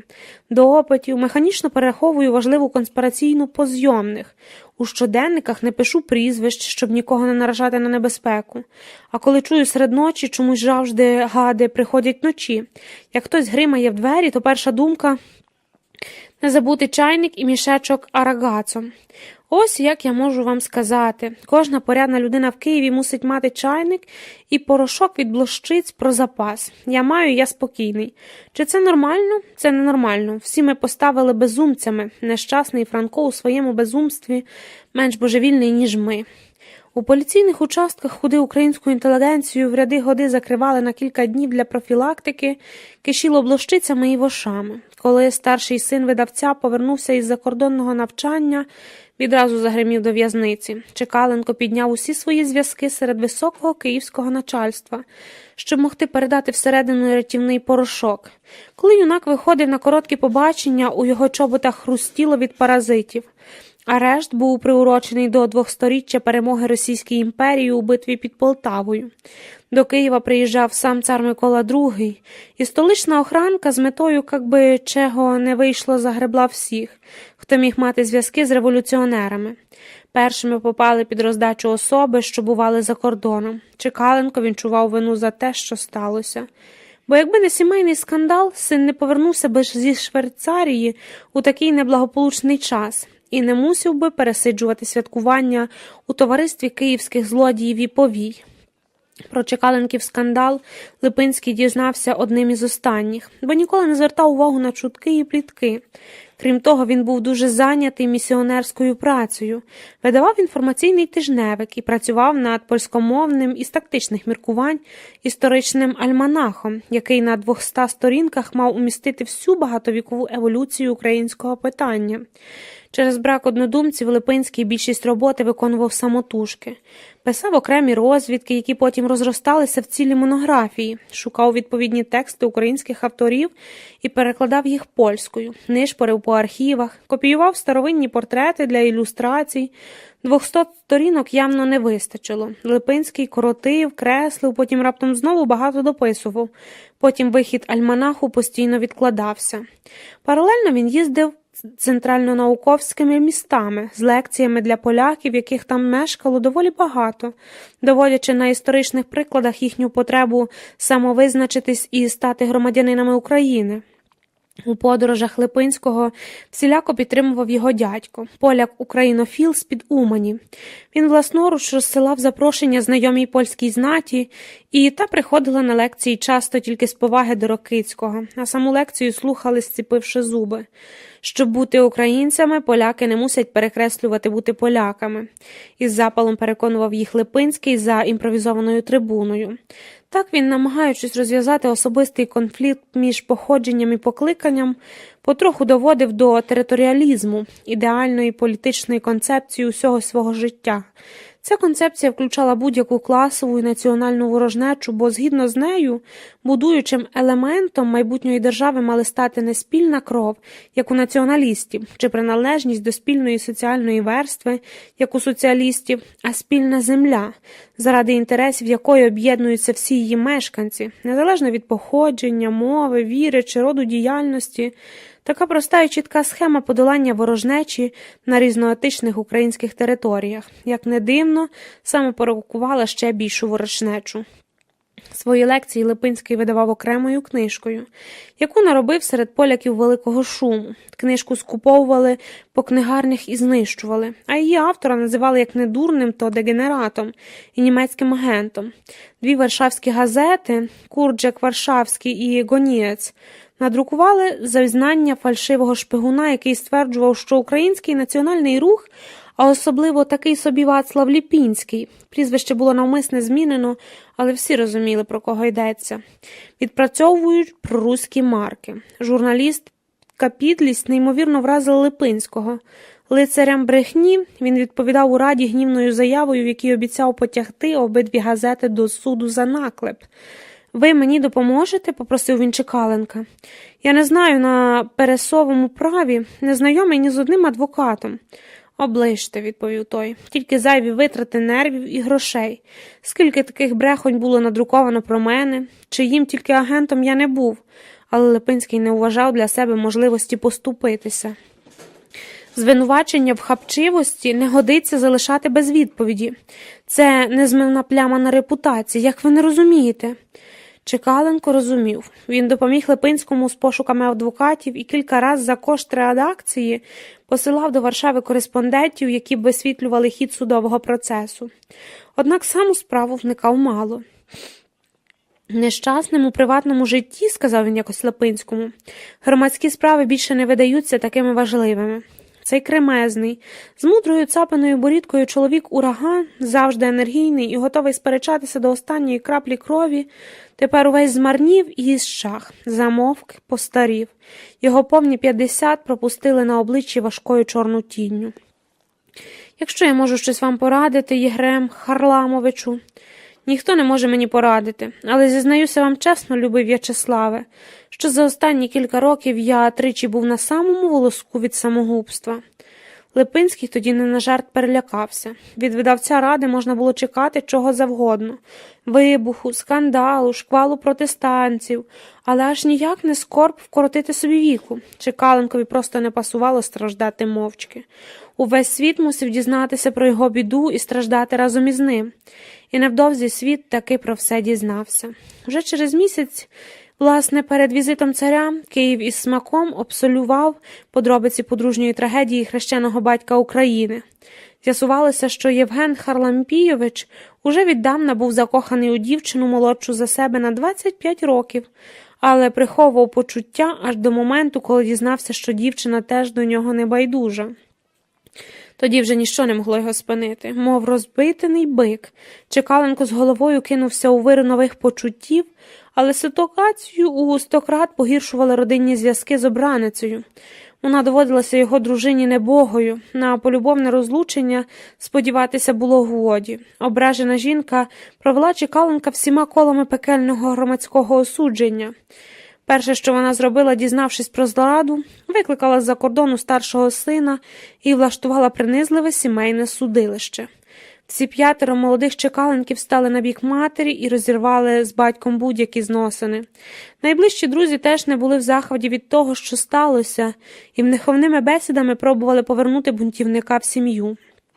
Ці спроби, звичайно ж, не мали жодного успіху. Чекаленко повторював, що свій шлюб вважає давно закінченим, оскільки з дружиною вже багато років фізично не жив, а заради застарілих моральних принципів жертвував особистим щастям не збирався. Скандал закінчився ще більшим скандалом. Залишивши будинок родині, Чекаленко перебрався з коханою на нове помешкання. Кожен їхній спільний вихід у світ відтепер перетворювався на трагедію. Коли якось у театрі донька Чекаленка вкотре демонстративно не подала руку і відвернулася, у Юлії Михайлівни, так звали нову обраницю, пішла горлом кров. Лише через рік пара змогла узаконити свій шлюб. Київський рік Липинського теж добігав кінця. Казимира наполягала їхати народжувати до Кракова. В'ячеслав особливо не заперечував. За час, проведений тут, він відчував, як поволі втрачає колишній ентузіазм.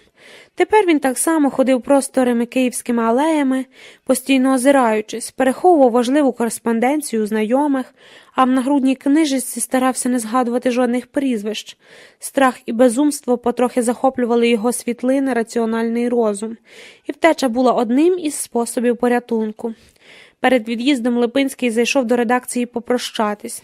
Чекаленко якраз мудрував, де б узяти додаткових 10 тисяч рублів, щоб збиткова газета могла виходити наступного року. «Як Рада помре», – грозився Чекаленко вголос, – «то й я сам зникну з українських горизонтів. Поміняю одну букву у прізвищі і стану румуном, Чекалеско, бо стидно бути частиною такого гнилого народу. Виїду геть із цього азійського царства».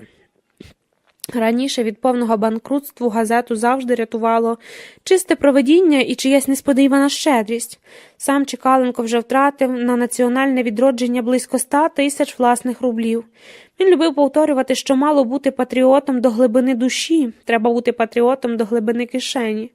У цій справі, щоправда, як і Липинський у своїй, він рідко знаходив спільників. Колеги пропонували шефові намацувати у літні місця газету клеєм. Як засіб від мух, меркантильні земляки купували її охочіше. А редакція саме зайшов спір навколо політичного курсу Ради. Липинський висловив у голос своє незадоволення відсутністю чіткої і відкритої незалежницької лінії, яка, на його думку, є єдиною правильною в умовах сучасної політичної боротьби. Некультурна автономія, тільки власна держава може дати українцям те, чого вони хочуть, сказав він, очевидно, трохи необережно, бо Чекаленко спалахнув. Спустіться на землю, добродію. Про яку державу ви говорите, якщо єдину щоденну українську газету в Росії передплачують на всі мільйони пару сотень людей? Село неграмотне. Місто московське. Немає кому газети читати, а ви кажете «держава». З ким її будете будувати? Русини, хохли і малороси ще не повстали українцями, не вилюднили. Не вилюдніли, кажете? А як же ви, як же я, невже ми не люди? Такі польські вовки, як ви, Вацлаве, Чекаленко спеціально обрав повську форму його імені, щоб глибше вколоти. Коли настане скрута, неодмінно завиють по-своєму. Це ганебна брехня. Липинського немов ошпарили. Своїм дотеперішнім життям я, здається, ніколи не давав приводу для подібних прогнозів. Він довго не міг забути цих Чекаленкових слів, які, мов ніж у спину, від найближчого друга зриналися в пам'яті завжди, коли Липинський почувався слабким.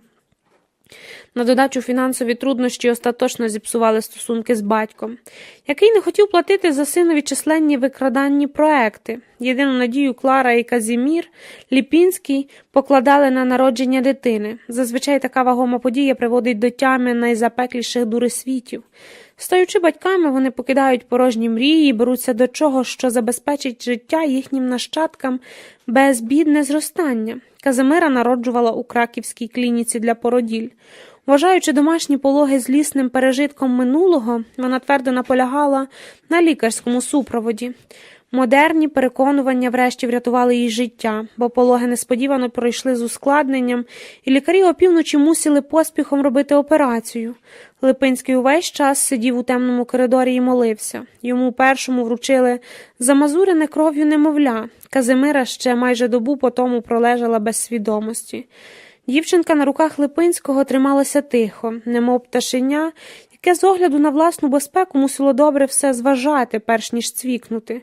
Їй такі ж великі й чорні, як у батька, очі зачаїлися, ледь привідкриті, ніби вижидали, як Липинський себе поведе, як ворог чи як годувальник і захисник. Липинський невміло притулявся до пташечного щокою, і лише тоді воно щиро заверщало. Варшавські газети за день до оголошення вироку таки пішла на Мирову і вибачилась перед позивачем. У розлогому протестуванні Курджій Варшавський запевнив, що всі звинувачення у праці за проруські марки були бездоказовими, а активна громадська діяльність пана Липинського заснована виключно на ідейному ґрунті. Доньку назвали Євою. 12. 1914. Весна таки неможлива. Ти неправильно її тримаєш, уважай на голівку. Я вважаю. Вона чомусь завжди плаче, коли ти поруч, ти її лякаєш. Діти часто плачуть. Твої вуса, ось чого вона боїться. Я їх поголю. Не треба, без них ти схожий на Голопуцька. Чи яке було те слово? Тоді не буду голити. Що нового сталося у світі? Я здаюся тобі такою дурною, чи ні з чим не встигаю, вся в пелюшках. Заспокойся, світ стоїть, де був, ти щойно народила дитину. Не кажи мені заспокоїтись, я ненавиджу, коли ти так кажеш. Більше не буду, дай мені Єву. Ти неправильно тримаєш голівку, вона тебе боїться. Дитина постійно плакала, бо в Казимири не вистачало грудного молока. На 3-му місяці молоко пропало зовсім. Довелося їхати в далеке польське село до двоюрідного брата. Його дружина якраз теж народила і погодилась допомогти з годуванням. Її молока вистачало на 2 немовлят. Казимира поїхала, Липинський залишився у Кракові сам. Почувався покинутим, виштовхнутим, злився на себе, на Казимиру, взагалі на всіх. Щоб потамувати цю злість, він знову з головою поринув в роботу. Іноді до кабінету заглядала теща Шумінська, щоб повідомити новини про доньку й онучку. Казимира писала матері і ніколи самому Липинському. Це лютило його ще більше. Чи ти плануєш повертатися і коли? Я теж маю право брати участь у вихованні Єви. Я хотів би, щоб ми всі разом поїхали на Різдво до моїх батьків у Затурці. Як ти думаєш, уже можна буде? На Різдво не поїхали. То, може, на Великдень? Я хотів би, щоб Єва призвичаїлась до своєї другої батьківщини. Хіба її вже не можна готувати звичайним коров'ячим молоком? Чому ти там сидиш, Казимиро? На початку 1912-го нарешті вийшов польськомовний альманах Липинського «Зжедо в Україну», над яким він невтомно працював майже 3 роки. Це був грубезний томисько з української історії, навіть не про історії, а історії політичної. Під таким кутом зору поляки ще ніколи не дивилися на своїх східних сусідів. Не подивилися й цього разу. Непревелике розчарування Липинського альманах пройшов абсолютно непоміченим. Його не хвалили і не громили ні свої, ні чужі. Наклад лежав по книгарнях нерозкуплений. Липинський сподівався, що на тлі браку історичної наукової літератури хтось з України принаймні візьметься перекласти якусь частину, але не сталося й цього. Українське громадянство було зайняте мріями про війну, про неї як про єдину можливість національного звільнення чи переходу від азіатської Росії до європейської Австрії. Говорили дедалі частіше. Преса відчутно мілітаризувалась. На Східній Галичині утворилося військове товариство «Січ», складене тільки з самих українців, яке могло в майбутньому стати основою національної армії. «По газетах пахне війною», – писав Липинському з Києва Чекаленко. «Це наш шанс».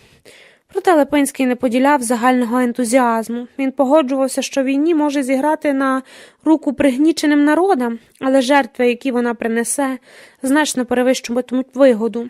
«Помруть найкращі», – говорив він, – «а коли прийдеться до будування держави, то робити це не буде кому, бо громадянство як слід не підготовлене. Доведеться бути залежним від зовнішніх обставин, тобто від настрою мас і рішучості поодиноких людей. Українська ідея ще не визріла, ще немає достатньої кількості послідовників, ще би років 15. Кожен наступний день у Кракові ставав нестерпний. Липинський зачинявся в кабінетами і годину сидів за статтями, не в силах написати бодай кількох речень. У вухах годіло, в очах пливло. Розум відмовився підкорятися і подумки витав десь у інших вимірах. Роздряжнений Липинський встановлював собі обсяги роботи, які мав завершити, перш ніж лягти спати. Але ці обсяги неможливо було виконати, і він гарячково ходив кабінетом аж до ранку, доки виснажене тіло не падало безсило з ніг. «У вас неврастенія, вельмишановний пане». Лікарі приписували Липинському абсолютний спокій і відпочинок від роботи. «Але я нічого не роблю. От і відпочиньте, не думайте ні про що». «Я завжди мушу думати. Даремно, шановний пане, даремно». Липинський поїхав до батьків на Волинь і 2 тижні дозволив матері про нього піклуватися. Клара Ліпінська взялася до справи з превеликою охотою. Вона поїла сина трав'янистими чаями і досхоча нарікала на погану невістку. «Поведінка Казимири мене не дивує», – казала вона. «Цього треба було очікувати. Я, чесно кажучи, сумніваюся, що в неї все гаразд із головою. Кажуть, після пологів таке трапляється з жінками, що вони більше не підпускають до себе чоловіків. Тобі треба порадитися з адвокатами. Зараз адвокати можуть вирішити все». Дорогою назад підлікований Липинський заїхав на день-два до Києва. Обійшов старих знайомих і з сумом переконався, що їм дедалі менше є про що говорити. В Києві Липинський теж почувався виштовхнутим, викинутим із живого процесу. Ніби вийшов на якійсь проміжній станції, а поїзд із гуркотом поїхав далі. Всі свої видавничі проекти він позакривав, посилаючись на брак коштів і погане здоров'я. «У мене неврастенія», – хвалився кожному. Насправді Липинський втратив віру в доцільність обраного шляху. Він прагнув затишку і спокою, тужив за власною сім'єю і часто повторював, що хотів би тільки одного – мати власний дім, потроху працювати коло землі і спостерігати, як виростають діти. Чекаленко запропонував йому стати головним редактором Ради. Але Липинський категорично відмовився. Редактор-католик підірве довіру до газети. Крім того, літературна праця дуже нервова, а у мене слабке здоров'я. Мене навіть визнали непридатним до війська, викликали на управи до Ковеля як прапорщика запасу. Потримали кілька днів і відпустили без жодних моїх на те старань. Значить, я дійсно хворий. В житті кожного чоловіка наступає момент, коли він прагне осідку. Весна таки неможлива цього року. Власне, думки про дядьків, хутір усе більше захоплювали його уяву. Липинський написав Казимирі, що їде до Рокицького допомогти із сівбою, на що вона, як завжди, промовчала. Зате Рокицький прийняв небожа з розпертими обіймами. «Мені здається, я вже готовий пустити коріння в своєму ґрунті», – сказав Липинський без зайвих реверсів. Дядько, як з'ясувалося, вже давно готувався до цієї розмови і відразу видав готовий план. «Віддаю тобі рускалівські чагари. Бери, будуйся, господарюй. Я і мої люди допоможемо». Липинський прийняв пропозицію. Початок генерального будівництва призначався на осінь 1913-го, щоб Липинський встиг до того часу полагодити всі свої справи. Зведенням дому Липинський хотів керувати особисто. Останніх місяців на це не вистачало. До Нового року у нову оселю мала переїхати родина. Окрилений Липинський вирушив до Кракова, готуючись до невеличкої розмови з дружиною. Та якраз повернулася з села, набрала у вазі, засмагла. Єва більше не плакала, тільки недовірливо глипала на незнайомого батька великими чорними очиськами. «Бачиш, вона мене навіть не впізнає», – старжився Липинський. «На мене подібна правда, мої очі, мій погляд. Я маю з тобою поговорити, Казимиро. Батьки більше не можуть нас утримувати. У мене є спадок, ти знаєш, я говорив з Рокицьким. Він віддав мені частину землі. Чому ти мовчиш?» Липинський барвисто виклав дружині план будівництва, показав готові креслення, вікна дому виходитимуть на південний захід, а там такі краєвиди. Бібліотеку треба буде перевести. Українські степи найгарніші в травні. Казимира уважно слухала, розглядала креслення, але нічого не говорила. Липинський приречено спакував свої особисті речі з наміром більше ніколи до Кракова не повертатися. Я писатиму, як ідуть роботи, а ви готуйтеся. Після Різдва переїздите, добре? Казимира промовчала. Це вже пізніше з'ясувалось, що під час усіх цих розмов вона більше не сприймала чоловіка серйозно. Для неї він уже давно був утратив зв'язок з реальністю.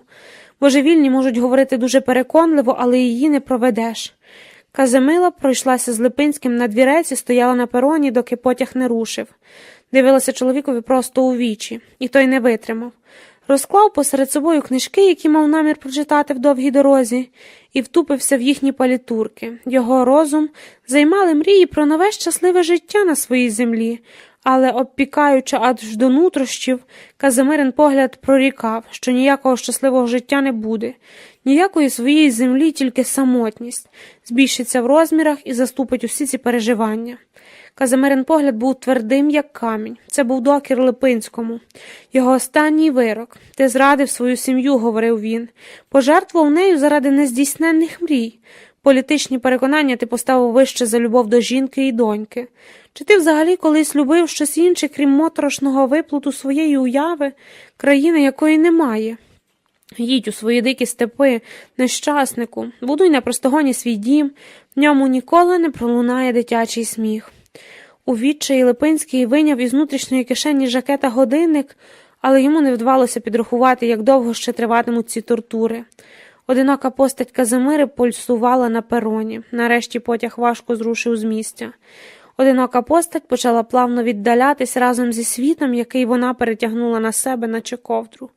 Тоді блідою щокою Липинського скотилася одна велика гаряча сльоза, назавжди вбираючи в себе залишки цієї непристримної миті, її погляд, її докір, її несказані останні слова. Липинський змахнув сльозу, і вона розплалася на мільйони сонячних зайчиків. Глянув у вікно, щоб ще встигнути вхопити її образ, запам'ятати на всі прийдешні самотні роки, сховати у найглибшому підвалі найпотаємніших спогадів і розглядати на великі свята, немов дорогоцінний скарб. Але місце одинокої постаті вже зайняли змійки київських вулиць, швидко змінюючи одна одну, немов хизуючись перед тікачем, щоб той все-таки отямився і повернувся. Краків забрав у нього Казимиру. Чи, може, Липинський віддав її добровільно? Краків – вівтар його жертви, кладовище його любові. Коли місто залишилось позаду, Липинський полегшено зітхнув. А в русланівських чагарах усе від самого початку пішло не так. Осінь заповзлася бути дощовою, і будівництво дому рухалось повільніше, лиш Липинський планував. Робітники трапилися ліниві й нечесні, Липинський дратувався. Врешті вирішив усі роботи взяти під власний контроль. У жовтні він зміг перебратися в готову частину будинку, бо залишати будову без догляду на ніч ставало небезпечно. Околицями бродили банди грабіжників, і Липинський їх дуже боявся. Одна така банда на Покрову спалила найбільший дядьків млин. Ще в іншому селі купка заможніх хуліганів убила стару селянку, попередньо страшенно з неї познущавшись. Вдень Липинський працював, уночі тремтів від страху. Грабежі, підпали, убивства, і то все неначе для спорту, писав він до Києва. Сумно дивитися на наше зденаціонізоване село. Тепер я перебуваю в таких умовах, котрі виключають всяку можливість літературної праці. Доводиться заводити хазяйство в степу. Мене так і всі забули, що почуваю себе поза суспільством. Зносини зі світом не маю ніяких. Навіть раду мені перестали присилати, хоча я й просив, боявся, мабуть, що не заплачу, хоча досі платив якнайакуратніше. Прибула моя бібліотека, тож зможу щось писати. Не вважай те, що хизуюся, але це найбільша в Україні бібліотека з питань історії та соціології. Одного разу грабіжники прийшли й до Липинського. Була глупа ніч. Він почув перешіптування під вікнами, або вже давно спав дуже чутливо, але не зміг поворухнутись. Страх паралізував Липинського. Він знав, що ніяк не зможе себе захистити. Перешіптування стихли, тоді почулося репіння вхідних дверей, ніби хтось усієї сили на них надавлює. Липинський спершу вирішив бігти на кухню, шукати ножа, але відмовився від цієї затії, бо нікого проштрикнути ним не зміг би. Холодний піт вкрив усе його тіло. Він лежав у ліжку, не рухаючись. Ось чим закінчиться твоя любов до української землі, думав. Приріжуть у ліжку, як порося, а ти навіть не здатний вчинити опір. Тоді біля входу затихло, ніби дверям дали спокій. Почулося коротке, безсловесне вовтузіння, і врешті хрипкий чоловічий голос сказав: «А що ви тут забули, хлопці?» Хлопці, очевидно, не могли відповісти, тільки мугикнули щось неясне, благальне. Липинський підвівся з ліжка, накинув халат і тихо підкрався до дверей, дорогою все-таки прихопивши з кухні ножа. Голос знову заговорив: «Передайте своїм, що цей пан має цілодобову охорону. Ще раз хтось потикнеться, залишитись без голови. Зрозуміли мене, хлопці?» Зрозуміли. І помилувані хлопці чимдуж кинулися навтьоки. Липинський добре чув, як віддаляються їхні кроки. Тоді лише наважився відчинити двері. На порозі стояв старий, сивий дід з густою закучерявою бородою. Дід широко усміхався Липинською, стискаючи в руках старенький багнат. «Негідники потурбували вас, дорогий пане. Ви вибачте, що ми такі негостинні. Багато голоти розвелось навкруги. Дуків дуже тепер не люблять». Борода у діда росла не донизу, як то зазвичай буває, а стирчала навсібіч, збільшуючи голову на невеличкому тілі у кілька разів. Таким дід був схожий на білого лева. «Мене прозивають занудою. Звати Левко. Якщо хочете, можу вам допомогти в охороні маєтку. Тепер без охорони нікуди. І ніж не допоможе». Липинський спам'ятався і сховав виставленого вперед ножа до кишені. Голос потроху повертався до нього. «Дякую, пане занудо». Дід засміявся. «Та який я пан? Селянин з діда-прадіда. Працюю коло землі і як умру, в землю піду». «Я так само. То значить, обидва ми хлібороби». Діти несподіваного рятівника повиростали. Жінка умерла кілька років тому, тож Липинський запропонував дідові оселитися в нього. Той погодився, прилаштувався на кухні. Вдень головував над робітниками, а вночі стеріг сон господаря з багнетом у руках. «Сам Бог послав мені вас», – тішився Липинський. «Ну, може, не сам Бог, а всього лише дядько, але точно не без Божої на те волі. Коли приїдуть пані з донькою?» Умовились десь після Різдва, то треба поспішати до їхнього приїзду, щоб все було готове. Неграмотний Левко зануда найбільше любив сидіти в бібліотеці Липинського і здмухувати пилюку з старих фоліантів. Коли господар дому працював, він наказував робітникам поводитися тихіше, щоб не тривожити хід дорогоцінних думок.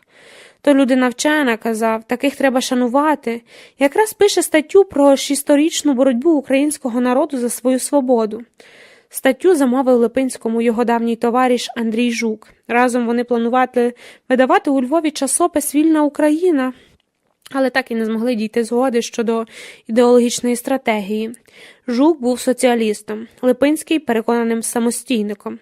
Решта учасників проекту – полонофілами. Стаття переросла у фундаментальну політичну історію України. Довгими осінніми вечорами Липинський те й робив, що ділився з охоронцем своїми міркуваннями і сумнівами.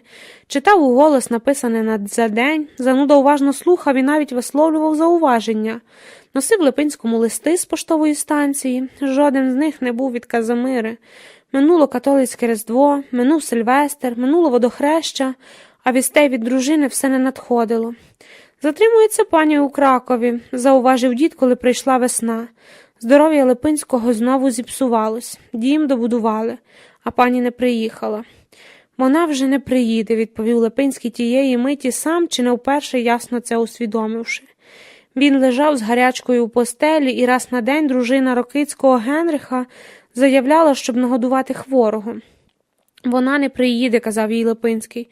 «Казимира не допустить, щоб донька росла в Україні, хоче виховати її такою самою непримиренною краковкянкою. Казимира ніколи мене не розуміла. Шлюб з нею був помилкою. Вона вже не приїде. Може, ще все налагодиться», – пробувала заспокоїти його Генриха. «Немає чому налагоджуватись. Моє життя скінчене. Маєток побудував для себе самого. Не маєток, а ціла труна. Ще поки лежу, а скоро умру. Навіть не буде кому забити вікно». «Смерті без часу не буває», – викликався Левко зануда. Липинський мовчки відвернувся до стіни. Першу власну сівбу, до якої так годувався, він повністю переклав на дядькові плечі. Лише раз вибрався на поле на конях, тоді, коли зацвів степ. Важкий смуток поглинав Липинського, проковтнувши з усім, що він мав найдорожчого. Робота остаточно втратила сенс. Майбутнє перестало існувати, бринів лише безкінечний, сповнений нутрочної самотності, день, який тягнувся повільно, ніби слимак по мертвому тілу. Білі тумани знову накрили його. Липинський не бачив на крок вперед. Просувався навпомацки, хоча був упевнений, що там, куди він йде, нічого доброго ждати не варто. Випалене сонце, випалена земля, безпомічний вдих-видих, вдих-видих. Перша світова війна. Хоч як Липинський її не хотів, таки вибухнула в липні, ставши останньою краплею в чаші його особистої катастрофи. Нова медкомісія. Цього разу визначили прапорщика запасу придатним до війська і скерували в 4-й драгунський полк 2-ї армії генерала Самсонова, що квартирувалася у Білостоку, на самому проруському кордоні. Липинський мав певність, що загине в першому ж бою. Дорогою на службу він написав прощальні листи близьким, знайомим, в яких просив вибачити за минулу категоричність і передавав найкращивіші вітання, кому написати не встиг. «Почуваю себе краплиною великого потоку», говорилося у листі до Єфремова, кореспондента вже закритої газети «Рада». «Іду разом з мільйонами синів нашого народу і вірю, що кров наша не пропаде марно. З цієї крові виросте краща доля для України. Інакше пережити страшний кошмар, що робиться тепер, не було б у людській силі». Під час східно-прусської кампанії друга російська армія зазнала нищівної поразки. Генерал Самсонов наклав на себе руки, а сотні тисяч солдат загинули чи потрапили в полон. Недобитки потрапилися, намагаючись убрізти, переплисти Мазурські озера. Поранений Липинський опинився у холодній воді.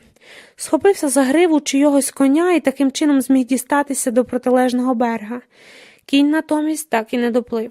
Лежачи потім у госпіталі, Липинський мовчав і тримав очі заплющеними, тільки кашляв і витирав власну кров на підборідді. Лікарі діагностували, крім критичного переохолодження, нервовий розлад і відправили доліковуватися в глибокий тил. Там, у Полтаві, Липинський ще більше почав стерегтись людей, бо те, що він бачив, дивлячись на них, його жахало. Кожен зустрічний відтепер мав замість двох лише одне око. Прямо посередині, на переднісці. Так уж вважалося Липинському. Скрізь він бачив однооких чоловіків, жінок, навіть дітей. Людський світ став цілком світом циклопів. «Я збожеволів», – думав Липинський, – «не переживу цю війну і слава Богу». 13:00:00. Силачка Соня. Мій третій і останній золотоволосий чоловік саме зустрічався з товаришем, щоб запросити його бути свідком на нашому весіллі. Я залишилася в квартирі сама і підготувала відро з гарячою водою. Мити підлоги мене привчила баба Соня, та, яку рідний батько залишив на сходах дєддому, щоб самому умерти від голоду в заводській сторожці. Баба казала, що в митті підлог головне не залишати брудних розводів. «Коли я бачу, – казала вона, – як деякі газдині думають, що миють, а насправді тільки розводять по підлозі болото з надвору, то мене аж шлях трафляє. Треба мити двічі. Перший раз ганчірку сильно не викручувати, щоб з неї навіть трохи текло, другий раз начисто, добре викрутити. Якщо помиєш тільки раз, вважай, даремно потратився, підлога буде такою ж брудною, як і раніше, потім треба лише вхідні двері лишити відкритими, а краще зробити протяг, відкривши ще й вікно, щоб підлога швидко сохла. Не ходи по помитому, якщо дуже треба, то роззутися». Свою теорію баба шліфувала і удосконалила десятиліттями, працюючи прибиральницею у музичній школі, тій, що прилягала до костьолу і колись була католицьким монастирем. Баба вирушала на роботу. Коли вже починало темніти у дальній келіях, щоб займалися сольфеджіо, хтось десь невміло клацав на фортепіано чи витискав зі скрипки останні сльози, а баба хвацько виносила зі службового приміщення гігантське відро із водою і величезну швабру з 3-метровим держаком. Та швабра більше нагадувала готовий до розп'яття хрест. Тягнучи хрест на плечах, баба переходила з одного корпусу музичної школи в інший. мила до півночі, а потім відчиняла вікна і чекала, доки висохне. Я теж відчинила вікно. Була холодна середина березня. Моє життя налагоджувалось. Я видала перший роман, який став популярнішим за оповідання. Переїхала з Києва назад у провінцію. Батьки прийняли новину відносно спокійно, тільки мама з передсердя сказала: «Знаєш, я тебе ніколи не розуміла».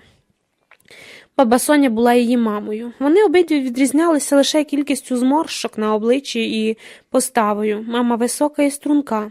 Тоді як баба Соня з кожним роком все більше схилялася до землі, ніби хотіла щось звідти підняти, але не могла знайти. Її вміння нахилятися взагалі віддавна мене чудувало.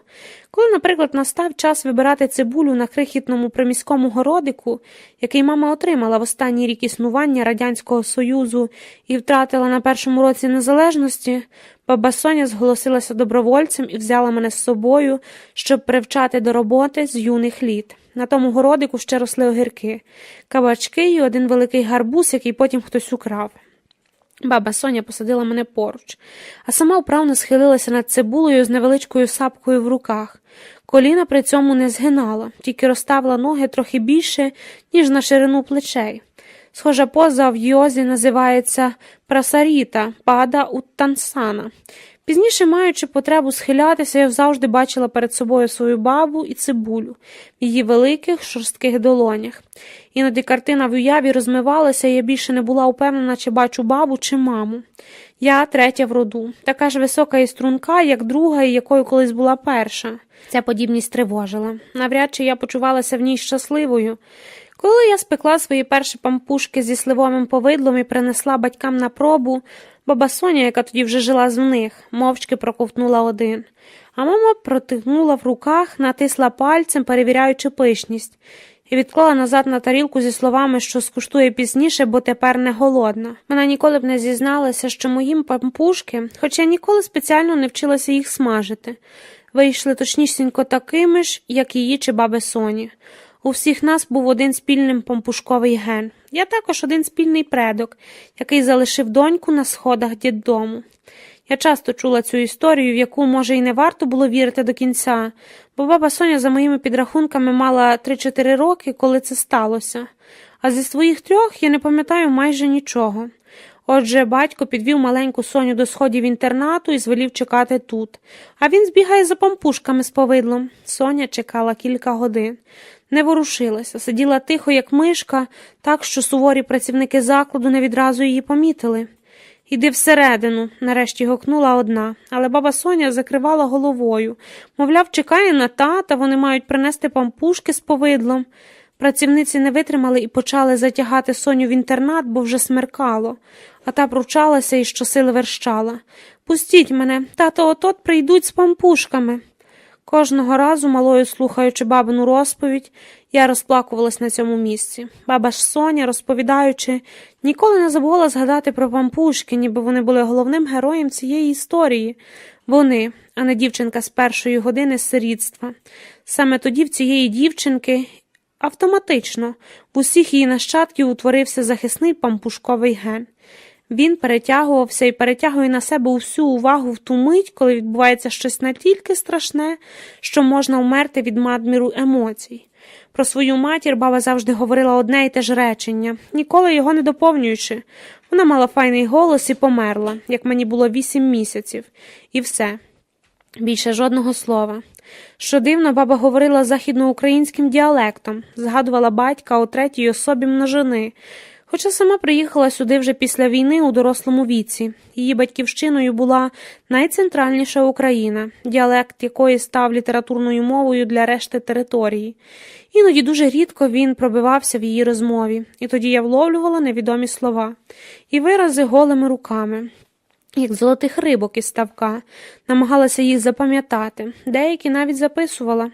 Один лише діддом незмінно залишався діддомом. Решта деталей змінювалися. Змінювався час сидіння на сходах, від кількох годин до цілого дня. Змінювалися пори року. Іноді було тепло. Іноді падав сніг, і дівчинка дуже закоцюбила. Працівниці по-різному до неї зверталися. Співчутливо або ж навпаки байдуже, бо інтернат тріщав від таких самих підкинутих, чиї батьки побігли за пампушками і зараз повернуться. Що я точно знаю, був ще тільки 1932 рік, бо люди по-справжньому пухли від голоду і непритомніли попід плотами вже після втечі моєї баби з дєддому.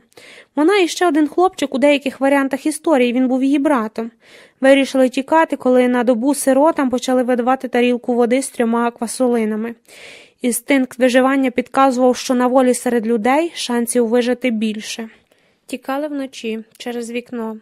Ніхто дітей потім особливо не шукав. На місцевому базарі ті, хто мав ще якісь гроші або що продати, давали бабі Соні та її другові крихти хліба. На продаж люди виносили все, що не годиться на вечерю. Проте могло пригодитись комусь, хто теж майже не мав що їсти. Хустки, вживаний спідній одяг, кожухи, чоботи. Хто виносив продавати книжки, йшов додому голодний. Бували дні, коли баба ніхто нічого не подавав. Тоді вони з другом, чи може все ж таки братом, збирались з землі сливові кісточки, товкли їх каменюковою і виїдали зернятка. Я висунула голову з вікна і спостерігала за голубами у будинку навпроти. На занедбаних відкритих балконах вони висіли собі кулобла і виклали яйця. Іноді господарі викидали яйця через балкон на асфальт. Самі голуби тоді сиділи на даху і холоднокровно спостерігали за знищенням потомства. На рівні мого поверху у будинку навпроти старша парочка мала білого волохатого песика. Сама парочка цілими днями пиячила перед телевізором. Худий, як тріска чоловік. Пересувався з вітальні до кухні за черговою порцією алкоголю, в райтузах і з голим торсом. Кілька разів я бачила його і без райтузів. Зовсім голим. Жінка пересувалась рідко. Вона жила на дивані і була неймовірно товстою. Я помітила, що алкоголь одних висмоктує, інших надуває. Жінку я теж кілька разів бачила голою. Парочка не мала штор на вікнах. У мене їх теж не було, але моїм життям сусіди взагалі не цікавились. Здається, білий світ обходив тільки їхнього білого волохатого пса, який майже постійно стовбичив на підвіконні, встиснувшись носом у шибку. Він дивився на двір байдуже, але незмінно, щоб часом нічого не залишилось поза його увагою. Він не міг чогось пропустити, наші погляди іноді зустрічалися. Тоді песика на звичному місці не було. Весняний вітер рвучко залетів до кімнати, але у футболці з коротким рукавом я зовсім не змерзла. Ніби органи чуття хтось вимкнув. Я машинально взялася мити підлогу. Вода скрапувала з ганчірки на паркет. У воду я додала лимонної ефірної олії, але жодного запаху не вловила. Світ звузився до розмірів мого тіла, поза ним більше нічого не існувало. Всі шлюзи, через які мав би відбуватися контакт із довколишнім, наглухо зачинилися. Я здалася сама собі опудалом, яке все ж могло рухатись, немов живе. Зачиненою, ув'язненою, обмеженою власним тілом, як несходимою тюрмою іду собою. Почала мити з дальнього правого кутку кімнати. «Що ти миєш, ніби 3 дні не їла», – вигукувала баба Соня, спостерігаючи за тим, як я малою виконувала її детальні настанови. Іноді вона вихоплювала швабру в мене з рук, щоб ще раз, всоти, показати, як правильно. Кожною свіжосполоканою ганчіркою треба було захопити останню третину помитого, щоб витерти розводи бруду з попередньої сесії миття. Не бійся швабри, додай більше сили. Сама баба Соня була дуже сильною. У 60 років вона могла пронести на плечах 100-кілограмовий мішок пшениці, метрів на 30. Я не знаю, як їй це вдавалося. Той мішок я не могла б навіть зрушити з місця. Мої батьки теж. Лише неймовірно вроджена сила врятувала бабу Соню від передчасної смерті. Вона, наприклад, мусила померти ще тоді, коли лущила каменюкою сливові кісточки. Або тоді, коли по пам'яті знайшла дорогу додому. Її друг уже загубився. «Шансів, що він живий, уже практично немає», – сказала вона якось у 80. Він був старший за мене. Увесь попередній час баба Соня уявляла, як друг благополучно десь собі поживає, що він щасливо перебував голод і називався Роман. Виріс, одружився, завів дітей, не загинув у Другу світову. Чи Віктор було його ім'я? Ні, Віктором називався син молочника, якого випрацювали наймичкою. Баба Соня недовірливо зважувала мої слова. «А, так», – врешті казала вона неупевнено. Дорогу додому вона знайшла випадково. Якийсь чоловік на базарі впізнав малу жебрачку і довів до роздоріжжя, за яким починалися городи сониного батька. Мій прадід мав велике господарство, ставок із рибою і 2 доложені стодоли з сіном. Баба Соня скупалася, як вона це робила раніше. Тепер ставок майже повністю заріс очеретом, і дівчинка мало не втопилася, заплутавшись у корінні. Стодоли теж стояли порожні. Їхня хата зате була свіжо побілена. Двері відчинені навстіж. Баба Соня радісно забігла всередину, але нікого знайомого там не зустріла. Світлу кімнату хтось заставив стелажами з господарськими товарами для членів комуністичної партії. Тепер це була крамниця для обраних. За прилавком правився літній чоловік у робі. Баба Соня притулилася до стіни спиною, сиділа тихо, як мишка. На цьому місці розповіді я теж завжди розплакувалась. Вираз обличчя продавця був привітний і співчутливий. Він підійшов до баби Соні, і та ще більше притілилася до стіни, ніби хотіла врости, умуруватися в неї назавжди. Іноді кімната була порожньою. Іноді в черзі стояли кілька сусідів, новоспечених комуністів. Вони стискали в руках ратівні талони на хліб. Хтось спокійно зауважив: ця дівчинка колись тут жила. Можливо, тоді ж прозвучало і прізвище бабиного батька, бо це логічно, якби, впізнавши дівчинку, хтось назвав прізвище цілої родини.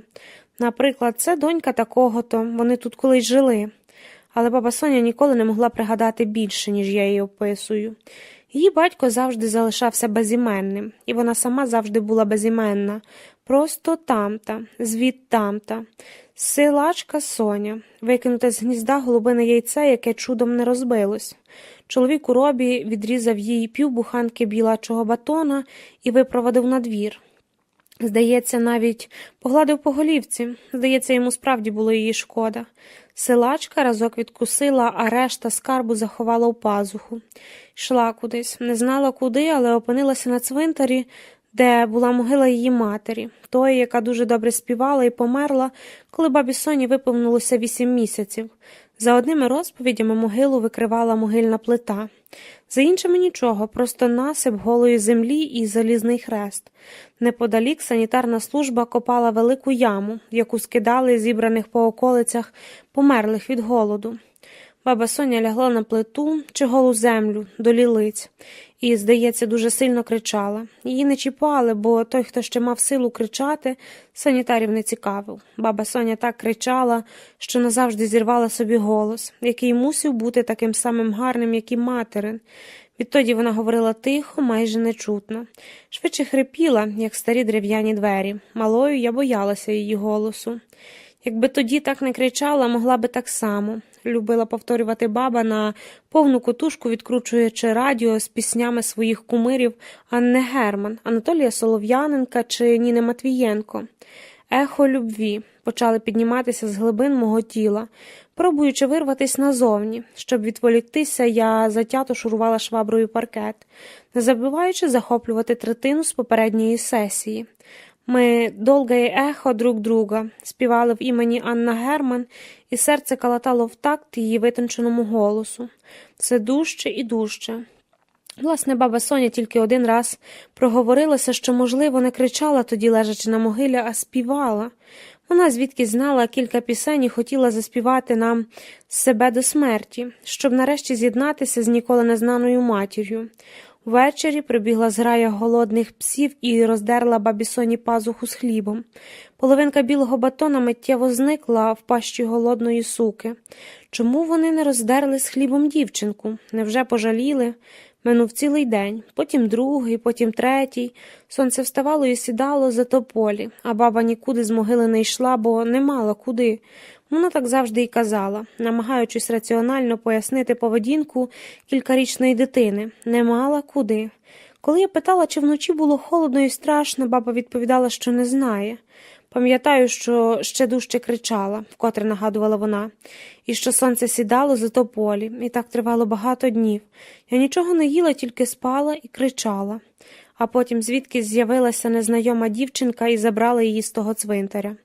Ратівниця сама ще була дитиною, мала років 12.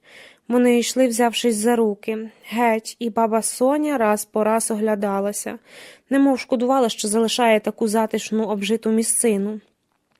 Через 10 років у Другу світову, бабину хату, довжелезні стодоли, інтернат, базар, кладовище – все спалять німці. Від населеного пункту, назви якого я не знаю, не залишилось абсолютно нічого. Тільки суперечливі спогади однієї сироти. Тепер вона лежала в кімнаті, яка колись належала мені, в квартирі моїх батьків і марила. Геть чисто замаразміла. Силачка Соня відчайдушно трималася за життя, бо це вона вміла найкраще. Вижити було сенсом усіх її без кількох 90 років.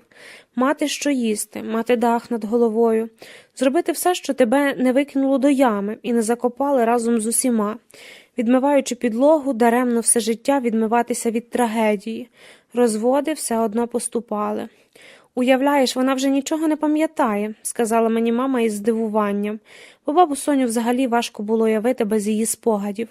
Тата називає то Романом, то Віктором, мене ніби зовсім не бачить, але дуже багато їсть і сили все ще при ній.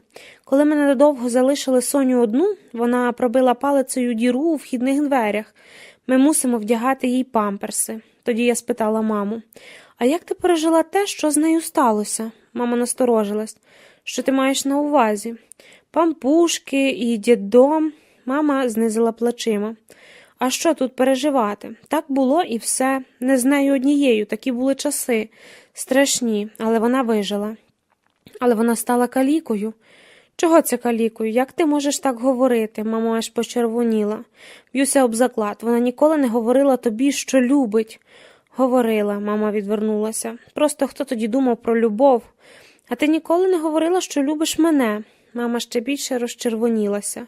Вигукнула щось нерозбірливе і розлючена вибігла з квартири. Вона приходила оцінювати моє нове помешкання. Я не стала бігти слідом. Підготувала відро води, відчинила вікна і почала мити підлоги.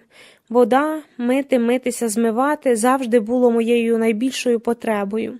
І десь на середині підлоги, між диваном і книжковими полицями, це нарешті сталося. Серце раптом перемістилося в горло і запульсувало з неймовірною силою. Груди стиснуло так, що я більше не могла набрати в легені повітря.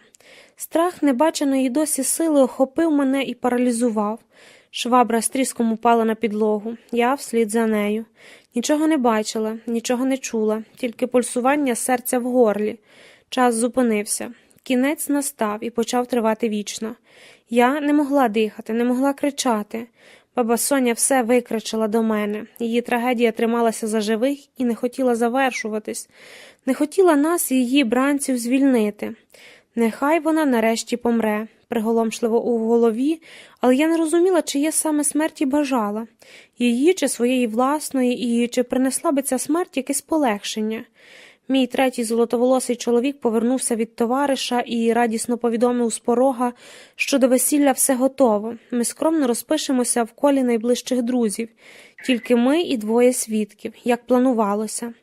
Він не на жарт стривожився, заставши мене розпростертою в калюжі брудної води. Треба негайно їхати до лікаря. Я підвелась, ніби нічого не сталося.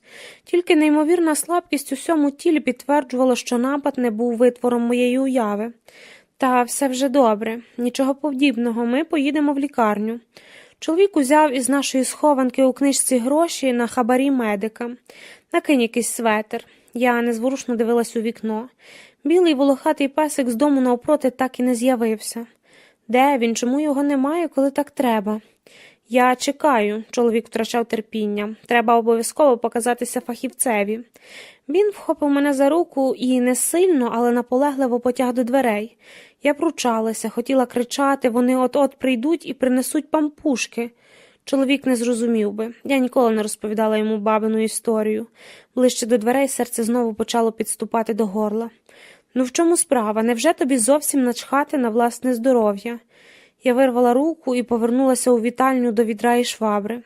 Хотіла набрати чистої води і перемити наново, дати більше ефірної олії, вилити цілу пляшечку. Кілька хвилин чоловік обережно за всім спостерігав. Нарешті спитав: «Ти можеш мені сказати, що насправді сталося?» У вімкні навпроти замайоріла байдужа мордочка білого волохатого песика, мого товариша по нещастю. Тепер ми обоє стали в'язнями великих архітектурних форм, і світ бачитимемо тільки з брудних вікон власних помешкань. «Сталося те, що я більше ніколи не вийду на двір», – сказала я. Чоловік завмер. Він не знав, чи я жартую, чи говорю правду, але я не жартувала. Мені нарешті було спокійно. Шваброю, вперед-назад, вправо-вліво. 4. 1918-2011. Внутрішній дикий степ. Світ циклопів. Який він? Що Липинський відчував, коли зустрів свого першого одноокого? Чи зрозумів він відразу, що це містифікація, хвороба розуму, що з одноокими людьми насправді все гаразд, а не гаразд із ним, тим, що дивиться? Чи збагнув він, людина старої епохи, що надходять нові часи, в яких більше не існуватиме переможної ходи сильних і здорових, підживавий брязкіт лискучої зброві? А тільки такі розрізнені і самотні, з острахом кинуті погляди божевільців в абсолютній тиші. Більше не можна бути знати наперед, що побачиш, коли дивитимешся. Свідомість розкрила свої темні невідомі сторони, і демони, які зачаїлися там від моменту створення, нарешті вирвались назовні. Світ перестав бути місцем, де можна було бути впевненим у собі. І жах, вивільнений новою істиною, охопив Липинського так само, як 100 років потому охопив мене. Він мав екзистенційну природу і одночасно тілесну, бо нагромаджувався в грудях, в якомусь невидимому для рентгенівських променів центрі, керуючи звідти тілом і розумом, небо набитою ганчірками лялькою. Жах став повноцінним органом тіла, але залишався невидимим, щоб його не можна було вирізати скальпелем. Я перестала виходити на двір, коли дізналася, що теж ним володію. Почалося стояти на голові. Одна знайома лікарка сказала, що іноді корисно побачити речі під іншим кутом зору, особливо догори дригом.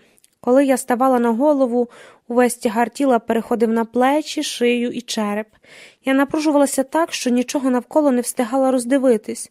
Я точно усвідомлювала, що перевернути світ інакший, геть інший, але який саме, помістити не встигала. Ріки крові у мене із сильним опором спершу сповільнювали плин, потім неохоче, мало не з рипом, спинялися і нарешті під дією земного тяжіння розверталися і текли в протилежний бік. При цьому голова та особливо очі несамовито пульсували, у вухах гуло. Я витримувала кілька-десять секунд, а тоді м'яко спадала на подушечки великих пальців на ногах і ще мить лежала до лілиць, підбігавши коліна. Мені було лячно знову повертатися у звичне вертикальне положення. Можливо, звичного положення взагалі ніколи не існувало. Більше ні в чому не можна бути впевненим. У моїх грудях розгорілася Перша світова війна. Сміючись, говорила я чоловікові, який нічого не розумів, і моє зваднотворництво сприймав за дуже тривожний знак.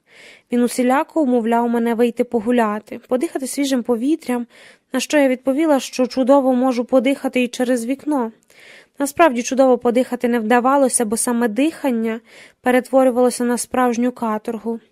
«Дихай глибоко, вдих, видих», – велів чоловік, щоб полегшити мої страждання, бо чомусь вважав, що глибока ритмічна робота легенями розслабляє і взагалі корисна. Це неправда. Як тільки я намагалася керувати процесом дихання, особливо його глибиною, жах не змогти вдихнути чергову порцію повітря ставав гігантським, просто таки всеохопним.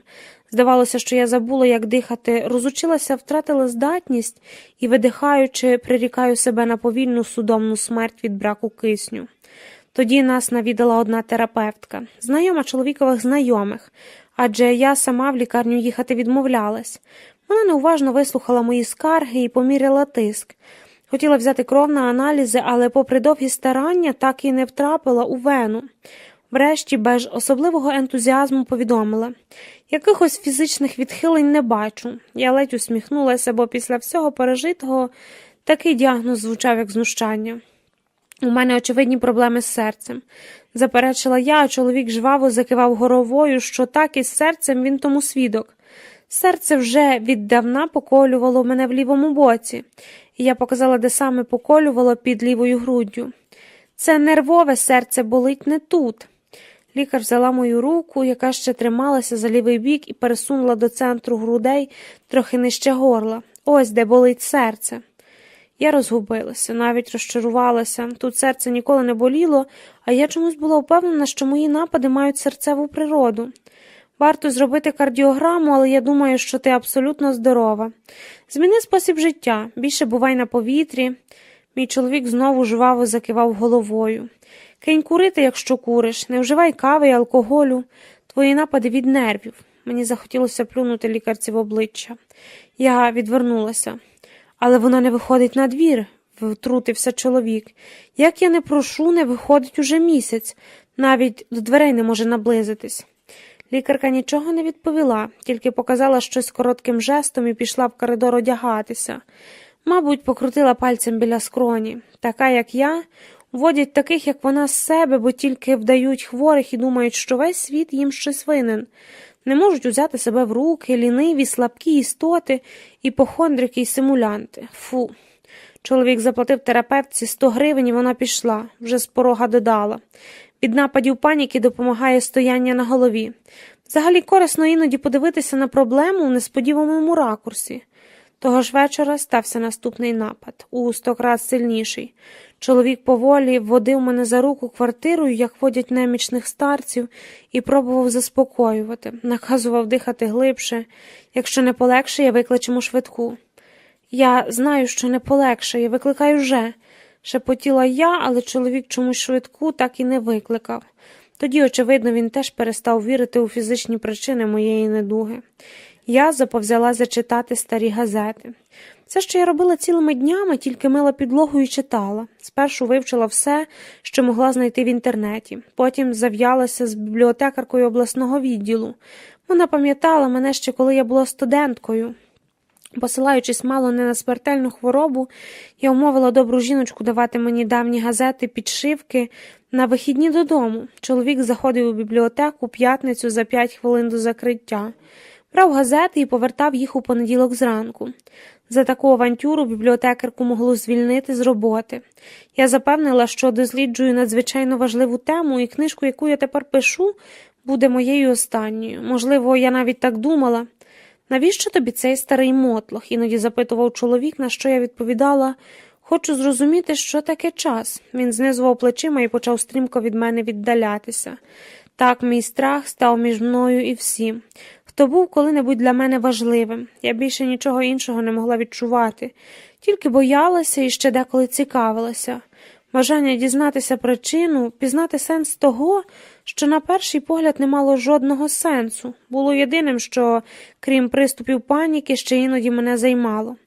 Я більше не відчувала любові, вдячності, ніжності, ненависті чи вини. Не було радості, не було розпачу, ніщо більше не збурювало одновимірну систему моїх координат. Хіба що цікавість, її я не могла задовольнити в теперішньому. Тож останні надії покладала на минуле, навіть якщо воно належало комусь іншому. Старі газети, випадкові історії і забуті неважливі факти служили рятівним колом.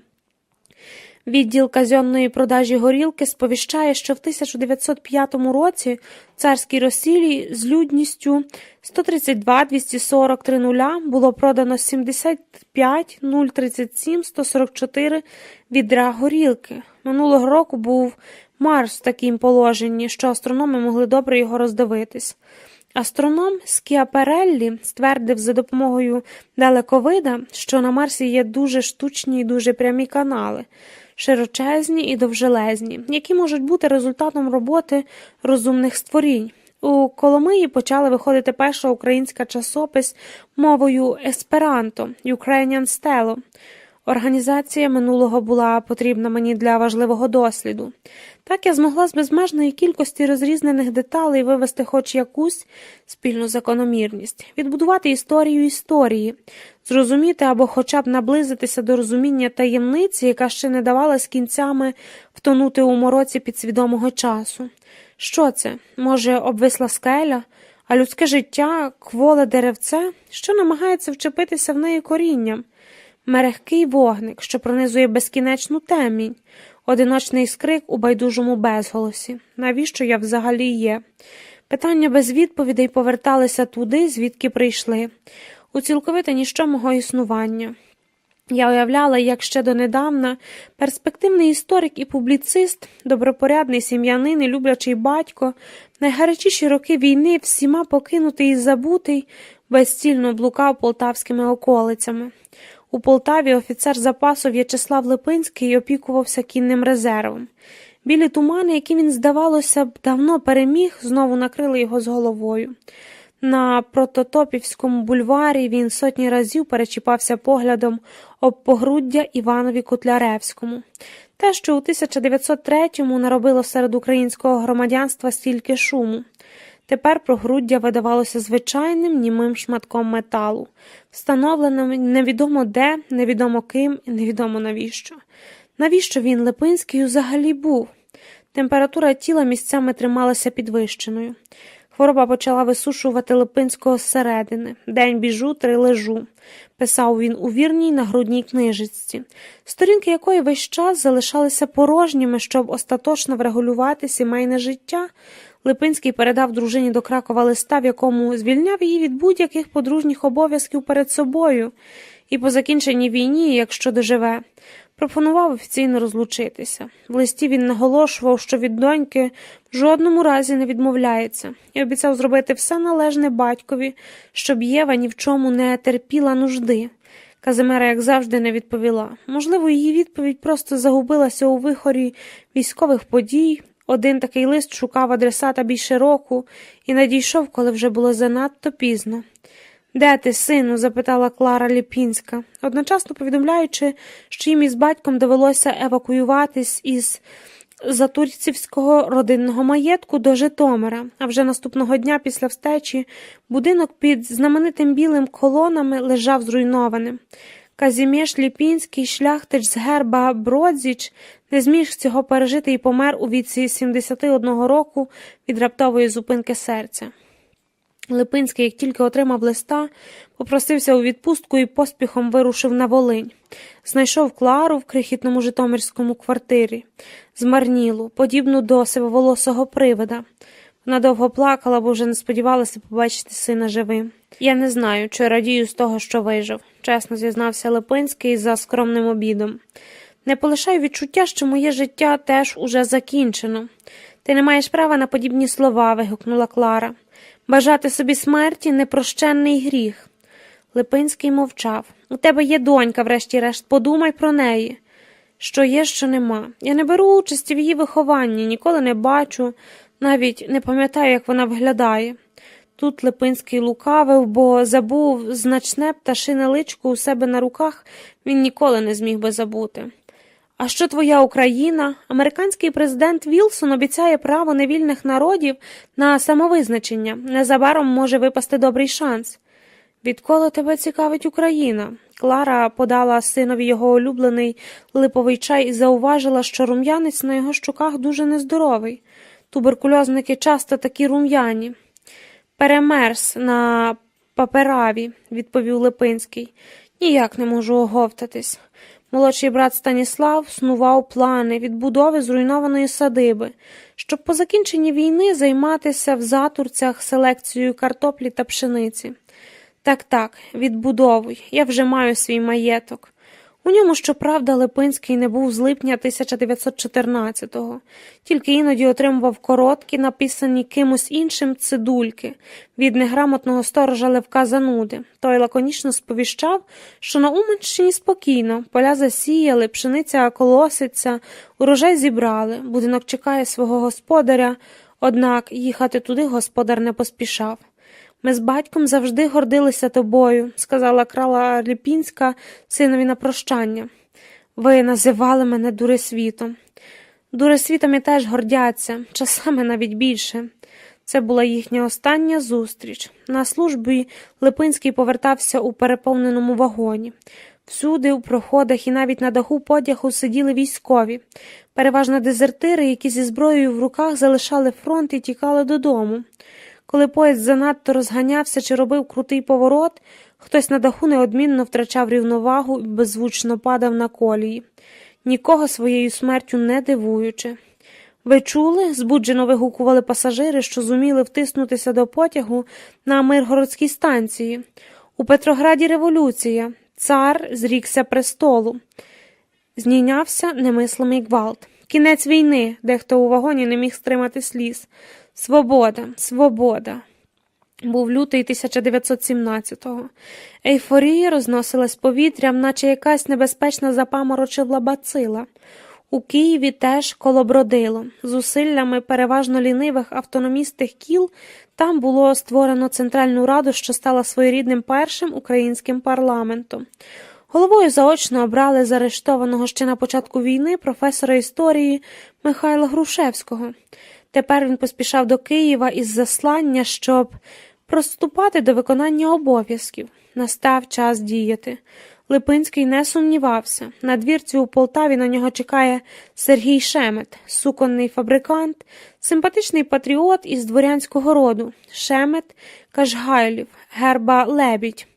Треба організовувати в політичну силу, заявив він. Молодший брат Шемета Микола вчився разом із Липинським у Кракові, а пізніше у 1905-му був ініціатором першої української газети «Хлібороб». За цю газету царська редакція посадила в тюрму, але не Миколу, а Володимира Шемета, найстаршого з 3 братів, після якої в того розвинулася гостра форма манії переслідування. Тепер Володимир лікувався в клініці для душевнохворих. Микола несподівано пішов в офіцери і воював на боці царської армії. А Сергій Шемет, симпатичний патріот, інженер у суконній фабрикант, активно зайнявся політичною діяльністю. Це був чоловік високого зросту і надзвичайно прямої постави, ніби йому замість хребта вмонтовану дубову дошку, і нещасний. Навіть якби захотів зігнутися, не міг. Шиєю майже не рухав, головою не вертів і ніколи її не опускав. А щоб подивитися, як фаетон, проїжджаючи повз, захляпав його пальта, Шемет складався в пояс мало не на 90 градусів, тільки щоб залишити згорнуту в ошатній білій комірець шию прямою. Очі мав маленькі, зуби великі. Взагалі чимось нагадував гризуна, і це вже потім, зважаючи на його гризливий характер, говоритимуть, що зовнішність ніколи не обманює. Тепер Шемет переконував Липинського стати членом новоутвореної партії демократів-хліборобів. «Наскільки мені відомо, – сказав він, – наші з вами, В'ячеславе Казимировичу, погляди щодо безсумнівної самостійності України повністю збігаються». «Так, – відповів Липинський, – але залежить, яким шляхом до цієї самостійності йти. Демократи, як ви себе називаєте, ще ніколи і ніде не забудували на порожньому місці держави. Тільки сильна українська монархічна влада зможе зараз утримати наш край від хаосу. І де накажете шукати українського монарха? Може, позичити в німців чи австрійців?» Липинський поки що не мав відповіді на це запитання. Він довго обмірковував пропозицію і врешті погодився написати партійний статут, на полях якого вишкарбав олівцем 4 слова – честь, дисципліна, ідейність, благородство. Ніхто не зрозумів призначення тих слів. Перш ніж займатися громадською роботою, треба побороти друг внутрішньої руїни, казав він більше собі, ніж однопартійцям, приборкати внутрішній дикий степ. Липинського раптом обійняв неймовірний спокій. Температура тіла нормалізувалась. Світ циклопів знову перетворився на світ нормальних людей, які прагнули змін. Настав час дій. Вирішив він тепер або ніколи. Давня мрія стати свідком того, як постає держава, мала от-от здійснитися. Липинський не міг і не мав права стояти осторонь. Трагедія особистого життя підступила на самий край душі, у татарську безодню, куди за давньогрецьким віруванням поставили велетні. Липинський все радше туди заглядав, а на часті запитання про дружину відповідав лаконічно. «Одним Бог дає родинне щастя, іншим ні, мені не дав». Він вставав о 5 ранку і брався до письмової роботи. О 10 зустрівся з однодумцями чи тими, кого він хотів прихилити на свій бік. У червні 1917-го в Лубнах відбувся перший з'їзд партії демократів-хліборобів, в якому взяли участь більше 1000 делегатів. По обіді Липинський уважно вивчав пресу і аргументи політичних опонентів. Передовсім соціало-революціонерів і соціал-демократів, які тепер були при владі в Києві і, заграючи з революційним гаслом «Геть панів» і «Земля селянам без викупу», плекала надії на автономію України у складі демократичної Росії. У лояльності, нехай навіть демократичної, Росії до України Липинський не вірив. Увечері він писав листи, іноді по 20 на раз, в яких шліфував свої політичні погляди. Більшовицький переворот поклав край автономності українській політиці, і в січні 1918-го Центральна Рада проголосила повну незалежність Української Народної Республіки. За 4 дні після того Червона армія зайняла Київ. Користуючись званням офіцера, Липинський активно українізовував царські військові частини. Хоча, як зауважив хтось із його сучасників, у большевиків лозунги лучші, ніж у українців. Глота, яка до нього нічого не мало, об'єднувалася в банди і робила революцію на місцях, повсюди спалахуючи маєтки поміщиків і заможніх селян. Безсилля Центральної Ради тільки посилювали загальний хаос. А президента Михайла Грушевського тепер пропонували повісити на будівлі засідання замість герба. У квітні 1918-го до маєтку Липинського наблизився місцева більшовицька банда. Їй назустріч з багнетом у руках вийшов сторож Левко Зануда. «Вступися, діду, цей маєток підлягає націоналізації». «Щоб його націоналізувати, – сказав дід з бородою, – схожу на лев'ячу гриву. Вам доведеться спершу переступити через мій труп». «Якщо ти так цього хочеш, то прошу», – відповів один із нападників, односельчанин Григорій Вельбівець, і відтяг дідові шаблею голову. Голова полетіла у повітрі кілька метрів. Тієї ж миті спалахнув маєток, який Липинський з такою любов'ю будував для своєї родини. Його надії вже давно були згоріли, тепер уже горіла бібліотека і архіви, недописана фундаментальна політична історія України, листи та їхні з Казимирою світлини, за якими, як не дивно, Липинський з часом шкодуватиме найбільше.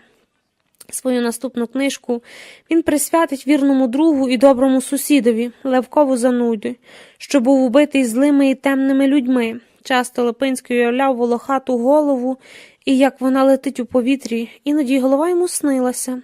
Підморгуючи виряченими очима, мовляв, нічого не бійся. Я помщуся негідникам, вони ще за все заплатять. Негідники, одначе, залишилися непокараними. А односельчани Вельбівець, пізніше активний комуніст, до кінця життя пишатиметься своїм вчинком і з кожним роком прибріхуватиме кількість метрів, на які відлетіла голова його жертви. Влітку 1918 року німецькі війська звільнили Київ. І трохи згодом на Хліборобському з'їзді у приміщенні Київського цирку було проголошено українську державу на чолі з гетьманом Павлом Скоропадським. Цей у минулому царський генерал доводив непрямим нащадком останнього козацького гетьмана Івана Скоропадського з 18 століття. Таким чином український монарх знайшовся сам собою. В'ячеславу Липинському він запропонував міністерський портфель, але через погане здоров'я той відмовився, сказавши, що очолити якесь українське посольство – це максимум, на який він здатен. Кандидатуру швидко погодили, і В'ячеслав Липинський став посланником української держави в Австро-Угорській імперії. Їй якраз залишалося кілька місяців. Він виїжджав до Відня на самоті. По той бік вікна на київському пероні ніхто не стояв, ніхто не проводжав. Мати щойно померла, просто не прокинувшись зі сну. Брат відбудовував садибу. Липинський за звичкою розклав перед собою книжки, які мір-намір перечитати у дорозі. Здригнувся, коли до купе заглянув незнайомець і відразу ж зачинив за собою дверцята. Київські пагорби поволі віддалалися, а за ним країна, повстання якої Липинський так чекав. Уночі у вагоні було так холодно, що Липинський мусив попросити додаткову ковдру. Кашляв. Кордон минули швидко. У Львові потяг стояв годину. Липинський вийшов розім'яти ноги. У Кракові не виходив з вагона, навіть не глянув у вікно. Стояли півгодини. До Відня прибув рано вранці. Вийшов на підвічному двірці і, рятуючись від калік-жебраків, одразу взяв візника до готелю «Брістоль». «Хто цей Липинський?» – запитав мене чоловік. Я дуже добре пам'ятаю той день. Була пообідня п'ятниця, я лежала в ліжку. Зусібіч обкладена книжками і газетами, голова йшла обертом від нової інформації, яку я ковтала, як морський планктон, мільйонами тонн і не могла насититись. «Навіщо ти так детально вивчаєш його життя?» Є дещо, відповіла я, що мене дуже цікавить. Ти вже 3 місяці не виходила на вулицю. Це ненормально. Я мовчала, аж потім помітила, що чоловік убрався і чекає, щоб сказати мені щось важливе. Ти з кимось зустрічаєшся? Ні, я просто йду, я більше так не можу. Тобі потрібна допомога фахівця. Наші погляди кілька разів зустрілися, голубі очі чоловіка стали каламутними, сповненими болю, навіть відчаю. Не роби цього, попросила я. Не лишай мене, я тебе люблю, я хочу з тобою одружитись. Коли я піду, ти змушена будеш звернутися про допомогу. Тобі потрібна допомога, невже ти не розумієш? Ти хвора. Він схилився, щоб обійняти мене, але я не поворухнулась. Почула, як відчиняються і зачиняються вхідні двері, потім кроки на сходах, і як вони віддаляються. В грудях нестримно гриміло. Не витримавшись, я зірвалася з ліжка і побігла слідом. Відчинила двері і боса спустилася на перший поверх. Вискочила на двір, здається, вигукувала його ім'я. Кричала. В очах потемніло, світ став іграшково-пластиковим. Земля повернулася догори дригом так, ніби я знову стала на голову. Під ногами бовталося голубе небо. Я вдихнула і гарячково намагалася видихнути, але не могла. Притулилася до стіни і безпомічно опустилася на коліна. Чоловіка вже ніде не було, мабуть, сів у таксі. «Тобі погано?» – почула я голос над собою. Це була товстелезна сусідка з будинку навпроти. Її маленький білий волохатий песик підбіг і лизнув мене в обличчя. «Допоможіть повернутися у квартиру, будь ласка», – прошепотіла я. Жінка взяла мене попід руки і допомогла підвестись. «Може, викликати швидку?» – спитала вона. Мені навіть здалося, що стурбовано. «Так, викличте швидку, мені дуже погано. Я дуже хвора». 15. 1920. Відень. На нього стало боляче дивитись. Це місто вічних вітрів тепер перетворилось на місто вічної мерзлоти. Здавалося, що війна висмоктала з його тіла все життя, все тепло, залишивши лише хітиновий покрив, від якого знаново заглиблої комахи. Розкішні віденські палаци стриміли серед злиднів і жалоби, як ті боввани, німі свідки минулої розкоші. Здалека вдовж рінгу пролетілися зелені колісниці, на дахах яких урядових споруд, немов порослі мохом хрести на захаращених, занедбаних цвинтарях. Хто і чого на цих цвинтарях лежить, вже давно забуто. Зникли голубі, як небо, мандри зникли, безтурботна елегантна юрба.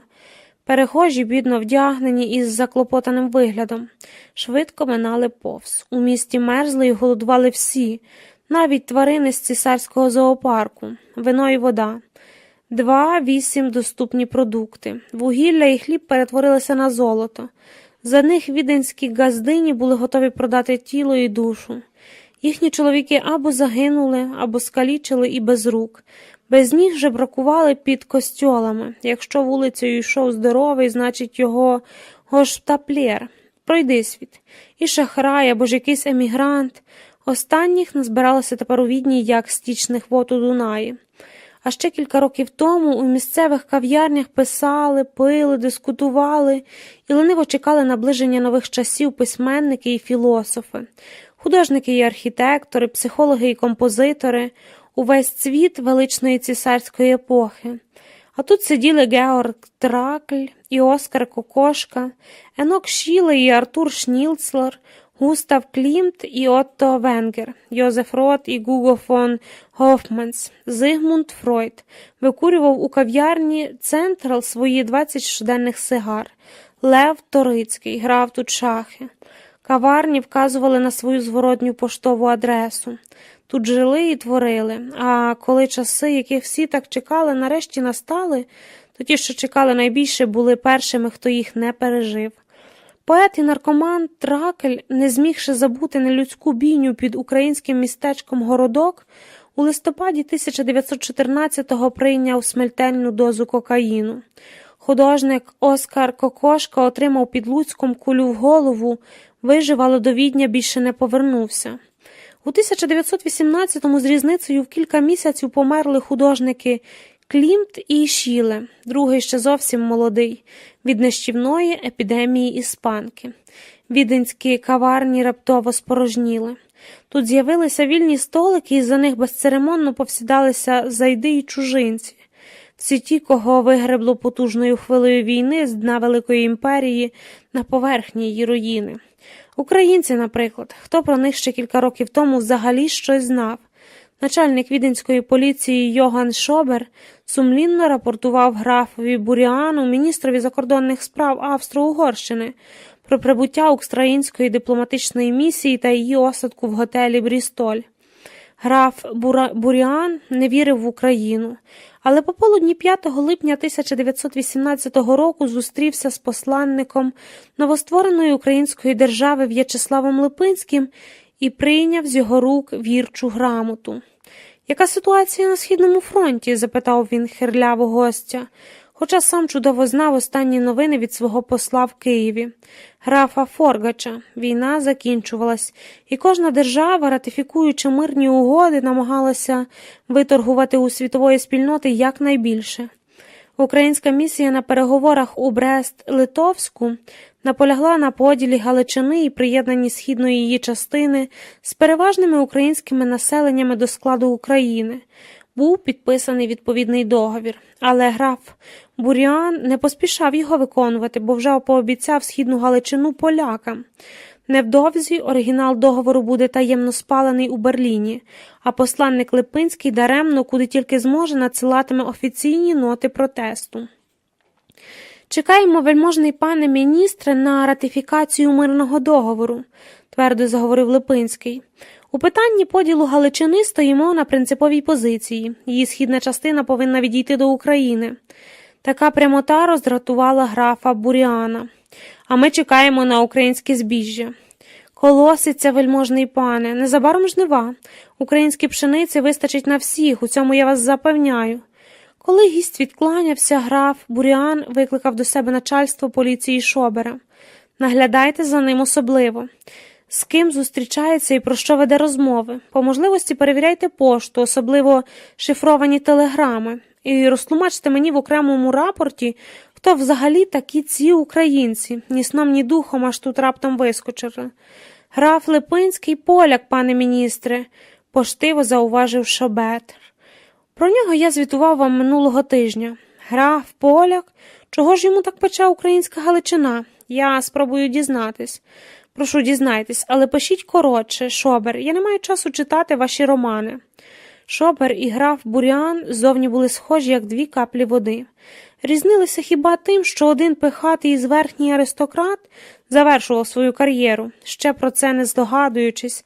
За кілька місяців Австро-Угорщина впаде, і він поточне разом із нею в ганебному минулому. Інший же виходить зі скромної багатодітної сім'ї, свою кар'єру тільки розпочинав. Звичайний поліцейський Шобер тричі обійматиме посаду федерального канцлера молодої Австрійської республіки. Справою українців він до самого початку опікувався особисто.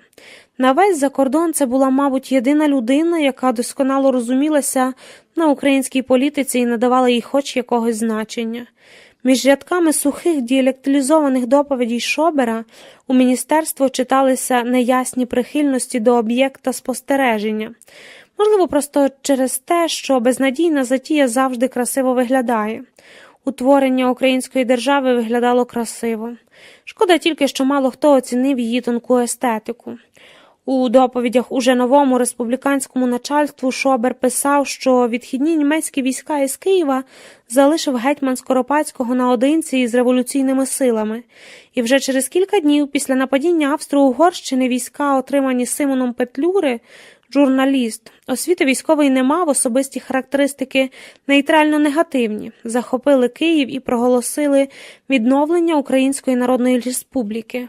Уряд УНР назвали директорією, а її першим головою призначили Володимира Винниченка, письменника з радикальними поглядами. Освіти військової немає, лояльний до більшовизму, особиста характеристика – істерик. Українська монархія впала.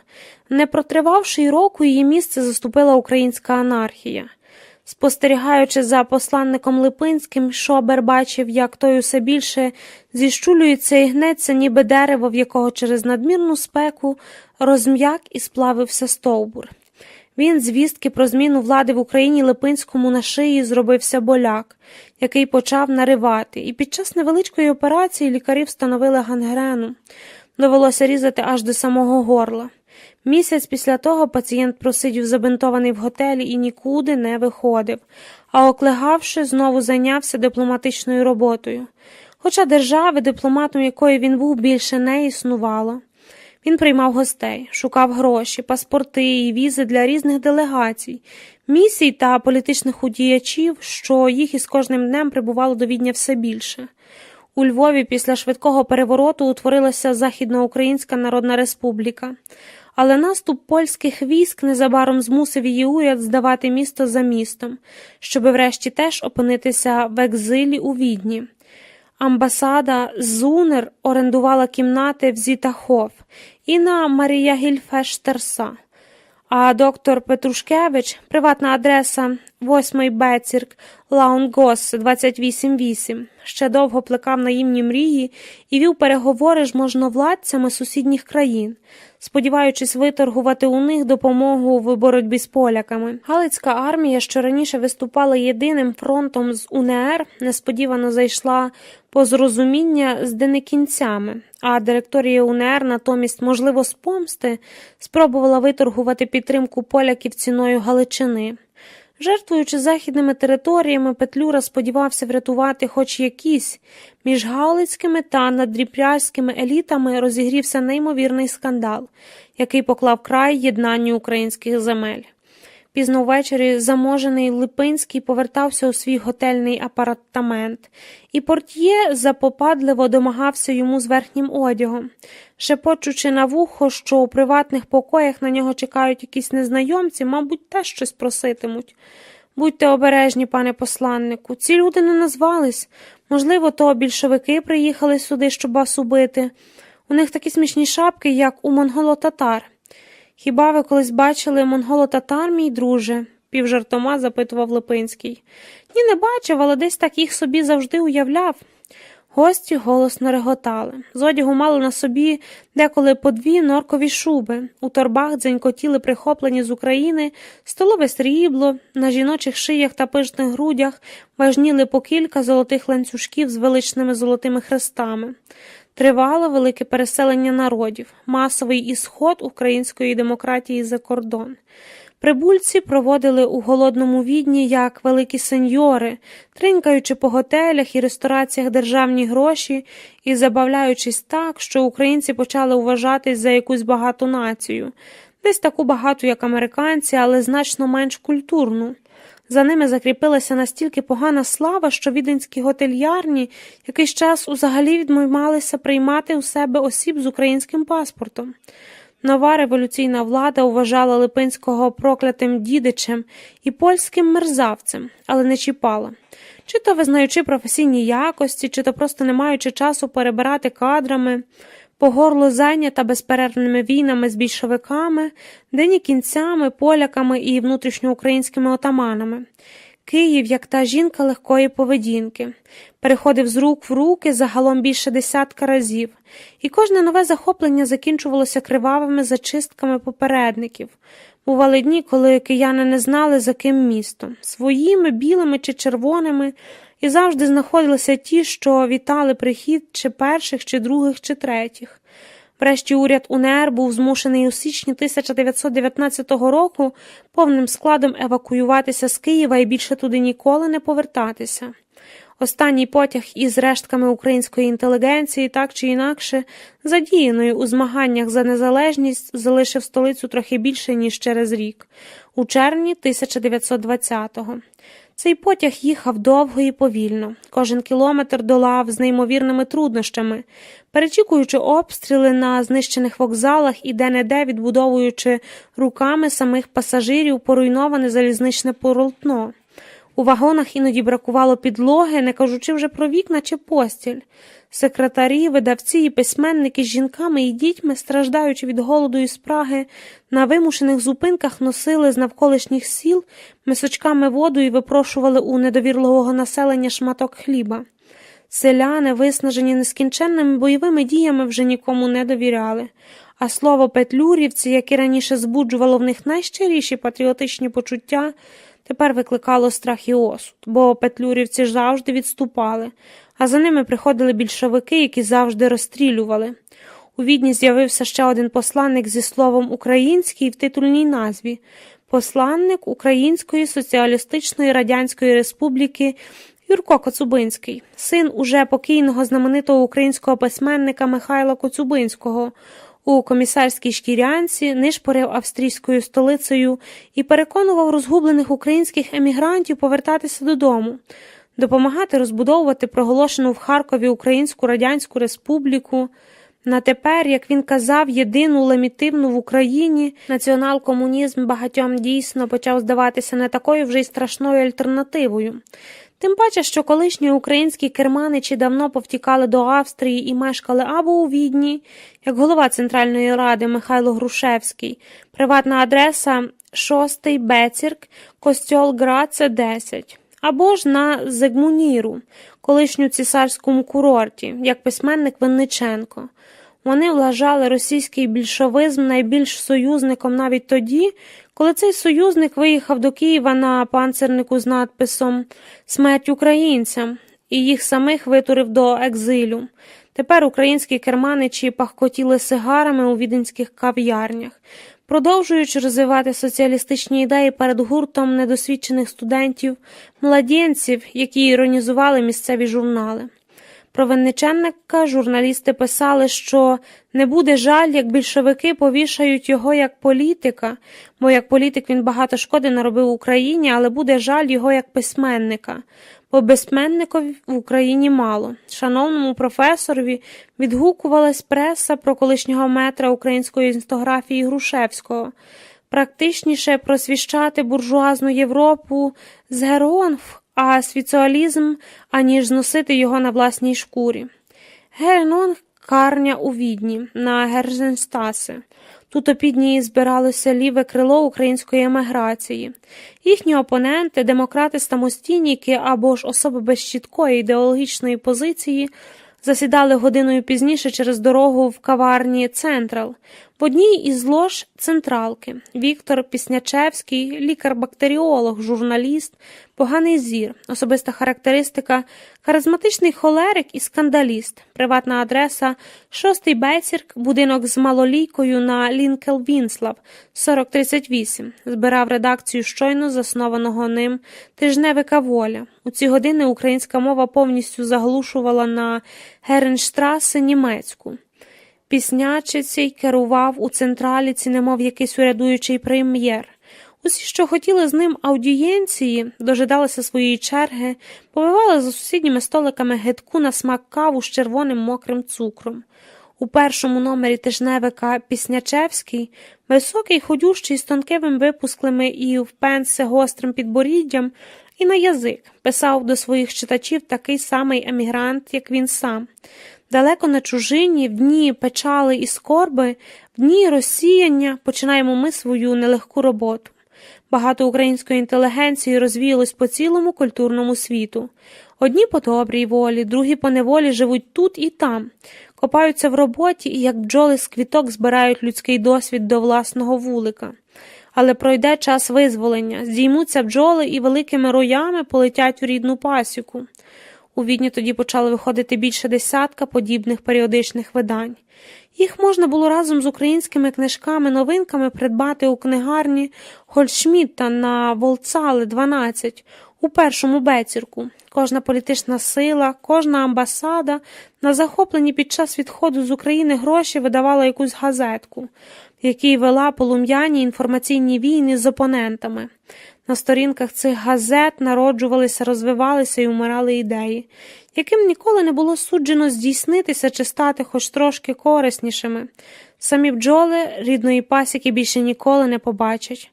Навесні 1919-го Липинський зважився на коротку останню подорож до Галичини, щоб поговорити з вищим керівництвом УНР, тим, яке ще не втекло, і на власні очі побачити, що взагалі коїться.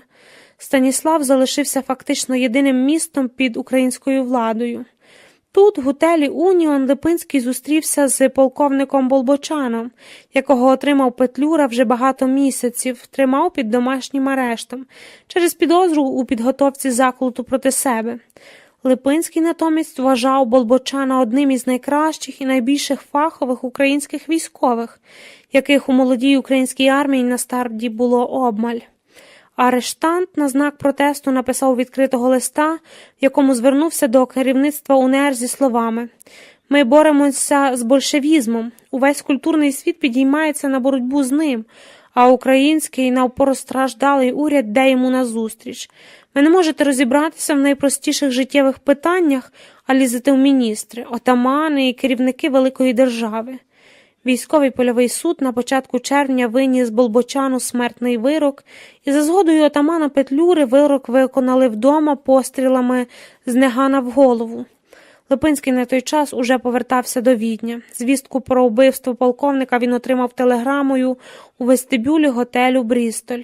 Там якраз було багатолюдно, виїжджала якась велика делегація, тому мало хто помітив, як Липинський на мить, втративши рівновагу, присів на оббиту червоним атласом канапу біля вікна і приречено роздирався. Незнайомий чоловік підійшов до нього і мовчки подав хустинку. Липинський витер сльози і висякався. «Дякую, дорогий пане, нерви геть чисто зіпсувались. Залиште адресу, і моя покоївка надійшла вам хустинку випраною і попрасованою». «Не потрібно надсилати», – відповів незнайомець. «Залиште собі». Глянувши на свого добродія, Липинський здивовано вигукнув: «Ви надзвичайно подібні до міністра закордонних справ Австро-Угорщини графа Буріана». «Навіть не знаю, хто це такий», – пробурмотів Шобер і зник у натовпі. Якраз тоді він збирав інформацію про відомих українських діячів, які знайшли притулок у Відні. Начальство хотіло знати їхні плани. Шобер склав список у формі таблиці. Ім'я, де мешкає, чим займається в Україні і до якої партії належав, особиста характеристика, зв'язки, можлива небезпека. Список зайняв 6 сторінок. Для більшості зрозумілості Шобер латинізував українські імена. Андрій став раз Андреєм, раз Андресом, Михайло Міхаелем, Григорій Грегором, Микола Ніколаусом, Іван Йоганом, Осип Йозефом. Лише Липинський чомусь залишався із вистражданням В'ячеслав. У графі навпроти нього зазначалося «колишній посол, пішов у демісію через незгоду з політичним курсом УНР, хворий, небезпеки не становить, місце проживання поки що невідоме». Спостереження за ним було негайно знято. Липинський справді дуже захворів. На останні гроші він виїхав на лікування до санаторію і вже там хотів поміркувати, що робити далі.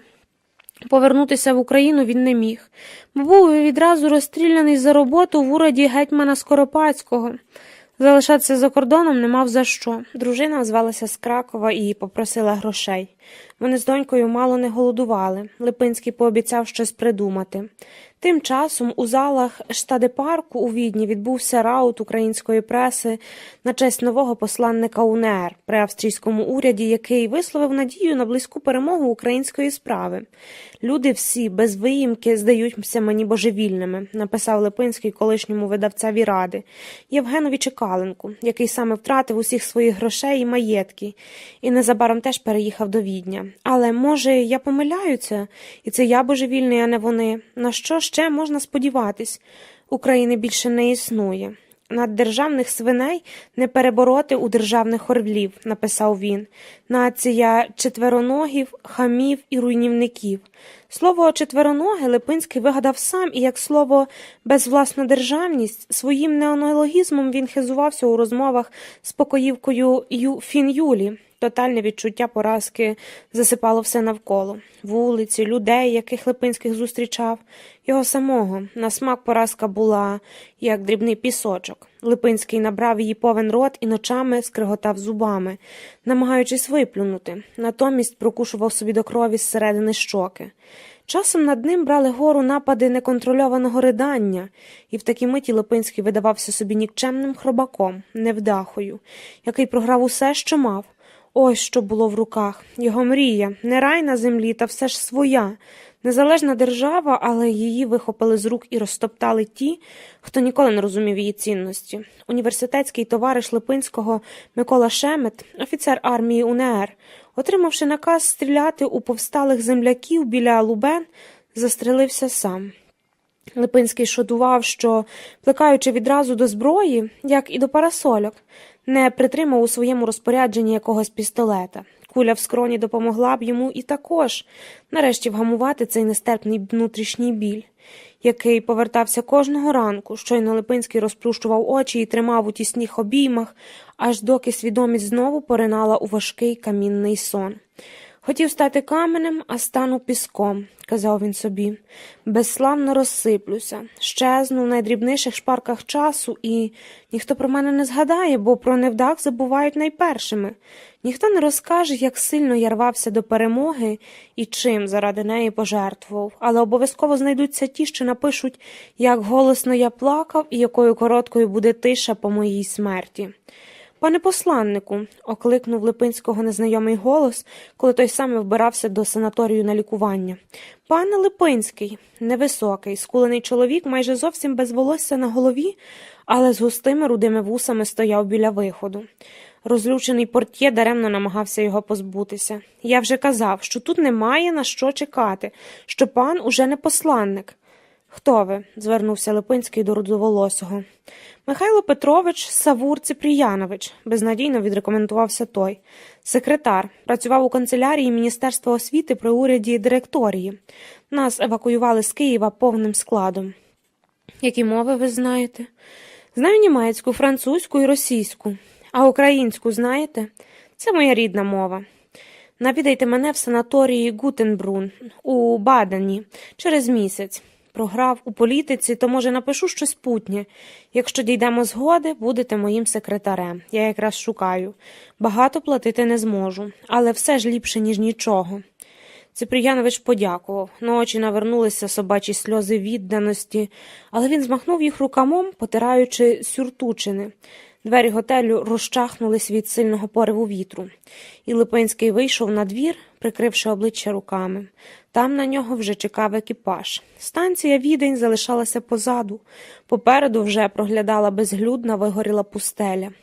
Через багато років, у липні 1927-го, у цьому ж готелі на Рінгу, відбудеться ще одна мимовільна зустріч. Липинський проїздом з Берліна до Штирії зупиниться в знайомих стінах, щоб перепочити.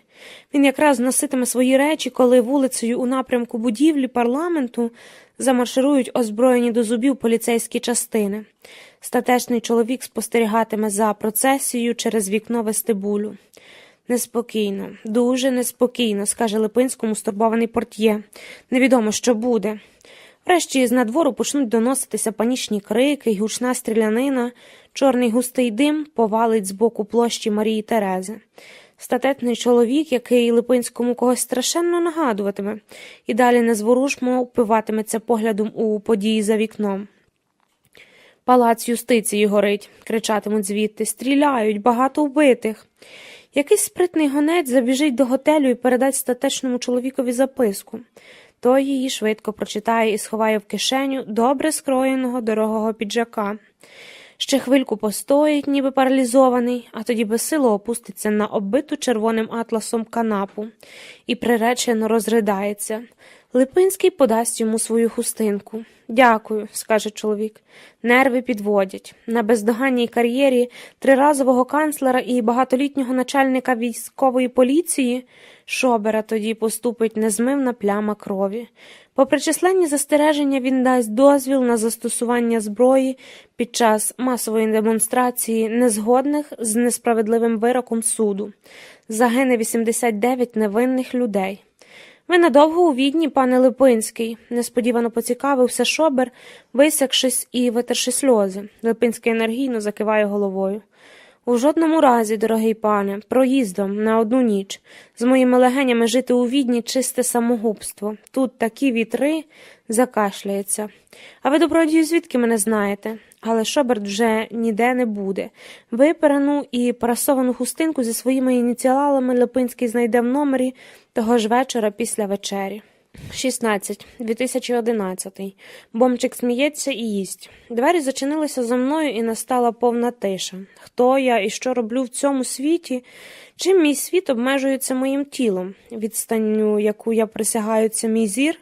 Моєю квартирою? Ну добре, не моєю, вийнятою. Чи взагалі є мій світ? Чи він існуватиме далі, якщо я заплющу очі, втрачу свідомість, умру? Я лежала у повній тиші і слухала свій страх зникнути. Він шалено гупав усередині, вибиваючись назовні, але я міцно зціплювала зуби і притискала руками плато грудей, щоб не сталося розколу. Мій страх не мав права звідти вирватись. Я, крихітна жива істота, яка раптом почала смертельно боятися жити. Світового простору мені зненацька стало забагато, як забагато себе в ньому. Свого тіла, яке я міряла і мріяла зменшити до розмірів перлини і надійно заховати у мушлі на океанічному дні. Замкнутися, вимкнути світло, вимкнути нестерпну тишу. Тіло взяло гору над розумом. Тепер я розумію, що так і задумувалось, я надто довго на нього зневажала. Доведене до відчаю тіло перейшло на автономний режим і повністю перебрало контроль наді мною всією. Воно рятувало нас обох, як уміло. Шепотіло запамороченням, болем у скроням, нудотою, коли я пробувала висунути зі своєї мушлі, бо там, на дворі, небезпечно, не варто ризикувати, всередині є все необхідне. Але дечого у сховку все-таки бракувало. Мені бракувало їжі. За тиждень самотнього життя я виїла всі запаси і почала голодувати. Їсти хотілося страшенно. Я запихала в себе все, що бачила, аж доки живіт не надувався, як баскетбольний м'ячик. І я робилася знеможеною і сонною. Якщо страх захищав мене від небаченого світу, то їжа захищала мене від страху. З повним животом боялася менше. В неділю прийшли батьки і принесли у 2-літрових слоїках ще теплі вареники з картоплею і вчорашні голубці, теж з картоплею, политі шкварками, мої улюблені. Я майже не розжовуючи наминала гостинці, а батьки беззвучно за мною спостерігали, ніби прийшли подивитися на атракціон у зоопарку. «Ми вважаємо, – нарешті почала мама, – що тобі треба перестати грати якогось кіна і взятися за розум». «Взятися за розум неможливо», – безтурботно відповіла я з повним ротом, не даючи сказаному особливого значення. Але для мами це був сигнал розпочати атаку. «Ми про все знаємо. Знаємо, що ви вже не разом, і ти тепер живеш сама, але ж ти стала інвалідом, не виходиш з дому. Скажи нам», – її голос став ніжним і турботливим. «Що сталося? Ми допоможемо, тільки поговори з нами». Батько не витримав і вийшов до вітальної кімнати. Він по змозі уникав високих емоційних вібрацій. «Я сама не знаю, що зі мною», – сказала я мамі, але вона недовірливо відмахнулася рукою, мовляв, знаєш, просто викаблучуєшся. У мене почались такі приступи, ніби серце от-от вибухне, а я просто задихнуся. Не знаю, як інакше пояснити. То піди до лікаря? Лікарка була тут, сказала, що я здорова. То, значить, ти здорова? Я не здорова. Мама голосно вдихнула своє безсилля. Ти натякаєш, що в тебе проблеми з головою. Їй було соромно, я бачила. Не знаю, можливо. Хочеш, я поговорю з Ніною? Це мамина сусідка, працює медсестрою в обласній психіатрії. Може, вона порадить якісь добрі таблетки, тепер усі п'ють якісь таблетки. Не треба. Якщо ми утримуємо тебе, то можемо мати дещо за тебе вирішати. Я повернулася до вареників і голубців. Батько повернувся на кухню. Дивися, не їж так багато, бо станеш як дід Бомчик. Дід Бомчик, батьків батько. Коли помирав, важив 150 кілограмів. Як на справжнього товстуна, не так і багато, але багато, як на діда Бомчика. Він замолоду був щупленький і невисокий. Я ще бачила фотографії, на якій дід, худий як тріска, обіймає рябу корову, свою багатолітню улюбленицю. З цією коровою Бомчик доглядав, як за царівною, говорив з нею, доїв її, чесав хвіст і спеціальною щіткою живіт і шию, чистив від засохлого гною литки, давав у великій мисці полизати сіль. Не знаю навіщо, навіть грав їй на гармоніці, коли ніхто не бачив. Корова умерла ще до мого народження. випадково об'ївшись мокрої конюшини. Бомчик попробував пробити її шилом, здушити шлунок, щоб випустити гази, але було запізно. І в шлунок Бомчик теж не потрапив. Довелося кликати різника, щоб докінчити справу. Коров'яча царівна пішла на м'ясні закрутки, і мій батько їв їх наступні півроку без найменших докорів сумління. Бомчик відтоді мав ще багато різних корів, але більше ніколи ні з ким не фотографувався. І почав стрімко набирати вагу. Цей процес ніяк не був пов'язаний з коровами. Просто я згадала його худим на тій одній єдиній фотографії з легендарною рябою. На ній дід був одягнений у брезентовий пастуший плащ з капюшоном, бо йшов дощ. На дворі стояла пізня осінь. Це блаженна мить перед затяжною зимою, коли кожен наступний день на пасовиську майже виявиться останнім, якщо за ніч випаде сніг. Тоді, в очікуванні неминучого снігу, корови пасуться найсумлінніше. Я пам'ятаю, як одного разу засніжило з самого ранку. Коли ми з дідом і коровами якраз були в полі, корови поволі вкривалися білим серпанком, немов хребти далеких гір. В ущелинах коров'ячих хребтів снігу збиралося більше, але тварини спокійно паслися далі. Їхній спокій розливався всюди навкруги.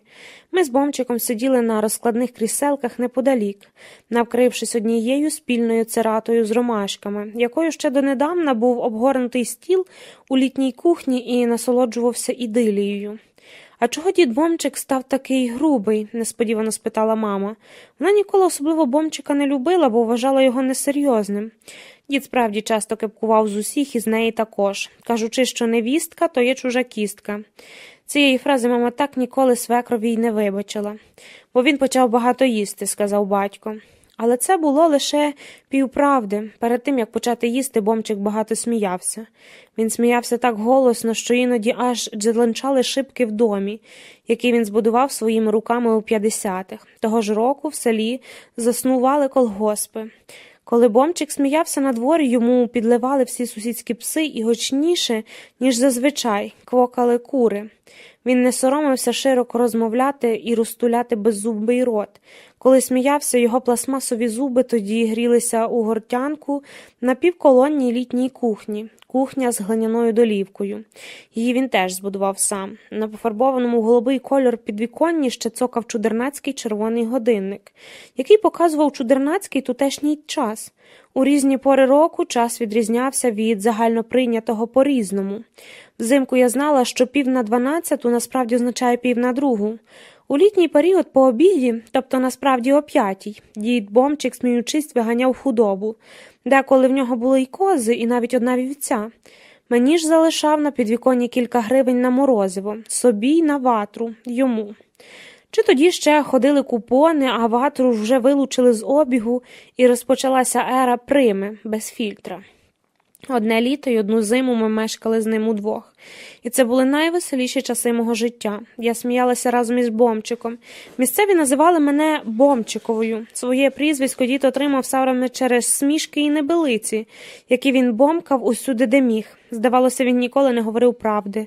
Але, можливо, правди й не існувало. Свою недовіру до всього, що люди вважали правдивим, я успадкувала від нього. «Ми заглянемо через тиждень», – сказали батьки, спакувавши порожні слойки з-під ручку, вийшли на коридор. Я завжди фіксувала, коли вони торкалися одне одного.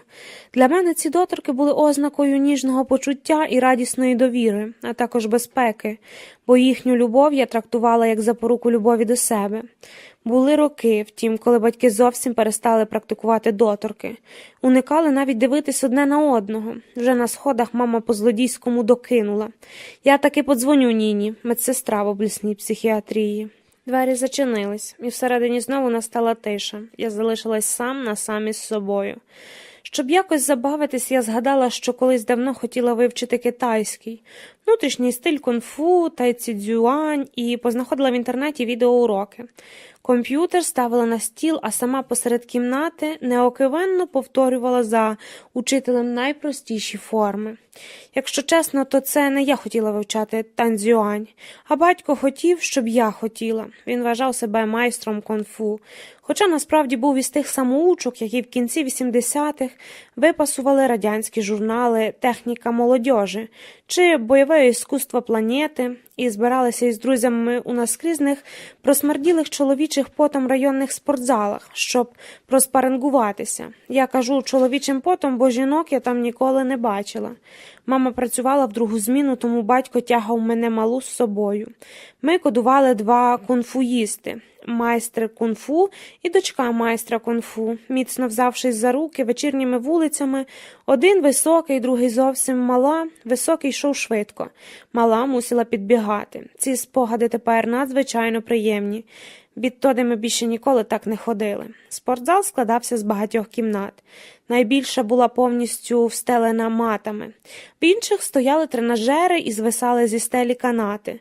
Тут смерділо не тільки потом, а ще й гумою і залізом. У третій кімнаті, яку, щоб не плутались під ногами, відчиняли спеціально для мене. Жило піаніно, без сумніву для занять художньою гімнастикою. Я бренькала на ньому, поки чоловіки дубасилися і ламали одне одному кістки. Батько, не хотячи, зламав супротивникам раз ногу, раз руку, йому ламали ніс і двічі палець на нозі. Він завше ходив перебинтований, у синцях, з вивихнутими суглобами і розтягнутим сухожиллям. Бомчик сміявся з нього. «Дивися, поки всі навчишся, вже не буде кому битися. Втрутиш з себе всі потрухи». Батько був худий. Бомчик був товстий. Своїм тілом Бомчик ніколи не займався. Це якось не вважалося потрібним його поколінні. Він важко працював. А коли не працював, то сидів під горіхом і курив. А коли не сидів, то лежав у своїй крихітній кімнатці, яку називав хатчиною, і слухав радіо. Решту 2 кімнати в будинку, які він збудував своїми руками, навалювалися відповідно велика і нова. Нетреноване тіло Бомчика відіграло виняткову роль – акумулятора для сміху. Тому з роками, коли причин сміятися ставало все менше, його тіло почало збільшуватися в розмірах від надлишку енергоресурсу. У серванті нових кімнат Бомчика зберігалася шкатулка з цінними паперами – паспортом, військовим квитком, пенсійною посвідкою, запасами ківності, корів, коли яка була у бика, коли мала народити, коли народила, і 2 орендами Леніна за сумніви праці в колгоспі імені Леніна. Ця шкатулка завжди мене вабила, хоча вже малою я розуміла, що з нею щось не так. Тепер знаю, що саме. Цінні папери в нормальних людей були, як мінімум, паперами на землю, на будинок, на якусь власність, а Бомчик не мав таких паперів, бо ніколи не мав нічого свого. Поля, на яких він ціле життя увихався, були не його. Конюшня, яку він щоразу косив, була також не його. Навіть будинок, який він власноруч збудував, йому не належав. У 90-х, коли приватна власність повернулася в Україну, Бомчик міг приватизувати своє домашнє господарство. Це коштувало б копійки, і він мав би нарешті справжні, цінні папери. Але така перспектива більше Бомчика не спокушала. Військового квитка в ордені Леніна у шкатулці йому цілком вистачало. Найдивніше, що у війську Бомчик насправді ніколи не був. Під час Другої світової війни, коли Галичину окупували німецькі війська, він ще вважався за малий. До есесів пішов старший брат. Він надсилав світлини з казарми, де їх муштрували, але не підписував, бо був неграмотний.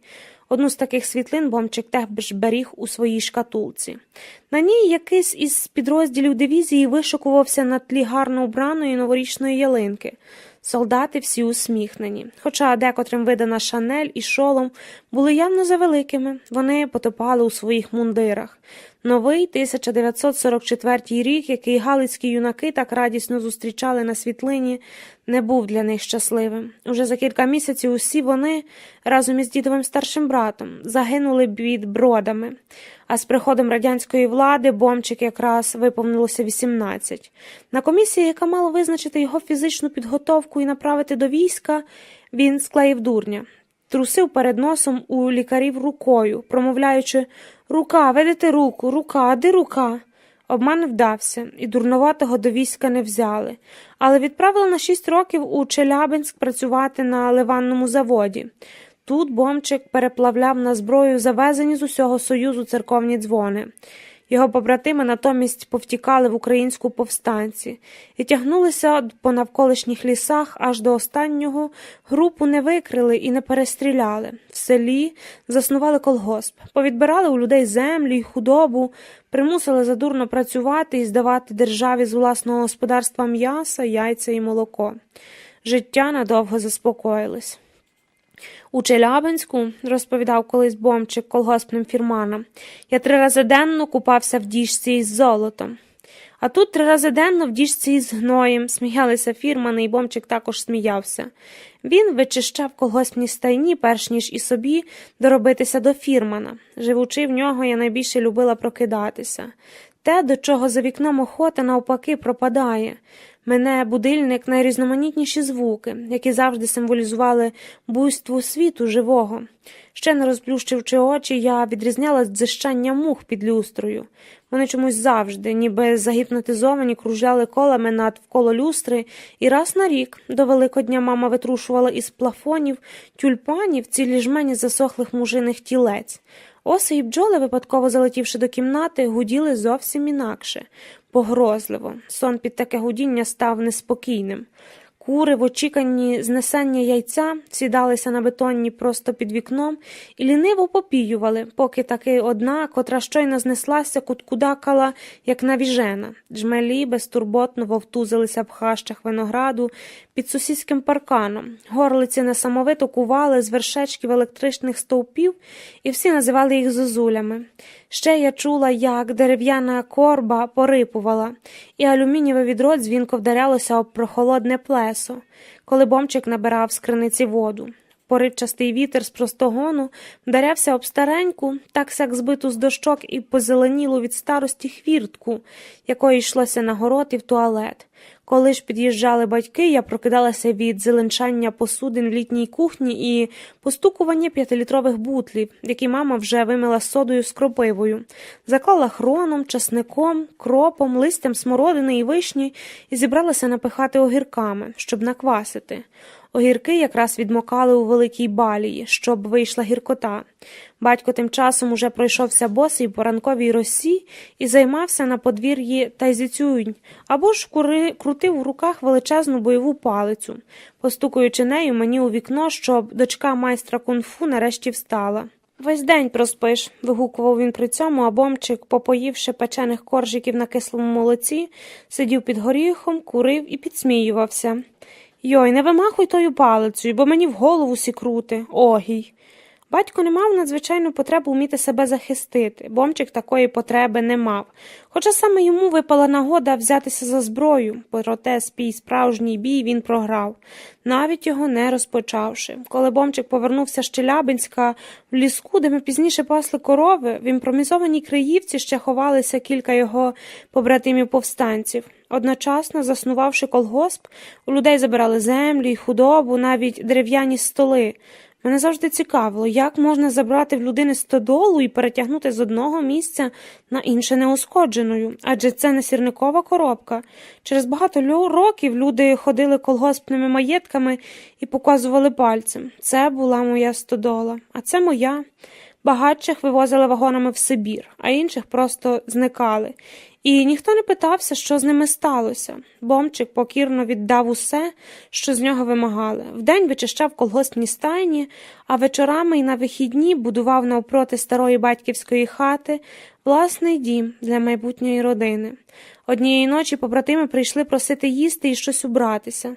Вони ледь чутно шепотіли йому з надвору, щоб приєднався до них, що визвольна справа ще не умерла, але Бомчик спав дуже міцно. Накрився з головою корючою периною і нічого не чув. Мені він пізніше казав, горобці прилітали деколи під стрихов цвірінькати, але хто до того співу дослухався, був не жилець. Більше побратими не приходили. Бомчик до кінця був переконаний, що вчинив правильно. Між рабським існуванням і героїчною смертю він обрав перше.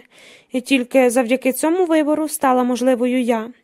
Сховок повстанців, НКВДистів викрили на Зелені свята. Після короткої перестрілки, яку чули всі селяни, закривавлені тіла поскладали на возі біля молочарні і тримали на видноті 2 тижні. іншим на науку. Місцеві жінки, несучи перед світанком до молочарні ще тепле, щойно недоїне молоко, низько опускали голови і, затамувавши подих, швидко пробігали повз. Серед тих жінок була й майбутня Бомчикова дружина.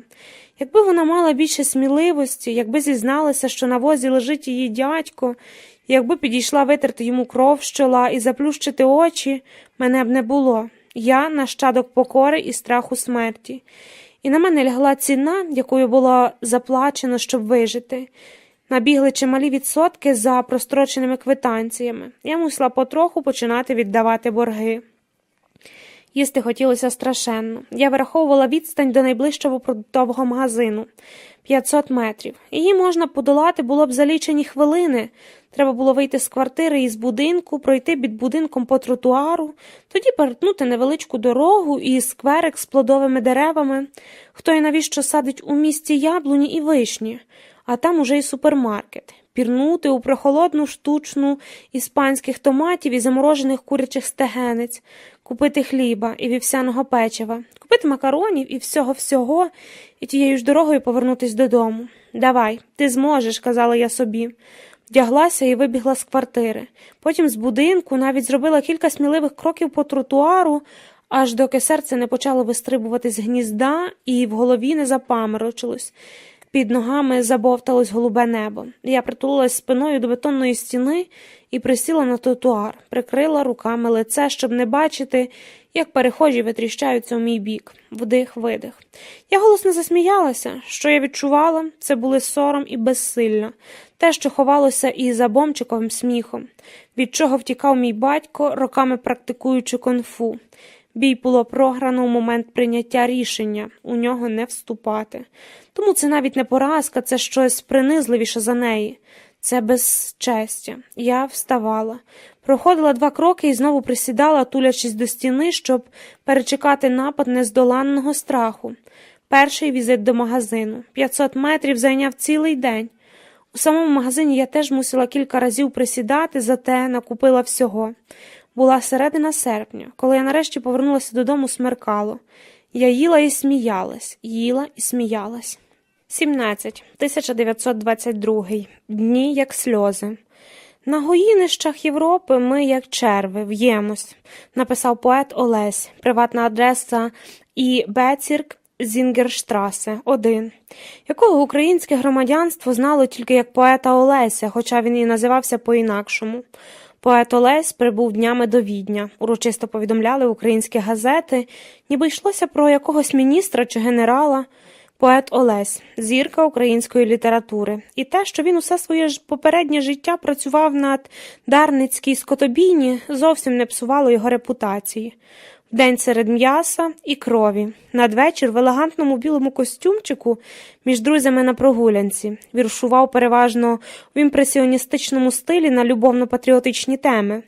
У Відні поет Олесь був серед ініціаторів створення Союзу українських журналістів і письменників, який своєю чергою ініціював організацію Українського вільного університету.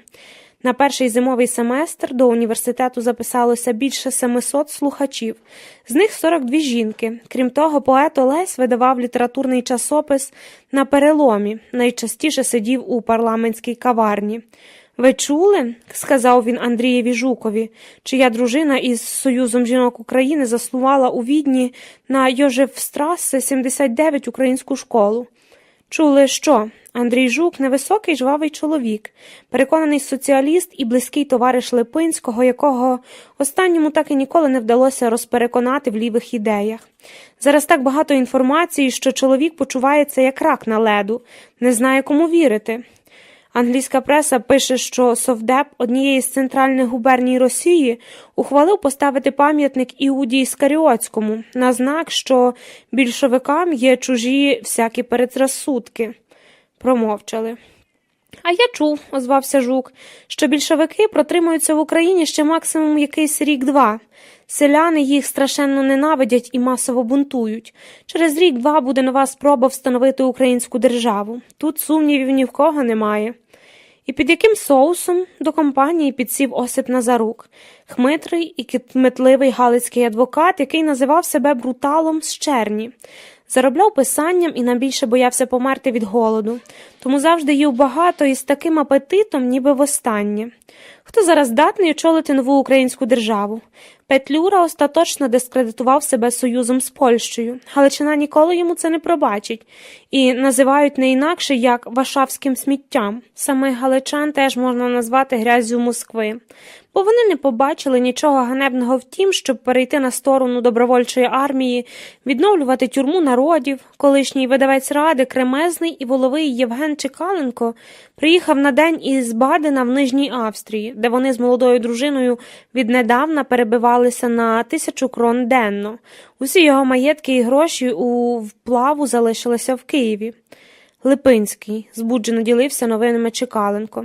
Придумав цю огидну аферу з гетьманом Скоропадським, який тепер осів у Берліні. Хочуть реставрувати в Україні монархію, заснувати союз хліборобів-державників і видають якусь монархічну газетку. Тьху, бруд і мерзость. Чекаленко роздратовано сплюнув на землю гіркою слиною, яка була першою ознакою його наростаючих проблем зі здоров'ям. Колись я вважав Липинського найрозумнішим чоловіком в Україні, але бачу, що помилявся. На всякого мудреця довольно простоти. Як можна в час, коли по світу озлоблений люд валить монархів, бажати монархії в Україні? І Скоропадський – це дегенерат. Спаплюжене себе, коли був при владі геть чисто, у його уряді майже не було українців. Хіба вам, Євгене Харламповичу, не пропонували міністерський портфель? Мені й гетьманство пропонували, але я відмовився, бо дорожу своєю репутацією. «Дозвольте пригостити, шановне товариство, білим вином», – виклався Осип Назарчук, уже тримаючи в руках півлітрову каравку з Грюнер Вітлерін. Розливаючи по келиках напій, він кинув ніби між іншим. Галицький уряд за самого сприйняття замовив Липинському коротку історію України для шкір. Гонорар вже виплачено. Липинський дуже в ньому нуждався, бо останню копійку пересилає жінці й доньці до Кракова, тому, кажуть, запиває часто. Голови присутніх зацікавлено підвелися. Назарук витримав паузу, насолоджуючись вибороною увагою, а тоді поважно продовжив.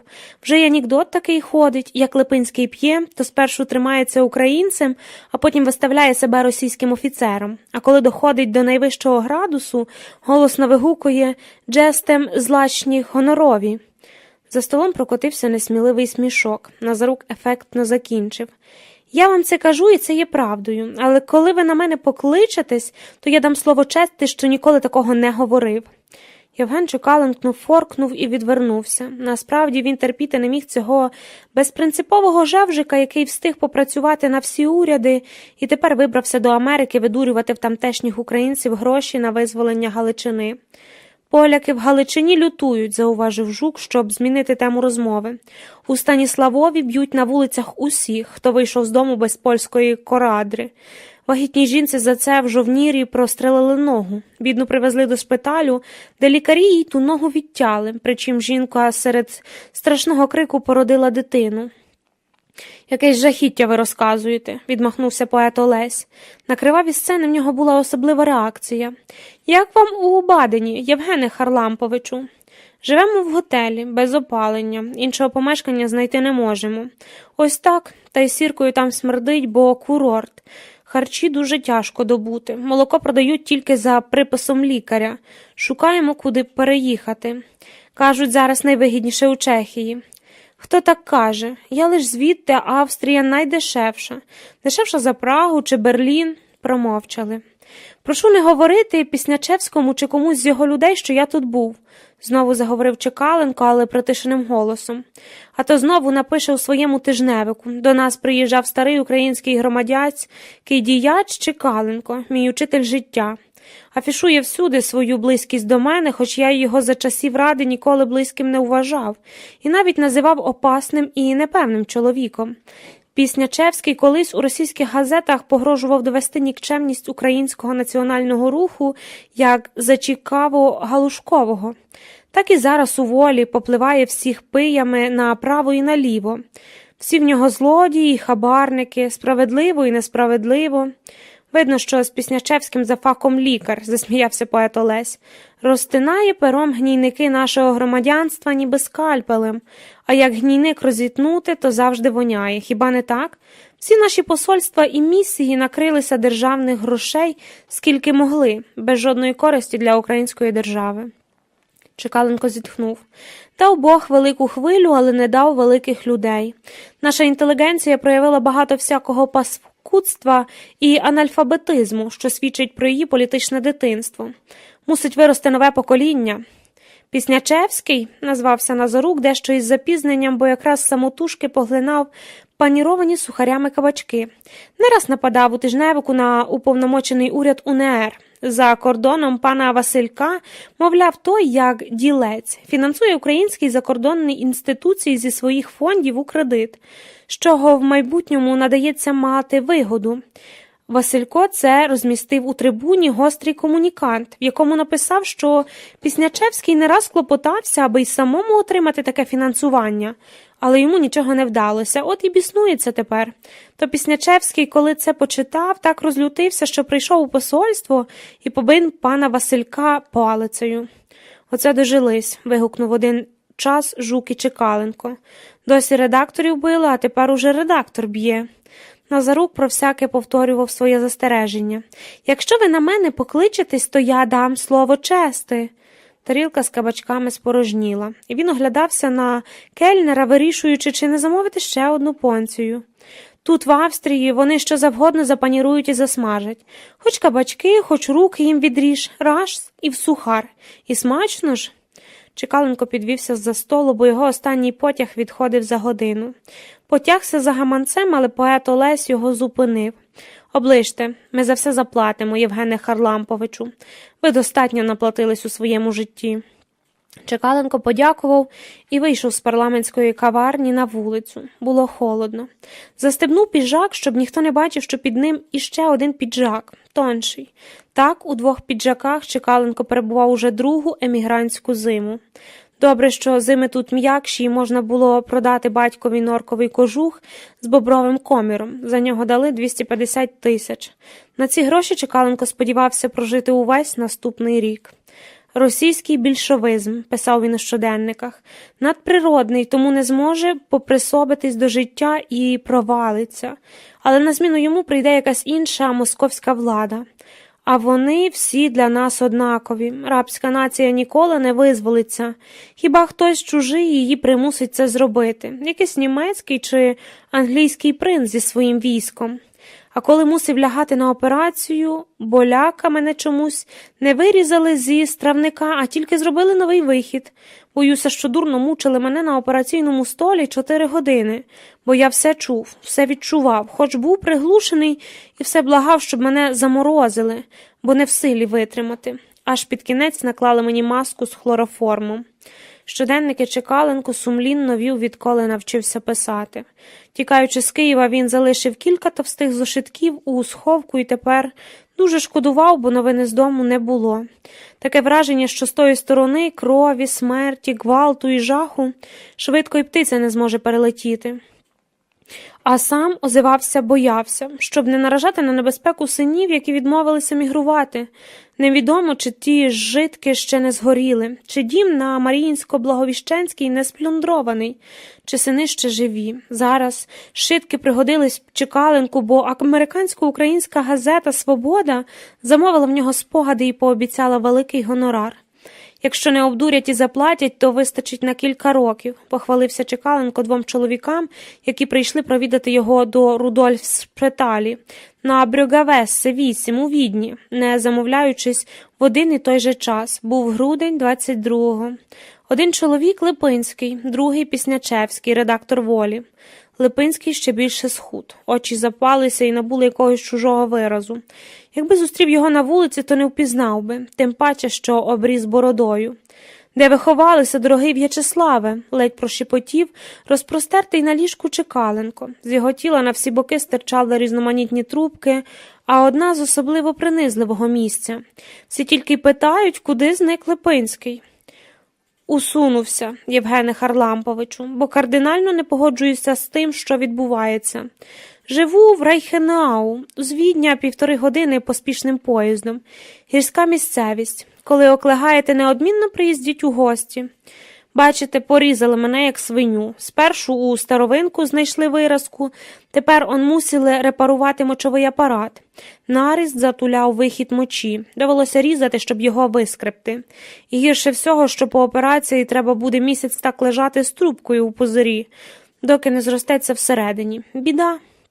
А Піснячевський, гляди, сидить і ручки потирає, бо вже знає, що напише у своїй газетці. Піснячевський справді потирав руки, але чи то від холоду, чи від незвичного нервового збудження. Не любите ви мене, Євгене Харламповичу, хоч я вас теперішньої інтелігенції поважаю найбільше і взагалі маю за учителя свого життя. Чекаленко невдоволено заворкотів і завертівся на ліжку. Та й писати вже не маю куди, розчаровано додав Піснячевський. Волю мусив закрити, бо друкарня подала до мене до суду за борги. Ледве з працівниками розрахувався. Думаю повернутися до лікарської практики. Його очі весь час бігали в різні сторони. Сам Піснячевський безперестанку озирався, ніби боявся, що хтось непроханий зараз увірветься до палати і всіх без розбору розстріляє.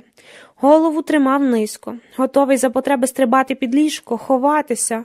У ногах тримав невелику валізку, з якої їдуть на кілька днів відпочивати за місто. Чекаленко мовив: «А я все шукав нагоди з вами, Липинським, посваритися, бо велику дурницю ви втнули зі своїми новими політичними поглядами. Гетьманство, Скоропадський, нащо ви так тебе соромите? Ця політична ідея мертва і ніякої користі нікому не принесе». Липинський напружився. У грудні минулого року з кількома однодумцями він створив у себе вдома Український союз хліборобів-державників, який мав об'єднати розпорошених українських монохістів і проголосити Павла Скоропадського гетьманом України. Сам Липинський став головою Ради присяжних.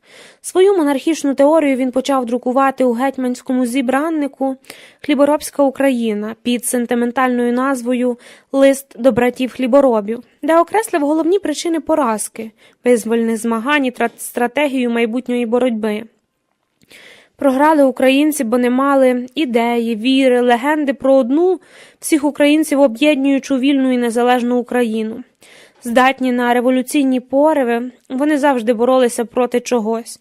Проти Польщі, Росії, панів, більшовиків, гетьманців, а не за щось. Керувалися ненавистю до ворога, а не любов'ю до своєї землі і бажанням побудувати на ній незалежну державу. Бракувало об'єднуючої ідеї. Опираючись на традиційну українську державність, якою в історії українського народу було лише гетьманство 17-18 століття, можна створити таку ідею. Відповідно, кандидатура єдиного живого гетьманського нащадка Павла Скоропадського була для Липинського само собою зрозумілою. «Я читав ваш випад проти мене, Євгене Харламповичу», говорячи, Липинський з недовірою поглядав на журналіста навпроти, чия присутність біля ліжка хворого йому, як і самому хворому, подобалася мало. Але думаю, що головна різниця в наших поглядах лежить не в гетьмані Скоропадському, а в розумінні будучим України. Ви не вірите в сучасних керівників, у Петлюру чи Скоропадського, і впевнені, що сучасне покоління показало себе і більше нічого не варте. Колись прийдуть кращі і все зроблять. Аж тоді утвориться українська нація. А я в це не вірю, бо не бачу передумов для того, щоб далі покоління видали з себе кращих Петлюр чи Скоропадських. Чесним і розумним українцям у нас є і може бути тільки той, хто не займається політикою. Отже, розумієтесь, що всі чесні і розумні мусять від неї відійти. Але чи може українська нація, українська держава бути створена одним тільки авантюристом і пройдисвітами? Сумніваюсь, тому рішення працювати з тим, хто є, використовуючи досвід попередніх поколінь, не знаю. Чи обраний мною шлях правильний, може, краще було б завчасу перемінити політику на археологію, принаймні помер би спокійно, не опляванлований і не осмішаний всякою піснявщиною. Липинський вкусився за язик. Але Піснячевський, здавалося, останнього речення не почув. Він підскочив на ноги і вибіг з коридора зі словами «Зараз вернуся». За винятком мовчазних, щойно прооперованих пацієнтів на сусідніх ліжках, Чекаленко і Липинський залишились в палаті самі. Липинський увесь пашів, розбурханий несподіваною промовою. Він уже давно не брав участі у живих дискусіях і спілкування із зовнішнім світом перевів у площину листування. Мешкав відлюдником, у Райхенау до Відня майже не вибирався. Але Чекаленко замість щось відповісти незмінно поглядав на валізку, з якою прийшов Піснячевський. «Ану, відкрийте її», – попросив він Липинського, той спершу не зрозумів, що від нього вимагають. «Не бійтеся, відкрийте, ми ж не чужі, он валіза під стільцем стоїть, відкрийте її». «Навіщо це вам, а як повернеться?» «Відкривайте». Липинський несміливо розчепив замахований механізм. Валіза розкрилася якраз настільки, щоб можна було побачити її вміст.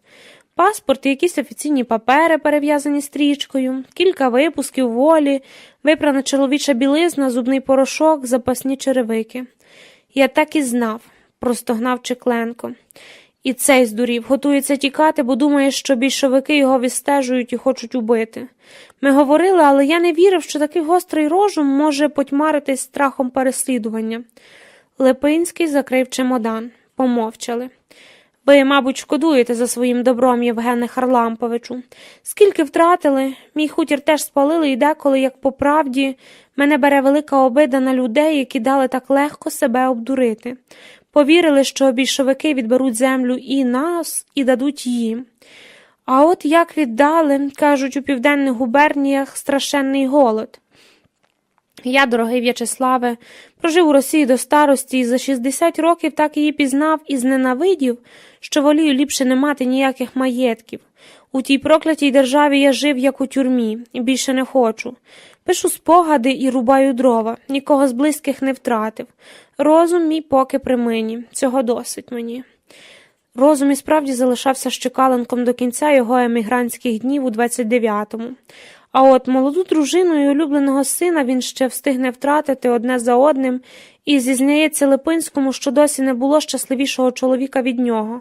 Благополучно пережив війну, 10 років революції, тоді як багато знайомих позбулися всіх дітей. Тепер же валиться на нього нещастя за нещастям. Петрусь умер по дорозі на заслання. Івашка, здається, теж заарештували. І мочовий міхур ніяк не наладиться. Часто доводиться відливатись. «Довольно», – напише Чекаленко в останньому листі. «Я вже натерпівся на еміграції і фізично, і морально. Страшно жити далі. Лягаючи спати, щодня прошу у Бога смерті. Від щирого серця бажаю вам, дорогий В'ячеславе, щоб ви мене пережили». Це бажання збулося. А Піснячевський заляже на дно у Братиславі, і про нього всі забудуть. Навіть більшовики, хоча він все одно ніколи не розлучатиметься з валізкою на випадок раптової втечі. Від якихось 10 років не було чути цього імені, напишуть колишні конкуренти зі «Свободи» у некролозі за 1933 рік.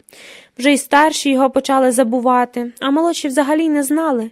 Тим не менше, був Віктор Піснячевський після Євгена Чекаленка найчільнішим українським газетярем. Десь тоді поет Олесь почне черговий вірш словами «У вигнанні дні течуть, як сльози». 18. 2013. Легінь пітьми. Це правда, що з роками свободи в мені стало менше. Я народилася з великою кулею всередині, наповненою свободою, ніби газом. Але поступово гази витікали, просочуючись у навколишній простір, і куля почала здуватися і морщитися. Її вміст більше неможливо було поповнити, як неможливо знову надути деякі дешеві дитячі м'ячики, випадково проткнуті осколками на дорозі. Поступово я почала перетворюватись на живу тюрму, в якій нічого не можна і все заборонено. І навіть однієї безсонної ночі записала у чистому файлі фразу «Як несходимою тюрмою іду собою». Не знаю, звідки вона взялася. Найдивніше, що я не дозволяла собі речей зовсім невинних. Наприклад, мати довге волосся. Воно у мене відростало максимум до плечей, а найчастіше було зовсім коротке, ледь прикривало вуха. Двічі я повністю голила голову. І хоча знайомі натякали, що лисина мені не пасує, я чомусь почувалася надзвичайно вродливою і чекала, коли волосся відросте настільки, щоб знову його позбутися. Взагалі ставилася до волосся зневажливо. Єдине, що мене турбувало, щоб волосся було чисте. Ще я не дозволяла собі проколювати вуха і насміхалася з жінок, які носили сережки. Я не дозволяла собі відкорковувати тільки для себе пляшку вина. Відкривала пляшку винятково, якщо котрийсь із моїх чоловіків теж був не проти посидіти за келихом, або якщо приходили гості. Не дозволяла собі насолоджуватися висотою, хоча в дитинстві страшенну висоту любила і вилазила на сам вершечок того горіха, під яким курив дід Бомчик. Я почувалася на горісі ніби вдома, і навіть коли падала, нічого страшного не ставалось. Горіховий стовбур зовсім інакший, ніж у решти дерев. Він чимось нагадує тулуб грубезної анаконди, лискучий і гладкий, зеленкуватий, прохолодний на дотик. Я лазила босою і пам'ятаю, що освоювала висоту поступово. Спершу задовольнялася найнижчою товстою гілкою, потім наважувалася підтягнутися на другий поверх, потім на третій, з третьої гілки вже було видно дідове подвір'я, з четвертої – сільську дорогу, сусідські хати і церкву на горбику в затінку цвинтарних груш. На місцевому цвинтарі хтось колись насадив груш, і селяни з часом, коли дерева подорослішали, змушені були копати ями для могил своїм рідним поміж розлогими кореневищами. Виписувала смерть у грушевий сад. Ранньої осені могли вкриватися щільним рядном невеликих зернистих плодів. Грушки гнили, і над ними клубилися хмари ос і бджіл з усієї околиці.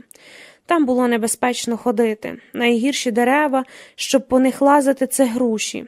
Вхід на свій балкон у квартирі я заклала канапою, щоб не піддатися спокусі вийти на нього. Балконні двері викликали у мене стільки ж тривоги і неупевненості, скільки двері, якими йшлися на двір. Пригадую, як я вперше сказала чоловікові, коли він ще жив зі мною. Балкони насправді дуже небезпечні, адже їх ніхто не перевіряє. Немає гарантії, що наш не впаде, коли я на нього ступлю. Так я обмежила ще одне своє задоволення, ще більше звузила простір для існування. Колись я страшенно любила балкони. «Тобто ти й на балкон більше не виходитимеш?» – спитав тоді чоловік. «Не виходитиму. А якщо я вийду і покличу тебе?» «Навіщо тобі це робити?» Ми обоє знали навіщо. Чоловік, який завжди щедро ділився зі мною своєю кулею свободи всередині, раптом захотів знати, що отримає натомість. Чи була моя любов до нього більшою за мій страх до всього решти? Я не відповіла, але він, мабуть, здогадався, якою могла бути відповідь, якщо пішов геть. Мій будень розпочинався з перевірки безпеки. Перш ніж розплющити очі, я вслухалася в тишу, щоб, не дай Боже, в ній не звучали якісь сторонні звуки. Тихі скрадливі кроки, рипіння паркету, чуже дихання. Потім вривалася в реальність поглядом і швидко перевіряла кімнату.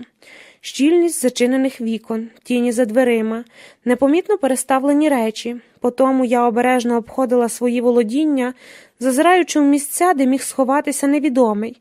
Побудувала клямки на дверях вхідних і балконних, щоб переконатися, що вони, як і раніше, зачинені.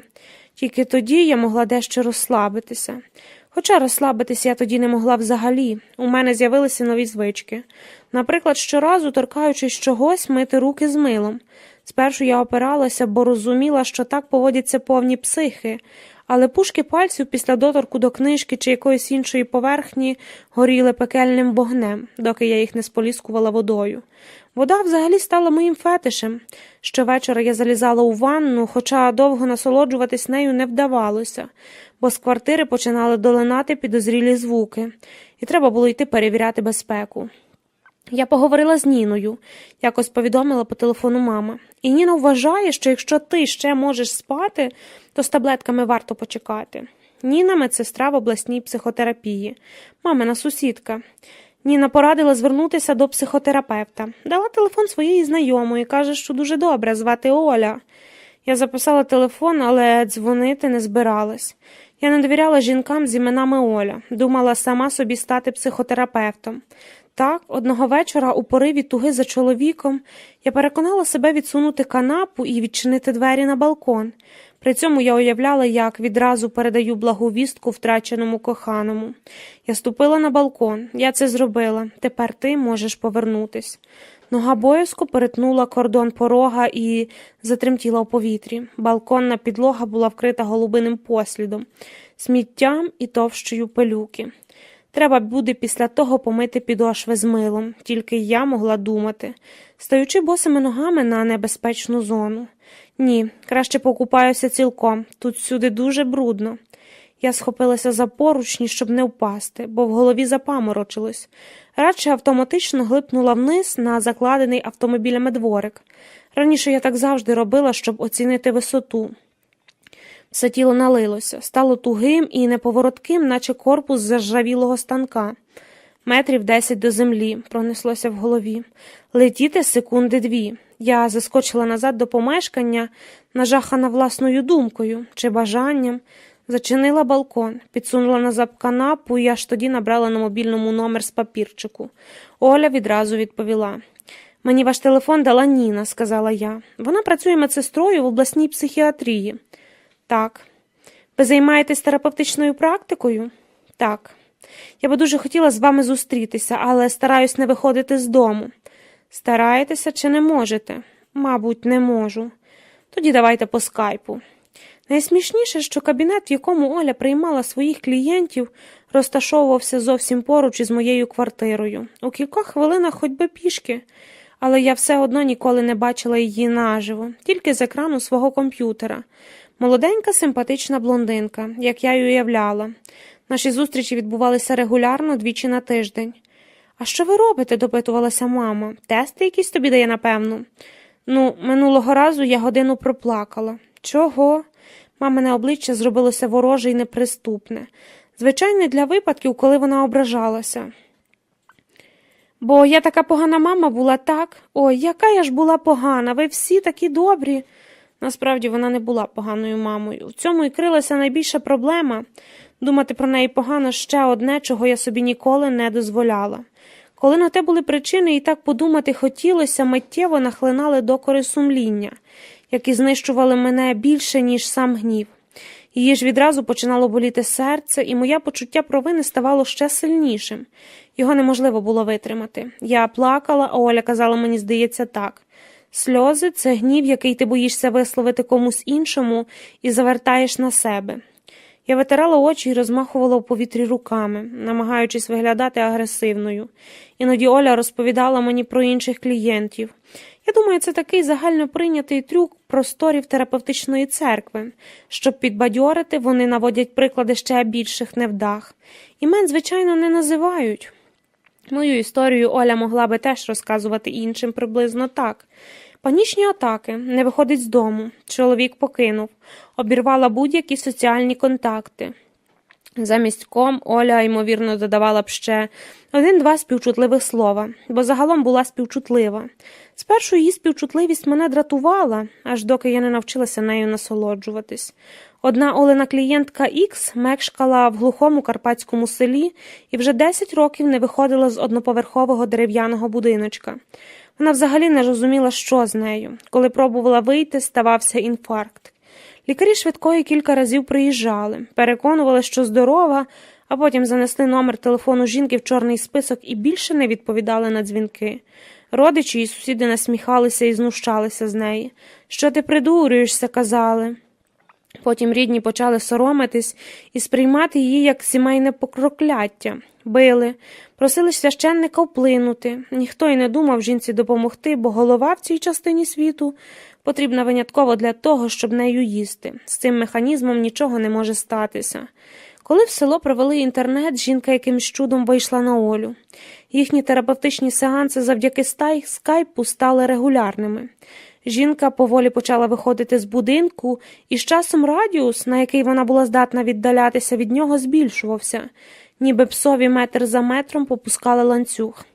«Тепер, – казала Оля, – вона може виїжджати на 30 кілометрів. У сусіднє селище на базар. Між нами 70 кілометрів. Ще треба трохи попрацювати, щоб зустрітися». На прикладі жінки Ікс Оля хотіла продемонструвати, що і мені колись поступлять ланцюг на шиї. Тобто я сама собі його попущу. Але не він травмував мене найбільше. Напружувачись, я могла би виходити на психотерапію, як виходила в магазин за продуктами. Просто час, потрібний для подолання заданої відстані, був би у кілька десятків разів більшим, ніж зазвичай. Мене лякали незворотність процесу у мозку, ось що. При нагоді я запитувала Олю, чи вона впевнена, що може розрізнити момент, коли я збожеволюю по-справжньому. Оля запевнила, що зможе. Сказала, що такі люди, як я, з розуму не сходять. Її оптимізм і співчуття давали свої результати. 5-хвилинну відстань від дому до продуктового магазину я вже долала не за 3 години, а за 2,5, наприклад. Руки почала мити не 1000 разів на день, а 990, іноді навіть кілька разів без мила. Все рідше бралася до підлоги. Не кожного дня, а 3-4 на тиждень. Знову повернулася до творчості і написала кілька оповідань, переважно про страх і смішні людські божевілля. Наприклад, що одна жінка вирішила їсти саму картоплю, бо так простіше. Хотіла здійснити переворот у традиційному людському харчуванні і назвала себе картоплеріанкою. Правда, успіху не зазнала. Всіх оповідання починалися незмінно словами «одна жінка», «один чоловік». Знову одна жінка, немовби одиночність раптом почала відігравати надзвичайно важливу роль. Уже не мало значення, пройшло щось далі. Так, напевно, я переходила зі звичайної фази «всі», бути всіма, бути як всі, в екстремальну фазу «одна». Я одна, що я зодна, якась невідома, одна єдина.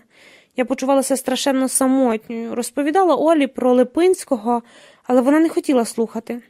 Ми обговорюємо тебе чи якусь історичну особу з минулого сторіччя. Ця історична особа не мала можливості терапії. Моє захоплення історією Оля трактувала як інтуалізацію, внутрішнього конфлікту, мовляв, я ховаюся в розумі, щоб не відчути чогось сильного і ганебного, чого саме так і не сказала. Був липень, здається, коли я зважилася на відчайдушний крок – поїхати у Волинську область, щоб відвідати затурцівський маєток Липинських. Тоді я вже більш-менш спокійно почувалася на вулиці, підлогу у квартирі мила раз на тиждень, як всі нормальні люди, але громадський транспорт усе ще лякав, тим паче, що подорож на Волинь зайняла би потягами, якщо бути точнішими, цілий день. Тому я вирішила їхати попутньою автівкою. Подумала, що з живою людиною буде спокійніше і надійніше. І швидше, звісно, написала якомусь водієві на інтернет-сервісі «Блаблакар». Він їхав до Луцька і після мого повідомлення відразу передзвонив. «Без проблем, місце є, виїзд завтра о 6 ранку». Я спакувала рюкзак і просиділа на канапі цілу ніч. Спати однаково не могла. Рівно у зазначеній годині чекала на перехресті під домом. Світало. Чорне авто під'їхало через хвилину. «Я вас попрошу не гнати дуже швидко». Це було перше, що я заявила, займаючи переднє сидіння поруч із водієм. На самого водія не дивилася. Ззаду вже примостилась якась молода парочка. «А що для тебе є швидко?» – спитав водій. «Це коли страшно». Ми їхали, і яскраве світло вранішнього сонця заливало автомобіль по самі вінця. Обабіч дороги простягалися горбисті розлоги полі і лісопосадки. Ми хотіли, як у кіно. Крихітні села і причепурені, а часом занедбані хатки в товаристві доглянутих і не дуже садків. Буйна зелень прикривала злидні. Я піймала себе на думці, що забула перейняти власними страхами, який прекрасний може бути звичне споглядання навколишнього світу. Парочка ззаду цілувались. Водій увімкнув тиху музику. «Тебе як звати?» – спитав. «Яке це має значення?» «Мене Олександр», – ще за інерцією сказав він і замовк, натягнувши темні окуляри від сонця. Він весь був у чорному, мав довге, зав'язане у хвіст чорне волосся. З-над окулярів стирчали такі ж густі чорні брови з сивими прожилками. «Якийсь легінь пітьми», – подумала я, – «циганський барон. Головне, щоб не захотів продати мене в рабство». Але доїхали ми без пригод. Я мовчки розрахувалася і вийшла в Луцьку біля готелю «Україна». Уявила, як цією дорогою колись тріумфально проїжджався брат Липинського Владізмєш. На першому ж місці автомобілі. Мешканці, мабуть, обступали дороги з усіх сторін. От я й сама, подумала, в абсолютно чужому краї. Невідомо навіщо і що хочу тут знайти. Земля задрижала під ногами, але обід у піцерії трохи відволік. Звідти я викликала таксі і нарешті подалася в Затурці. Це мало бути невелике село за 30 кілометрів від обласного центру. Серце шалено калатало, але інакше від збудження і передчуття побачити і дізнатися щось нове. Досі я досліджувала життя Липинського через написані ним та іншими людьми тексти. Нас зв'язували виняткові слова і моя фантазія. Тепер же історія набувала тривимірності і могла розбитись об реальну картинку. Я хвилювалась. Нестерпно палило обіднє сонце. Поля і лісопосадка, які рано вранці начебто пашіли життям, тепер виглядали вигорілими і пожовклими, вкриті ковдрою дорожнього пилу. Навколо не було жодної живої душі. Село зачахло в якійсь ненатуральній тиші. Я вийшла біля вказівника на головній трасі меморіального музею В'ячеслава Липинського, бо далі хотіла пройтися пішки. Рушила за вказівником вузькою прямою дорогою, яка, власне, й мала закінчуватися садибою. Уявила, як 100 років тому Липинський так само тут йшов, чи, може, їхав на конях, місцеві визирали з подвір'їв, зайняті домашньою господаркою, щоб подивитися, хто то. Тепер ніхто не визирав, тільки купи свіжого коров'ячого лайна свідчили про неодмінну людську присутність десь неподалік. Запах коров'яків ніколи не викликав у мене огиди. Панський будинок, що ближче я до нього підходила, набирав чіткіших рис. Тричі зруйнований. У 1915, 1918 і 1920. Липинський продав земельну ділянку, щоб на виручені кошти брат зміг відбудуватися. За це пізніше брат надсилав Липинському за кордон $20 місячно. Ганок під 4 колонами, на щастя, лишився неторкнутим. Тепер колони велично здіймалися наді мною. Спершу я обійшла будинок по колу. Було видно, що свіжореставрований. Тоді зайшла всередину. Великі дерев'яні двері зловісно рипнули. Сільський чоловік на ім'я Петро потис мені мозолястою зашкаралупою долонею руку. «А ви чого цікавитесь Липинським?» – недовірливо спитав після годинної розмови він. «Для звичайного відвідувача музею ви занадто багато знаєте». «А є відвідувачі?» «Так, приїжджають деколи. З-за кордону приїжджають. Він не тут помер, але тіло потім перевезли і поховали в Затурцях. Хіба не так?» Петро трохи зм'явся. «Ну так, але самої могили більше нема. Його поховали у родинному склепі на польському цвинтарі. Там, біля ставка на трасі. Там і костьол колись польський був. Як прийшли освіти, костьол знесли. А потім один колгоспний тракторист, він уже помер, за самогонку розрівняв цвинтар з землею. Могильні плити пішли на підлоги в колгоспних свинарниках. У цьому домі донедавна теж було тваринне господарство». «Тварин шанують у вашому селі», – навіщось сказала я, але Петро, здається, зрозумів іронію і ще щось додав про людей, які просто не розуміли тому всьому ціни. «Великий був чоловік», – сказав Петро, мало не зі сльозами на очах. «У мене є одна фотографія, не подивитесь? Раз так багато знаєте, може, підкажете мені, хто то?» Фотографія висіла на стіні у високовставковій залі. Це було весілля сестри. Ще живі Казімєш і Клара Ліпінських. Зліва від щасливої нареченої стоїть дядько Рокицький. Вуса підкручені, погляд шалений. Сам Липинський тоді був на військових навчаннях. «Ось цей, ви знаєте, хто він?» Петро вказав на статечного голомазого чоловіка у пальті з білим комірцем. Сидів у першому ряду весільних гостей. Був схожий на чиновника, але я не знала. Натомість інша фотографія привернула мою увагу. На ній Липинський, уже старший, з братом Станіславом сидять на лавці в саду чи парку, на голові капелюх, у руках тростина. По обидва боки від братів повсідалися жінки. Та, що поруч із Липинським, у береті, шарф чи чалє звисає незав'язаним. Руки сумирно покояться на колінах. Жінка дивиться в об'єктив, Липинський теж. Однак відчуття, що ці двоє ледве витримують ситуацію, в якій опинилися. Вираз обличчя жінки непроникний, демонстративно байдужий, щелепи зведені, губи зціплені. Ніяка не красуня. Це Казимира, так? Мені ніде раніше не траплялося її зображення. Петро кивнув. Думаю, що тут вони розлучаються, десь після війни. Я ще побродила ліском навколо дому. Його Петро називав частиною збереженого саду Липинських. І навпростець, через випалене сонцем пасовисько, вийшла на трасу, щоб піймати маршрутній автобус. Відсутність могили Липинського давно впливала на моє сприйняття.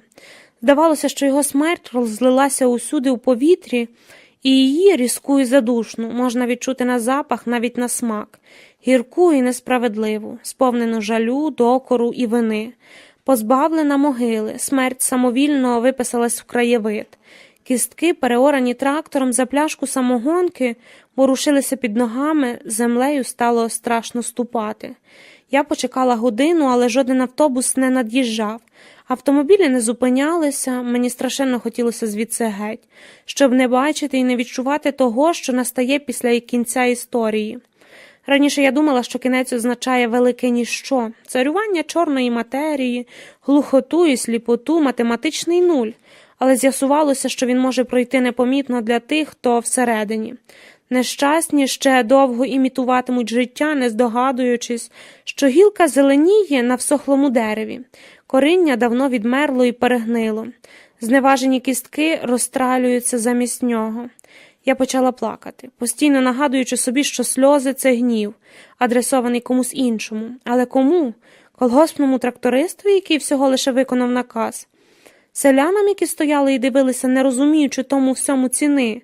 Партійцям, що давали розпорядження, дотримуючись курсу на знищення щадливої історії, курсу лоботомії пам'яті?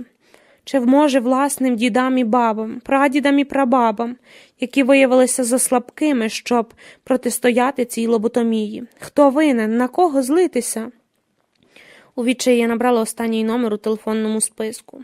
Різкий чоловічий голос відгукнувся, і я, ковтаючи сльози, вивела все відразу. «Олександре, це та одна, що сьогодні вранці їхала з вами до Луцька. Вибачте, що не відрекомендувалась, так по-дурному з мого боку. Просто я каліка, розумієте, у мене з головою не все в порядку. Дуже всього боюся і застрягла тут на трасі в одному селі. Якщо ви ще неподалік, приїдьте і заберіть мене, будь ласка. Я заплачу, скільки скажете, тільки приїдьте і заберіть мене». Я, здається, бурмотіла далі, але пам'ятаю, що коли зупинилася, у телефоні запанувала виснажлива тиша. Вона тривала цілу вічність. Я навіть подумала, що чоловік обірвав розмову, щойно зрозумів, хто це. Але він таки врешті озвався. «Добре, я приїду. Тільки ти заспокойся, добре? Посидь в якомусь кафе». «Тут немає ніякого кафе». «Тоді подихай. Вдихай однією ніздрею, іншою видихай». «Мені не допомагають такі фокуси». «Тоді просто приляж на землю, розслабся». «Тут земля страшна, я постою». «Ну, тоді постій». Не знаю, чому він погодився, однак від усвідомлення близького порятунку стало легше. Я витерла сльози і сховалася в затінку під вербами, щоб не згоріти. Легінь пітьми забрав мене звідси через півгодини на чорному авто. Чорноволосий, у чорних окулярах і чорній футболці, після переважних голубих і золотистих кольорів, у моєму житті його чорнота заспокоювала. Вперше в людині навпроти я не впізнала відображення себе. «Дякую, що врятували», – сказала я, умощуючись на передньому сидінні. Водій знизив плечима і дав газу. Ми їхали дуже швидко, але страшно не було. 1929. Безсольна дієта. Лічення таке: невільно вживати солі, консервів усякого роду, ковбас, сала, уксусу, маггі, горілки. Вільно вживати в обмеженій кількості. М'ясо, не більше як 300 грам у тиждень. Риби свіжі, перець, пиво, каву і чай тільки з молоком, і тільки трохи, щоб його зафарбувати. Вільно вживати. Молоко до 1,5 літра на день і всі молочні, несолені продукти. Так само, як найбільше ярини. З мучних страв все без солі, почавши з хліба, яйця, цукор, мед. Замість солі вживати часник, цибулю, м'яту, лаврове листя, редьку, цитрини, майоран, петрушку і інші коріння. Безсольна дієта захищає Липинського від спогадів. Самотність стала буденністю, хвороби втечею від життя, в якому він зазначив нищівної поразки. Бути хворим означало менше відчувати. Біль тіла втихомирював біль безтілесний, той, який витримував у 100 крат важче. Липинський заховався в передгір'ї австрійських Альп, у короткому містечку Райхенау, і виживав на $20, які йому щомісяця надсилала родина із Заторець, гори, улюблена домівка туберкульозників. Іноді виплати затримувалися, бо Станіславу не вистачало самому або вдавалося поганий урожай. Тоді Липинський тугіше затягував пояс і лихоманково писав свої листи до братів-хліборобів, вважаючи, що творча праця – єдине, чим він у перспективі може заробляти. На фізичну він вже розраховувати не міг.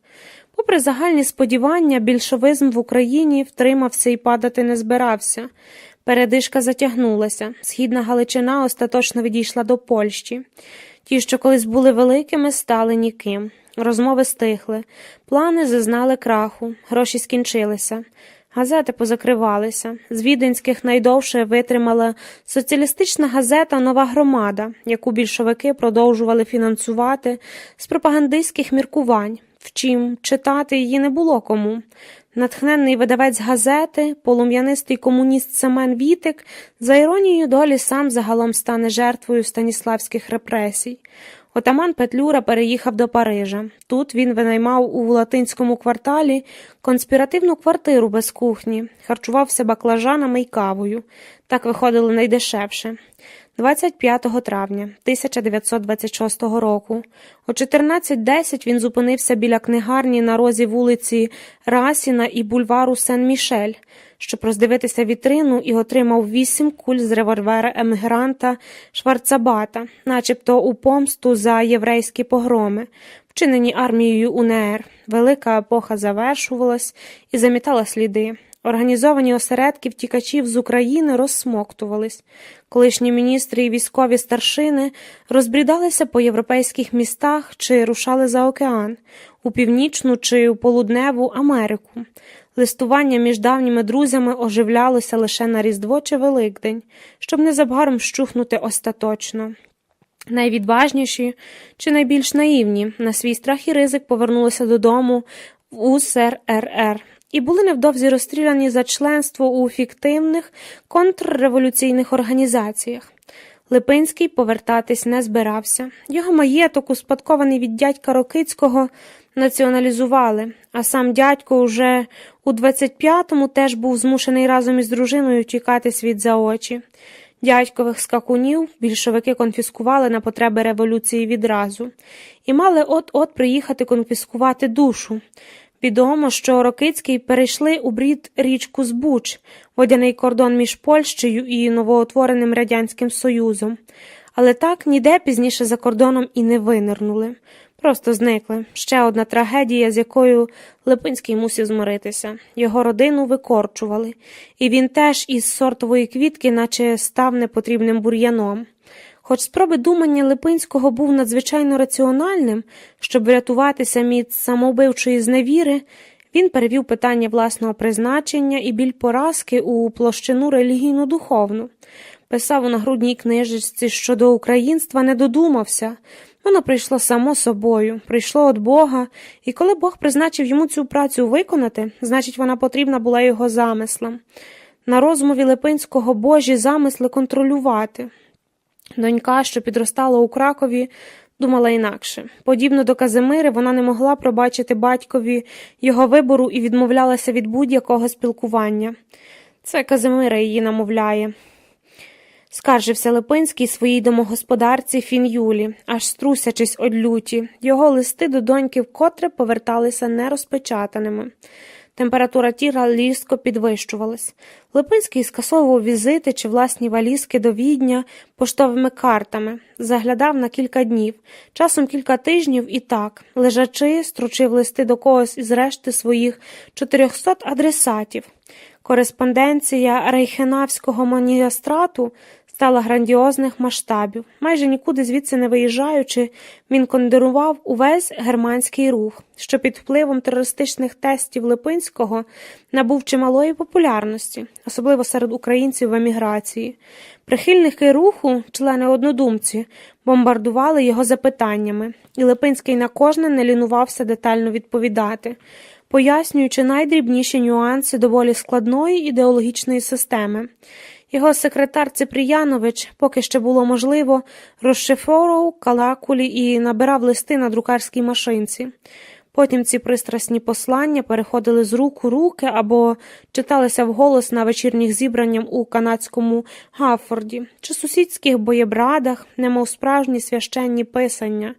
Липинський у дечому справді поводився як провідник нової віри, вимагаючи від послідовників покори, самодисципліни і абсолютного внутрішнього переродження. Доходило до вказівок у сферах, які Липинського зовсім не стосувалися. Що гетьмане відчитати, з ким товаришувати, як вдягатися і про що мріяти. Найбільше його виводили з себе написані з помилками адреси на конвертах. Коли хтось забув у назві маловідомого чеського містечка діактритний знак, Липинський вибухав гнівною тирадою. Мовляв, подібні помилки викликають лише зневагу до тих, хто їх робить. Пишу лежачи, тому ж вибачайте, що нерозбірливо. Колись попрошу Цапріяновича, щоб мене в часі писання листа до вас сфотографував. Тоді будемо мати уяву, як тепер пролагуються кореспонденцію. Ця весна, ця зима, ця осінь, ця жарінь мене прямо вбиває. Коротка історія хвороб Липинського виглядала б так. У 20-му в нього був накрив коло ока і якийсь ексудат, випід в легенях. Крім того, пацієнт страждав на хронічну гарячку і безсоння.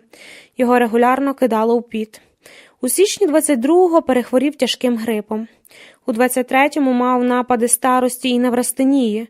Розпочав лікування від туберкульозу препаратами Елмізен доктора Войновського з Варшави і Менералоген з асортименту однієї з берлінської аптеки.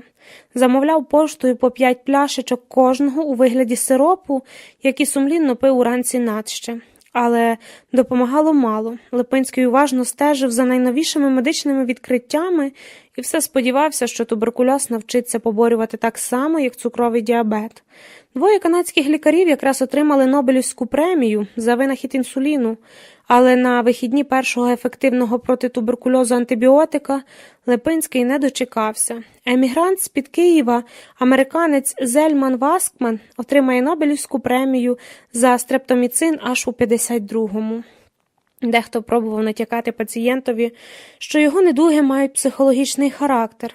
Галицький адвокат і журналіст Осип Назарук, раптом зробившись найкращим другом по листуванню, писав із США, що таких як Липинський тепер називають імаїнатиками і успішно лікують самонавіюванням. Треба багато разів на день повторювати фразу на кшталт «Я здоровий, хвороба відступає, незабаром я зовсім одужаю». Гарні фрази, роздратовано рубав Липинський. Але коли над серцем діра, в легких така, як кулак, а з правого боку друга трохи менша, то тут повторюй, що собі хочеш. Дірки від того не заростуть. І відразу вибачався.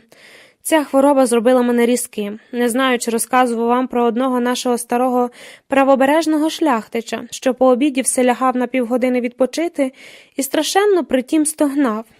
Хто це вперше чув, влітав переляканий до нього і питав, що сталося.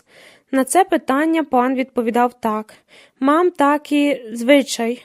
От і я, на жаль, мав такий звичай.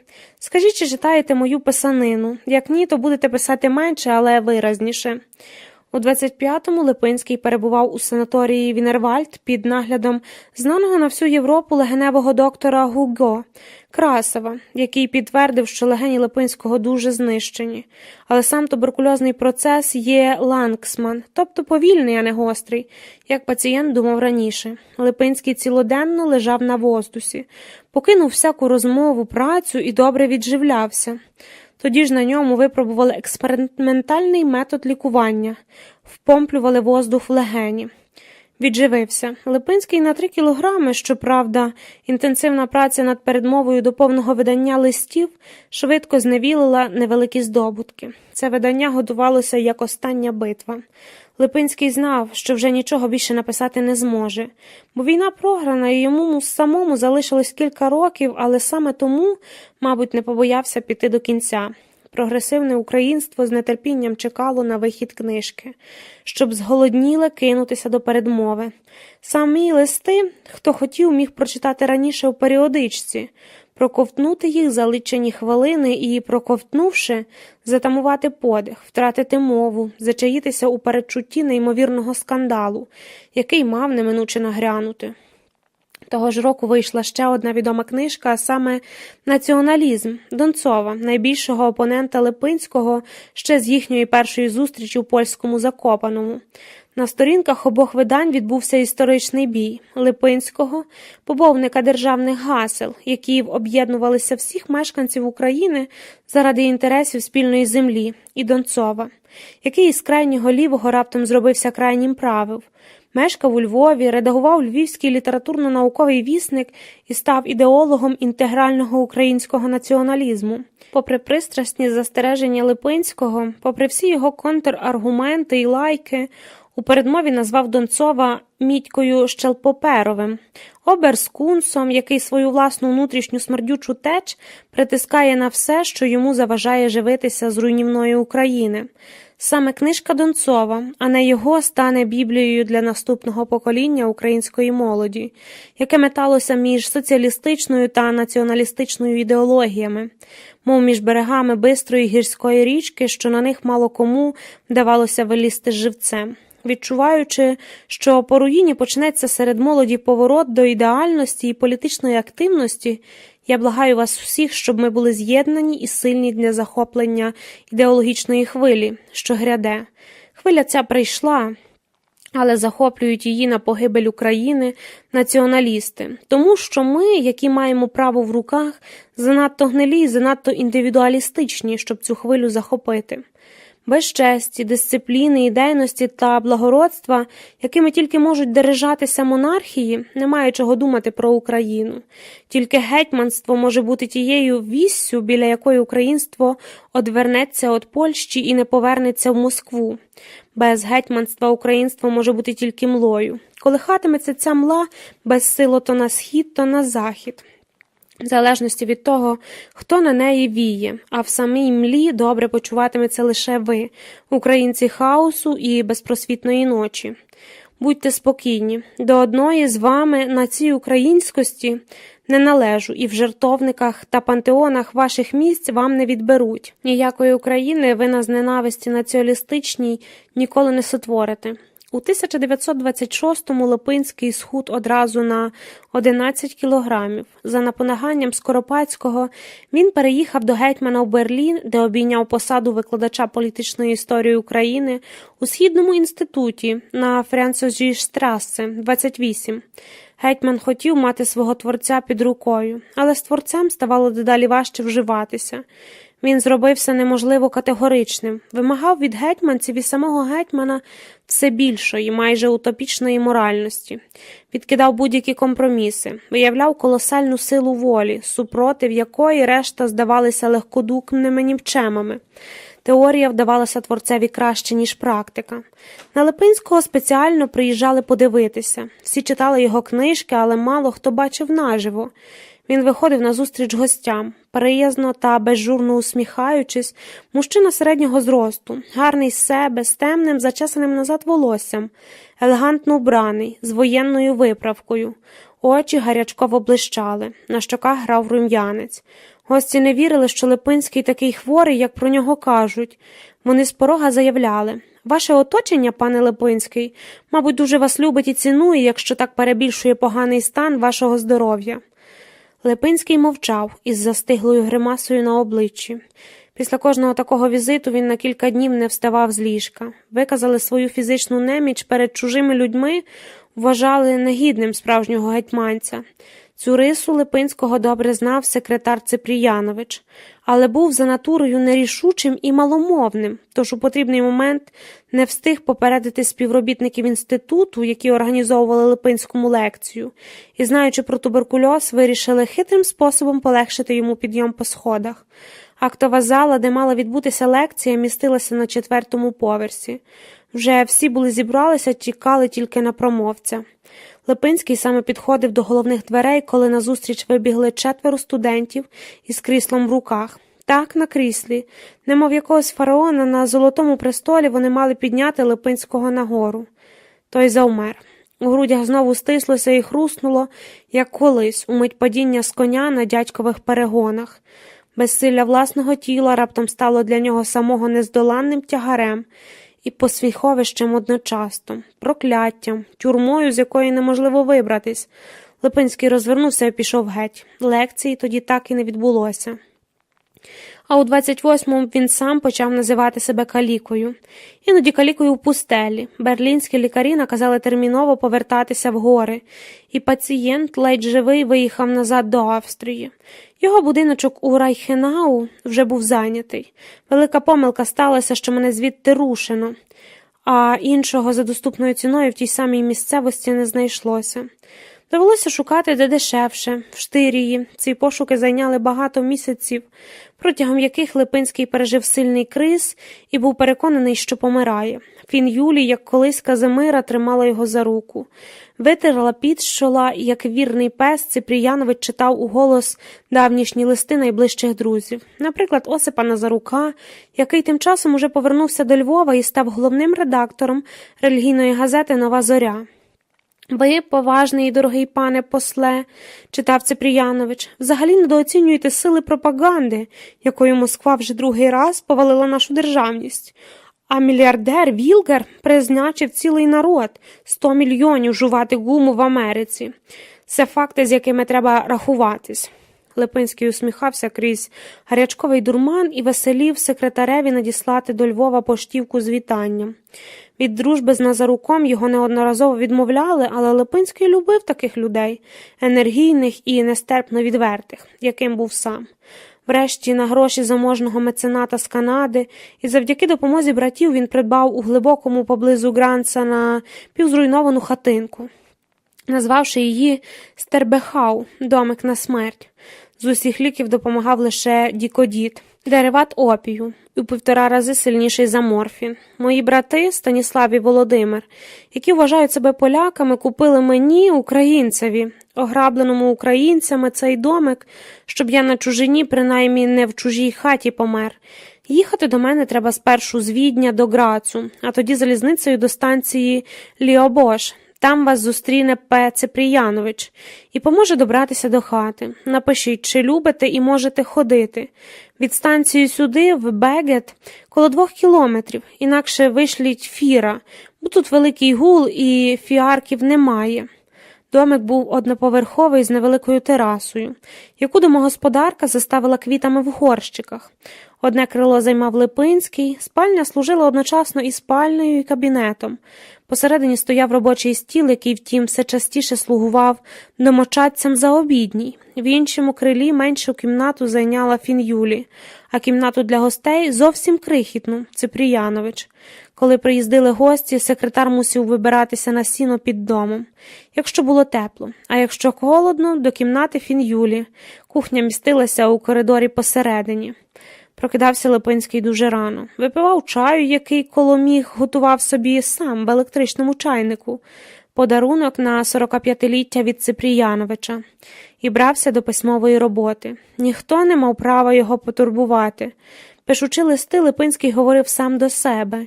Іноді щось з передсердя вигукував, дратувався, бо все більше розумів, яким мав бути світ і як у ньому мають жити люди.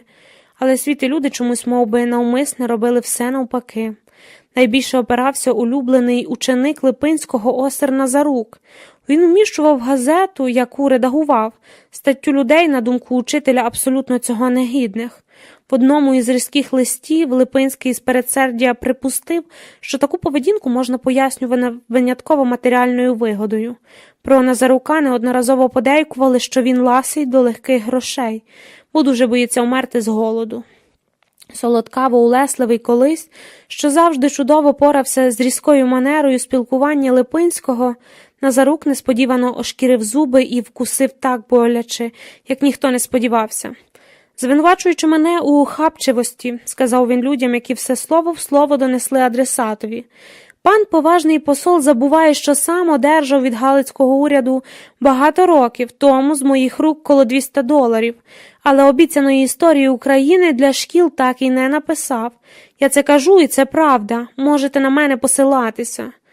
Удар під дих. Липинський більше не мав життєвої сили від нього оправитися. Закиди у використанні, споневірюванні державних коштів були для нього, що заради української ідеї пожертвував усім аж до родини, найбільшою з можливих образ. Гонорар, допомогу за шкільний підручник він узяв лише через наполягання самого Назарука і згодом багато разів поривався віддати гроші, але Назарук цього не допустив, запевнивши, що своїми листами Липинський давно відкупив перед українцями всякий борг. Конфлікт давніх друзів здетонував, як вибухівка. Зацікавлені роти уважно за ними спостерігали, багато був хто утнутий особисто, але жодна душа не вступилася за Липинського.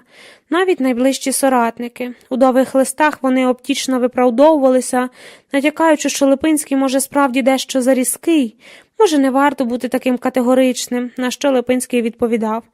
Чи не простіше було написати: «Дорогий В'ячеславе Казимировичу, я вас дуже люблю, але вступати в боротьбу із-за вас вважаю для себе незручним.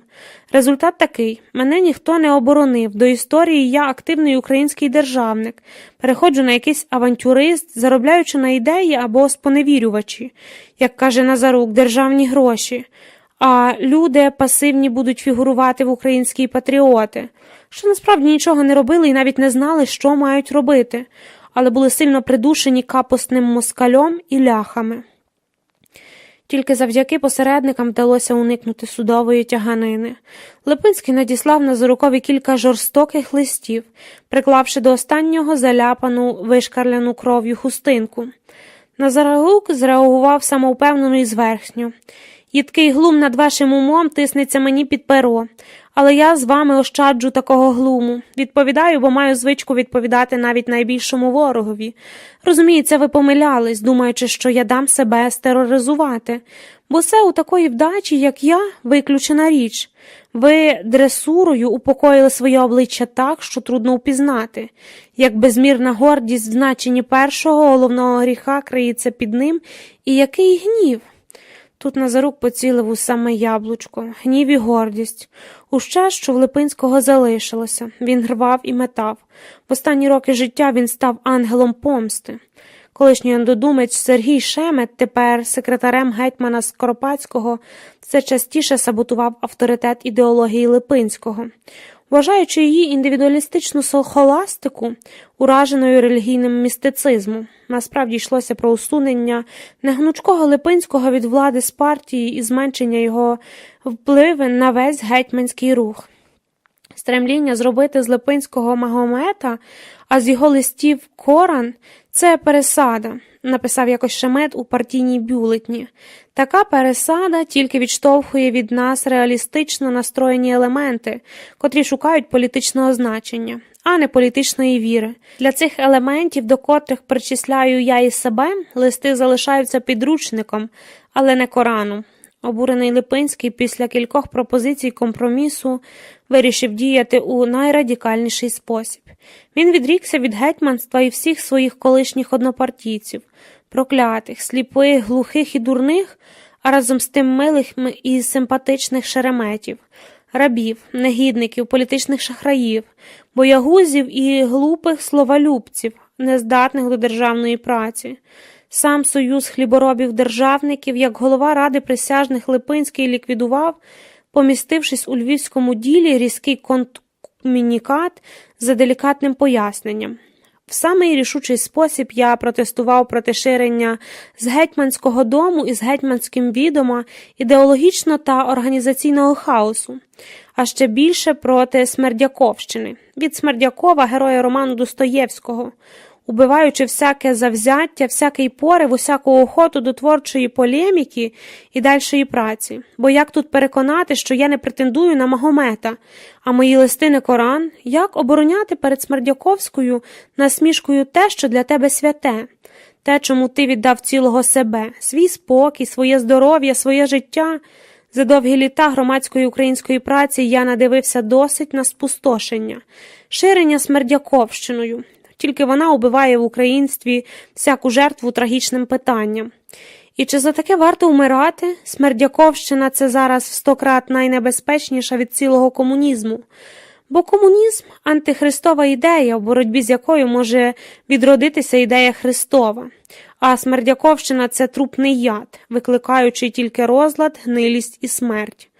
Гетьманці у відповідь оголосили Липинського розумово і духовно надломленим руйнівником, який власними руками нищить діло свого життя. Сонце великого ума почало меркнути, Липинський збожеволів. Вони запаслися некрологами і, як комодські дракони, чекали неподалік, доки вкушена антилопа сама не впаде від отрути, запущеної в організм разом із сильною. Щоб ви не сміли, остеріг їх Липинських, цитувати моїх творів як мотто до ваших блюгентів, щоб ви не сміли покликуватись на мене як вашого ідеолога, бо я вашим ідеологом не єсть. А коли б ви цих умов не виконали, я знайду спосіб припинити ваші політичні підлості. Більше ні в яку полеміку з вами вступати не буду. Його Україна вмерла. Все, що в Липинського залишилось, це гнів і гордість. І ще, може, орпінготські кури. 20. 1930-1989. Раціональне курівництво. Остання фотокартка. Жовтень 1930-го. Липинський сидить на стільчику під своїм домиком, одягнений немов до чийогось візиту, а не просто в домашній халатик, як звичайно. Штани і легке пальто. На голові трохи завеликий полотняний картуз. Усе на Липинському трохи завелике, бо його тіла залишилось зовсім мало. А незабаром воно зникне взагалі. За кутом падіння тіней на фотокартці день видавався дуже сонячний. Можна припустити, що це десь 5-6 вечора. Голова Липинського опущена. Він повністю поглинутий своєю справою і не зважає на фотографічні експерименти Ципріяновича. Навколо його стільчика сумиринно пощипує травичку десяток курей. Фотокартка чорно-біла, і я знаю, що орпінготські кури чорні та яскраво-помаранчеві. Одна курка вискочила господареві на коліна. Липинський годує її з долоні. Спалах. За його спиною високий ганок з терасою, де, опершись ліктями на перила, стоїть жінка у білій сорочці. Рукава засокані, обличчя розпізнати важко, мабуть, домогосподарка Фін'юлі. Чомусь здається, що вона усміхається. Можливо, навіть щось каже Липинського, але я не чую. Жоден звук не проб'ється крізь щільно задраєне люки сюди, на інший берег пам'яті. Чи можна вбити час? Знищити, ніби його такого ніколи не було? Чи можна затушувати час вуглинкою, щоб жодне обличчя, не дай Боже, не винурнуло з пітьми? Розмити могили, вирізати потрібні кадри з піноплівки і склеїти краї? Коли ми з батьками їхали автомобілем у село провідати діда Бомчика чи бабу Соню, вони жили поруч, я була ще зовсім малою, то завжди по дорозі минали дивовижну металеву конструкцію, обнесену дротами і попереджувальними табличками з намальованим черепом. На її вершечку були прикріплені тарілки-локатори, з яких стирчали направлені в різні боки антени. Я чомусь думала, що то космічна станція, і з її допомогою людство готується прийняти вітання далеких галактик. Дуже пишалася тим, що визначна подія відбудеться на в'їзді у наше село. Аж доки батько не пояснив, що призначення тарілок – забезпечувати тропосферний державний зв'язок на випадок атомної війни. У мирний час вони мали глушливі ворожі радіохвилі, щоб неможливо було ненароком підслухати заборонені закордонні радіостанції. Щоб час відрізати від кіноплівки, не прознизнув назад у формі звуку, не ожив, здобувши голос. У Липинського був тонер. Він гарно співав, іноді, коли щось йшло не так, міг зірватися на верск, але швидко себе опановував. Хоча зерно в його долоні скінчилося, курка все одно не злітала з колін. Ледь підвела догори пластку голову, навіть не догори, а вбік, як то кури вміють, і одним оком стежила за кожним рухом господаря. Її погляд похмурий. Так на Липинського могла б дивитися незабрана смерть. Кожну свою курку він розпізнавав з вигляду. Знав, скільки яка важить і як добре несеться. Іншого способу заробити на прожиття Липинський не вигадав. Його політична і письмова діяльність припинилась. Листування обмежилося тільки кількома іменами. Новини доходили тільки з газетних шпальт. Економічна криза у США якраз досягла свого піку. Тисячі безпритульних котів і собак волочаться вулицями, бо їх вигнали з дому ті, що самі не мають що їсти. У Радянському Союзі розпочалися масові репресії. В Харкові большевики провели арешт серед українців. Лише останніми днями арештовано поверх 100 людей. Арештованих обвинувачують у змові, проголосили самостійну Україну при допомозі незадоволених частин Червоної армії в Україні. Польщу поглинали знущання поліції над українським населенням Галичини. Так звана пацифікація, ляцькі звірства. Б'ють у варварський спосіб людей, головний свідомішів українців, членів сільських установ та громадських рад, гімназистів та студентів. В'язні переповнені українці.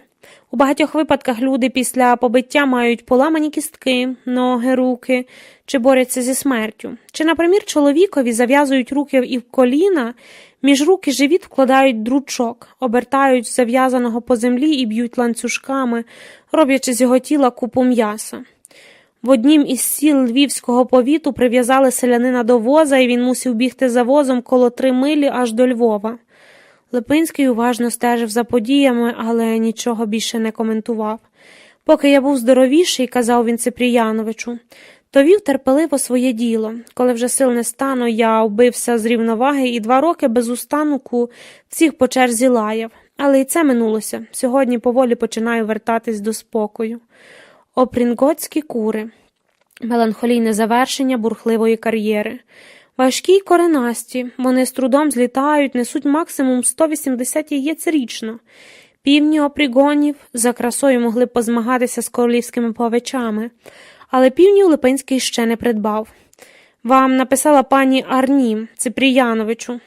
Секретар вибудовував кадр, намагаючись в об'єктиві піймати останні сонячні промені. Написав, як ви казали, замовив 2 півнів, прибудуть поштою за кілька тижнів. Мій дід Бомчик теж мав схожих курей. Щоправда, він не знав, що то опрігони, і що вивів їх Вільям Кук наприкінці 19 століття, назвавши породу на честь свого рідного передмістя Лондона. Мій дід Бомчик і про існування Лондона навряд чи знав. Він знав Челябінськ, чув від сусідів про Колиму і Камчатку, один раз їздив чи то в Росію, чи то в Тулу продавати яблука. Схід гостинно розстелявся перед ним, але по-іншому. Західний бік кордону, хоч до нього від дідового села можна було дійти пішки, він ніколи не був і дуже туманно уявляв собі, що там діється. На світанку Бомчик відчиняв курник, я тоді ще спала і не могла чути, як по тому, щоб нагодувати своє птаство, він йшов до комори і набирав з мішка біля драбини на горище у 2 кулаки пшениці чи ячмінь. Це була їхня ранкова норма. Кури чекали під коморою, найбільш нетерплячі всідалися на поріг. Бомчик умілим 10-літнім тренованим широким жестом розсипав пшеницю так, щоб кури не товклися одна по одній, коли будуть її клювати. Тоді закривав комору і прокручував у замковій щілі великий заіржавлівий ключ. Я часто уявляла, що там діється після того, як двері зачинилися і ставало зовсім темно. Вікон не було. Речі, які зі світла покоїлись собі на полицях, зі стін навпроти звисали на залізних гаках шматки буженини. Буженину Бомчик тримав до Спаса. Тоді в домі, як він збудував своїми руками, збиралися найближчі родичі. Смалець зберігався в алюмінієвих відрах на землях. З часом він накривався тонким шаром плісняви, який ми зішкрібали ножем і викидали. На самому дні відра осідали поодинокі шкварки. І, закінчуючись, білосніжний смалець нагадував вишуканий італійський десерт із вкрапленим бісквіта. Але Бомчик не знав, де та Італія, і не знав, що таке десерт. У його розумінні десертом був звичайний цукор. Коли хотілося солодкого, він просто посипав цукром свіжий хліб, ледь збризнувши його водою або помастивши сметаною, або ж йшов до комори і набирав сливового повидла з випуклого жовтого глечика. Повидло часом теж вкривалося шаром плісняви. Взагалі пліснява почувалася в дідовій коморі, як удома. Тут спахло сирістю, землею. Підлоги не було, мишами, в'яленим м'ясом і пшеницею. У міхи пшениці впиралися драбина на горище. Я наважилася нею вилізти вже коли підросла, бо найвищі перекладини треба було підтягатися на руках і, упершись у дошку животом, пірнути в зловісну дірку в стелі. Коли цей акробатичний трюк мені вперше вдався, Бомчик святкував Спаса. У його домі за столі зібралися гості. Приїхав молодший брат з міста, затятий комуніст працював на якійсь ідеологічній посаді. Комуняки знищили село, зневажливо говорив Бомчик братові, теж Бомчику, після 3-ї чарки самогонки. Брат відкидався на твердому дивані і набирав у груди повітря, ніби збирався здмухнути все, що бачить перед собою з лиця землі. Село – розплідник націоналізму, його треба було знищити. А мене щось забули. Не знаю, чи я правильно розчула цю розмову, бо якраз сиділа на горищі. Там Бомчик ховав речі, які було шкода викинути. Своє минуле. Зайві нащерблені чисто тріснуті глечики від молока, вишиті кожухи, покрилиті міллю так, що мої батьки по Бомчиковій смерті мусили їх спалити. На веретах сушилися кукурудзяні качани. У мішечках різного розміру біла квасоля, торішня, позаторішня, позапозаторішня. Я рухалась горищем навпомацки. Була ще одна велика і маленька скрині. Велику я не могла відкрити. У маленькій лежали давні сірники, такі довгі, як вся моя долоня. Під ногами шурхотіли книжки. Вони вилежувалися серед пилюки, цвяхів і побитого скла. Розкриті на якійсь сторінці, ніби загиблі солдати після кривавого бойовиська. Фізика за 5 клас, мого батька, 1963 року. Астрономія, теж його, 1966-го. Читанка 1911-го, невідомо чия, видана ще за Австро-Угорщини. Я рухалася темрявою, як сновида. Лише один промінь світла з крихітною дірочкою у блясі пробивався сюди, і я підносила до нього все, що хотіла роздивитись детальніше. Гості в кімнаті мусили чути мої кроки в себе над головою, але були зайняті запеклою суперечкою. Насамкінець Бомчик вигукнув: «Не знаю, як я тебе, такого комуняку, терплю у своїй хаті». Брат огризався: «Подякуй мені, що цю хату в тебе не забрали». Між ними на столі у маленькій тарілочці лежав порізаний і перекладений кружельцями цибулі оселедець, а також холодець, цвіклі, тертий буряк із хроном, велика тарілка м'ясного, буженина і ще якась ковбаса, ймовірно, московська, яку привозили з міста мої батьки, велика тарілка свіжого, огірки і помідори. Спустившись з горища, я теж сиділа до столу. Мені видавали по гарчику узвару і виделку з одним відламаним зубчиком, якою я найперше тяглася за холодцем, щедро поливаючи його оцтом. Дідів брат, як це відбувалося кожного разу, знервовано підскакував на дивані і ображений врешті йшов геть. Бомчик тоді вже був геть п'яний. Мама непомітно ховала сперед його носа пляшку самогонки, а він, знай, проговорював. Горобці прилітали деколи під стрихи цвірінькати, але хто того співу дослухався, був не жильцем. Бомчик дуже розтовстів, і коли помер у 87 років, стіл на парастасі проломився під його вагою тіла. Останню корову батьки продали. Собака, Богу дяка, здох напередодні сам.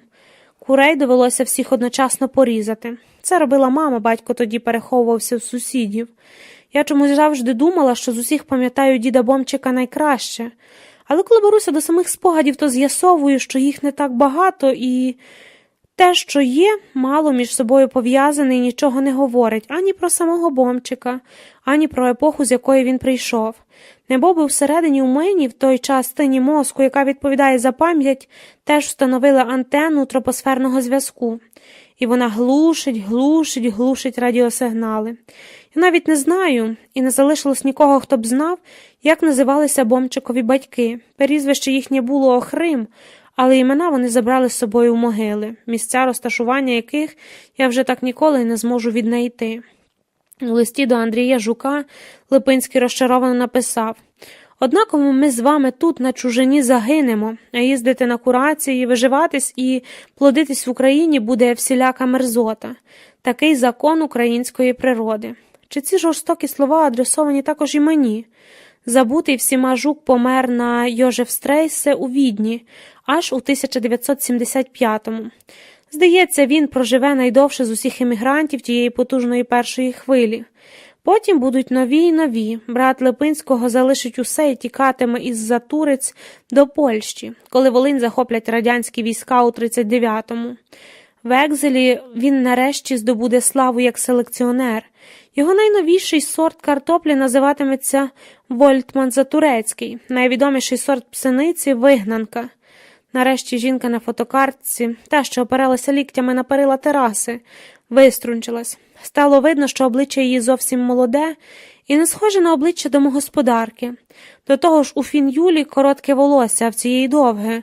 Вона заговорила польською. «Тату, ці кури, здається, дуже тебе люблять». «Так», – відповів Липинський, – «я добре чую його голос. Кури завжди мали мене за свого. Коли ми з твоєю мамою приїхали на ферму Рокицьких, ферма, між іншим, називалася Курники, то кури відразу обступили мене і не давали проходу. Не знаю, чи ти пам'ятаєш».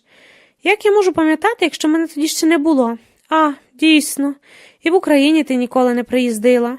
Вони заходять у дім, і домогосподарка швидко накриває на стіл. Єві, доньці Липинського, дали право першій обрати, де сісти. «Я не вживаю сіль, бо це дуже шкодить здоров'ю. Але ти, як хочеш, можеш поселити собі страву. Фройляйн Юлія теж мене не слухає і завжди нишком солить у тарілці». Липинський сів поруч. Йому хотілося триматися якомога ближче до доньки, торкатися її, бачити, як вона рухається і що робить, чути першим, що вона говорить. Як поживає бабуся? Про те, як поживає Казимира, спитати не наважився. Дуже тяжко пережила землетрус у Новій Зеландії минулого року. Тільки про нього могла говорити. Я, здається, теж щось чув, зауважив Ципріянович, розливаючи по тарілках гороховий суп. Писали, ніби ціле місто з усіма мешканцями пішло під землю.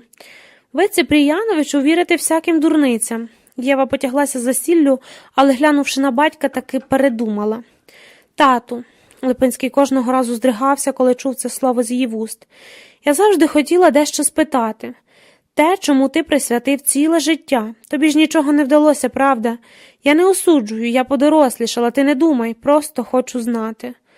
Липинський увесь зіщулився. Ципріянович перестав їсти і непомітно поклав ложку на тарілку. Жувати в такий момент йому видалося єретичним. Липинський тихо видихнув з уражених туберкульозом глибин. Я дійшов висновку, що українці не здатні до державного життя. Це анархічна нація. Єва відразу його зупинила. Я не впевнена, що хочу знати більше, але хочу побачити, де ти народився. Де жили дід з бабою? Я навіть фотокарток їх не маю. У мене десь були, Ципріянович тобі покаже. Я написала дядькові Станіславу в Затурці про свій намір приїхати. Вони з дружиною, здається, хороші люди. Дзвінкий голос Єви розійшовся по кімнаті луною. Я чую його дуже добре, а також, як гігантський синій кит плескає хвостом об морське плесо десь зовсім неподалік. Уже скоро він розкриє свою пащу і почне засмоктувати весь і всіх. Липинського, Єву, Ципріяновича, Фін-Юлі, зачаяних у Курнику Опрінгтонів, домик у Будегу, який за заповітом відійшов у користування секретареві і домогосподарці до їхньої смерті невідомо коли. Листи й нотатки, які не можна буде публікувати раніше, ніж через 10 років, але й тоді ніхто особливо не публікуватиме все, за що Липинський боровся і за що програв. Його біль і його ненависть, його тіло, його спогади, його Україну, все побачене і відчуте, всі його хвороби. Газета «Свобода» у червні 31-го надрукує чорними літерами на першій шпарті рядок «Умер В'ячеслав Липинський», щоб колись пізніше я його прочитала і не знала, про кого йдеться. Аж тоді час переможе мене. Синій кит закриває свою пащу і попливе далі. Гігантський синій кит забуття. Додаток. Євген Заблікевич. Одесія архівної спадщини В'ячеслава Липинського. Смерть Липинського поставила на порядок дня справу поділу його майна, а передусім його архівної спадщини, зокрема тієї її частини, власником якої був митрополит Шептицький. Виконавцем останньої воли Липинського назначив свого довголітнього і вірного секретаря Михайла Савур-Ципріяновича. Бібліотеку взяв брат В'ячеслава Станіслав і зразу ж вивіз її на Волинь, де вона була знищена під час війни в 1939-1940 роках. Повновласники митрополита Шептицького, прох церкви С. Варвари у Відні О. Мирон Гринкевич, згідно з розпорядженням М. Ципріяновича, перейняв не тільки усе листування Липинського, незакінчені праці й записки, але також нотатки до спогадів з мого життя, денники, багато матеріалів Віденського посольства у копіях та інших подібних фасцикулів. Повідомлений про це митрополит рішився після довшої надуми на супроводжування архіву до Львова, маючи візію і почуття, що хвилі російської революції звалюють також Галичину. що і сталося вперше у 1939-1940 роках, а вдруге в 1944-1945 та пізніших роках. Він назначив Горникевича опікуном архіву і казав примістити його в парафіяльному будинку. Згідно з волею Липинського, його архів міг бути доступний для користування щойно 10 років по його смерті. Це десятиліття пройшло в розгар Другої світової війни, яка закінчилась захопленням Червоною армією не лише Галичини, але й цілої східної і великої частини середущої Європи, в тому числі також Австрії столицею Відне. Наближення Червоної армії до Відня спотворило поважну загрозу для архіву Липинського. Опікун архіву Мирон Горнкевич був свідомий, що йому самому і архівові грозило б, якби НКВД знайшло в парафіяльному будинку політичний архів. Почалося спішне шукання іншого приміщення. Це завело його до примаса Австрії, архієпископа Відня кардинала Інніцера, який погодився примістити архів Липинського у підвалах свого катедрального храму, де були приміщені також архіви Віденської архієпархії. У міщасті 13 квітня 1945 року Червона армія зайняла Відень. Разом з тим почали свою діяльність агенти НКВД. Гринкевича почали кликати слідчі, допитуючи також, куди дівся архів Липинського. Тоді ж стало відомо, що агенти НКВД заходять щораз частіше у підвали Штефансдому. Їх особливо цікавили покриті подушками двері зі сторони коридорів. Це затривожило в свою чергу кардинала Інніцера, який став спішно шукати іншого приміщення для архіву Липинського.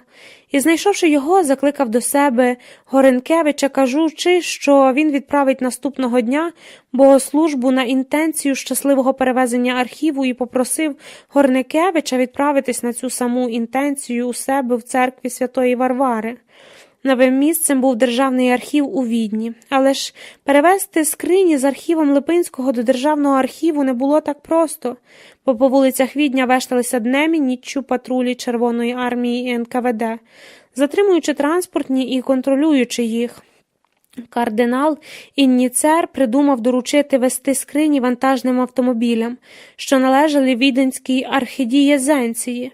Він наказав Горникевичу, що ці автомобілі помальовані не такий самий кольор, вже довший час перевозять кожного дня поживу для дітей у місті, яким у той спосіб допомагає архідієнція, харчами, маючи у Відні кількадесят харчових пунктів.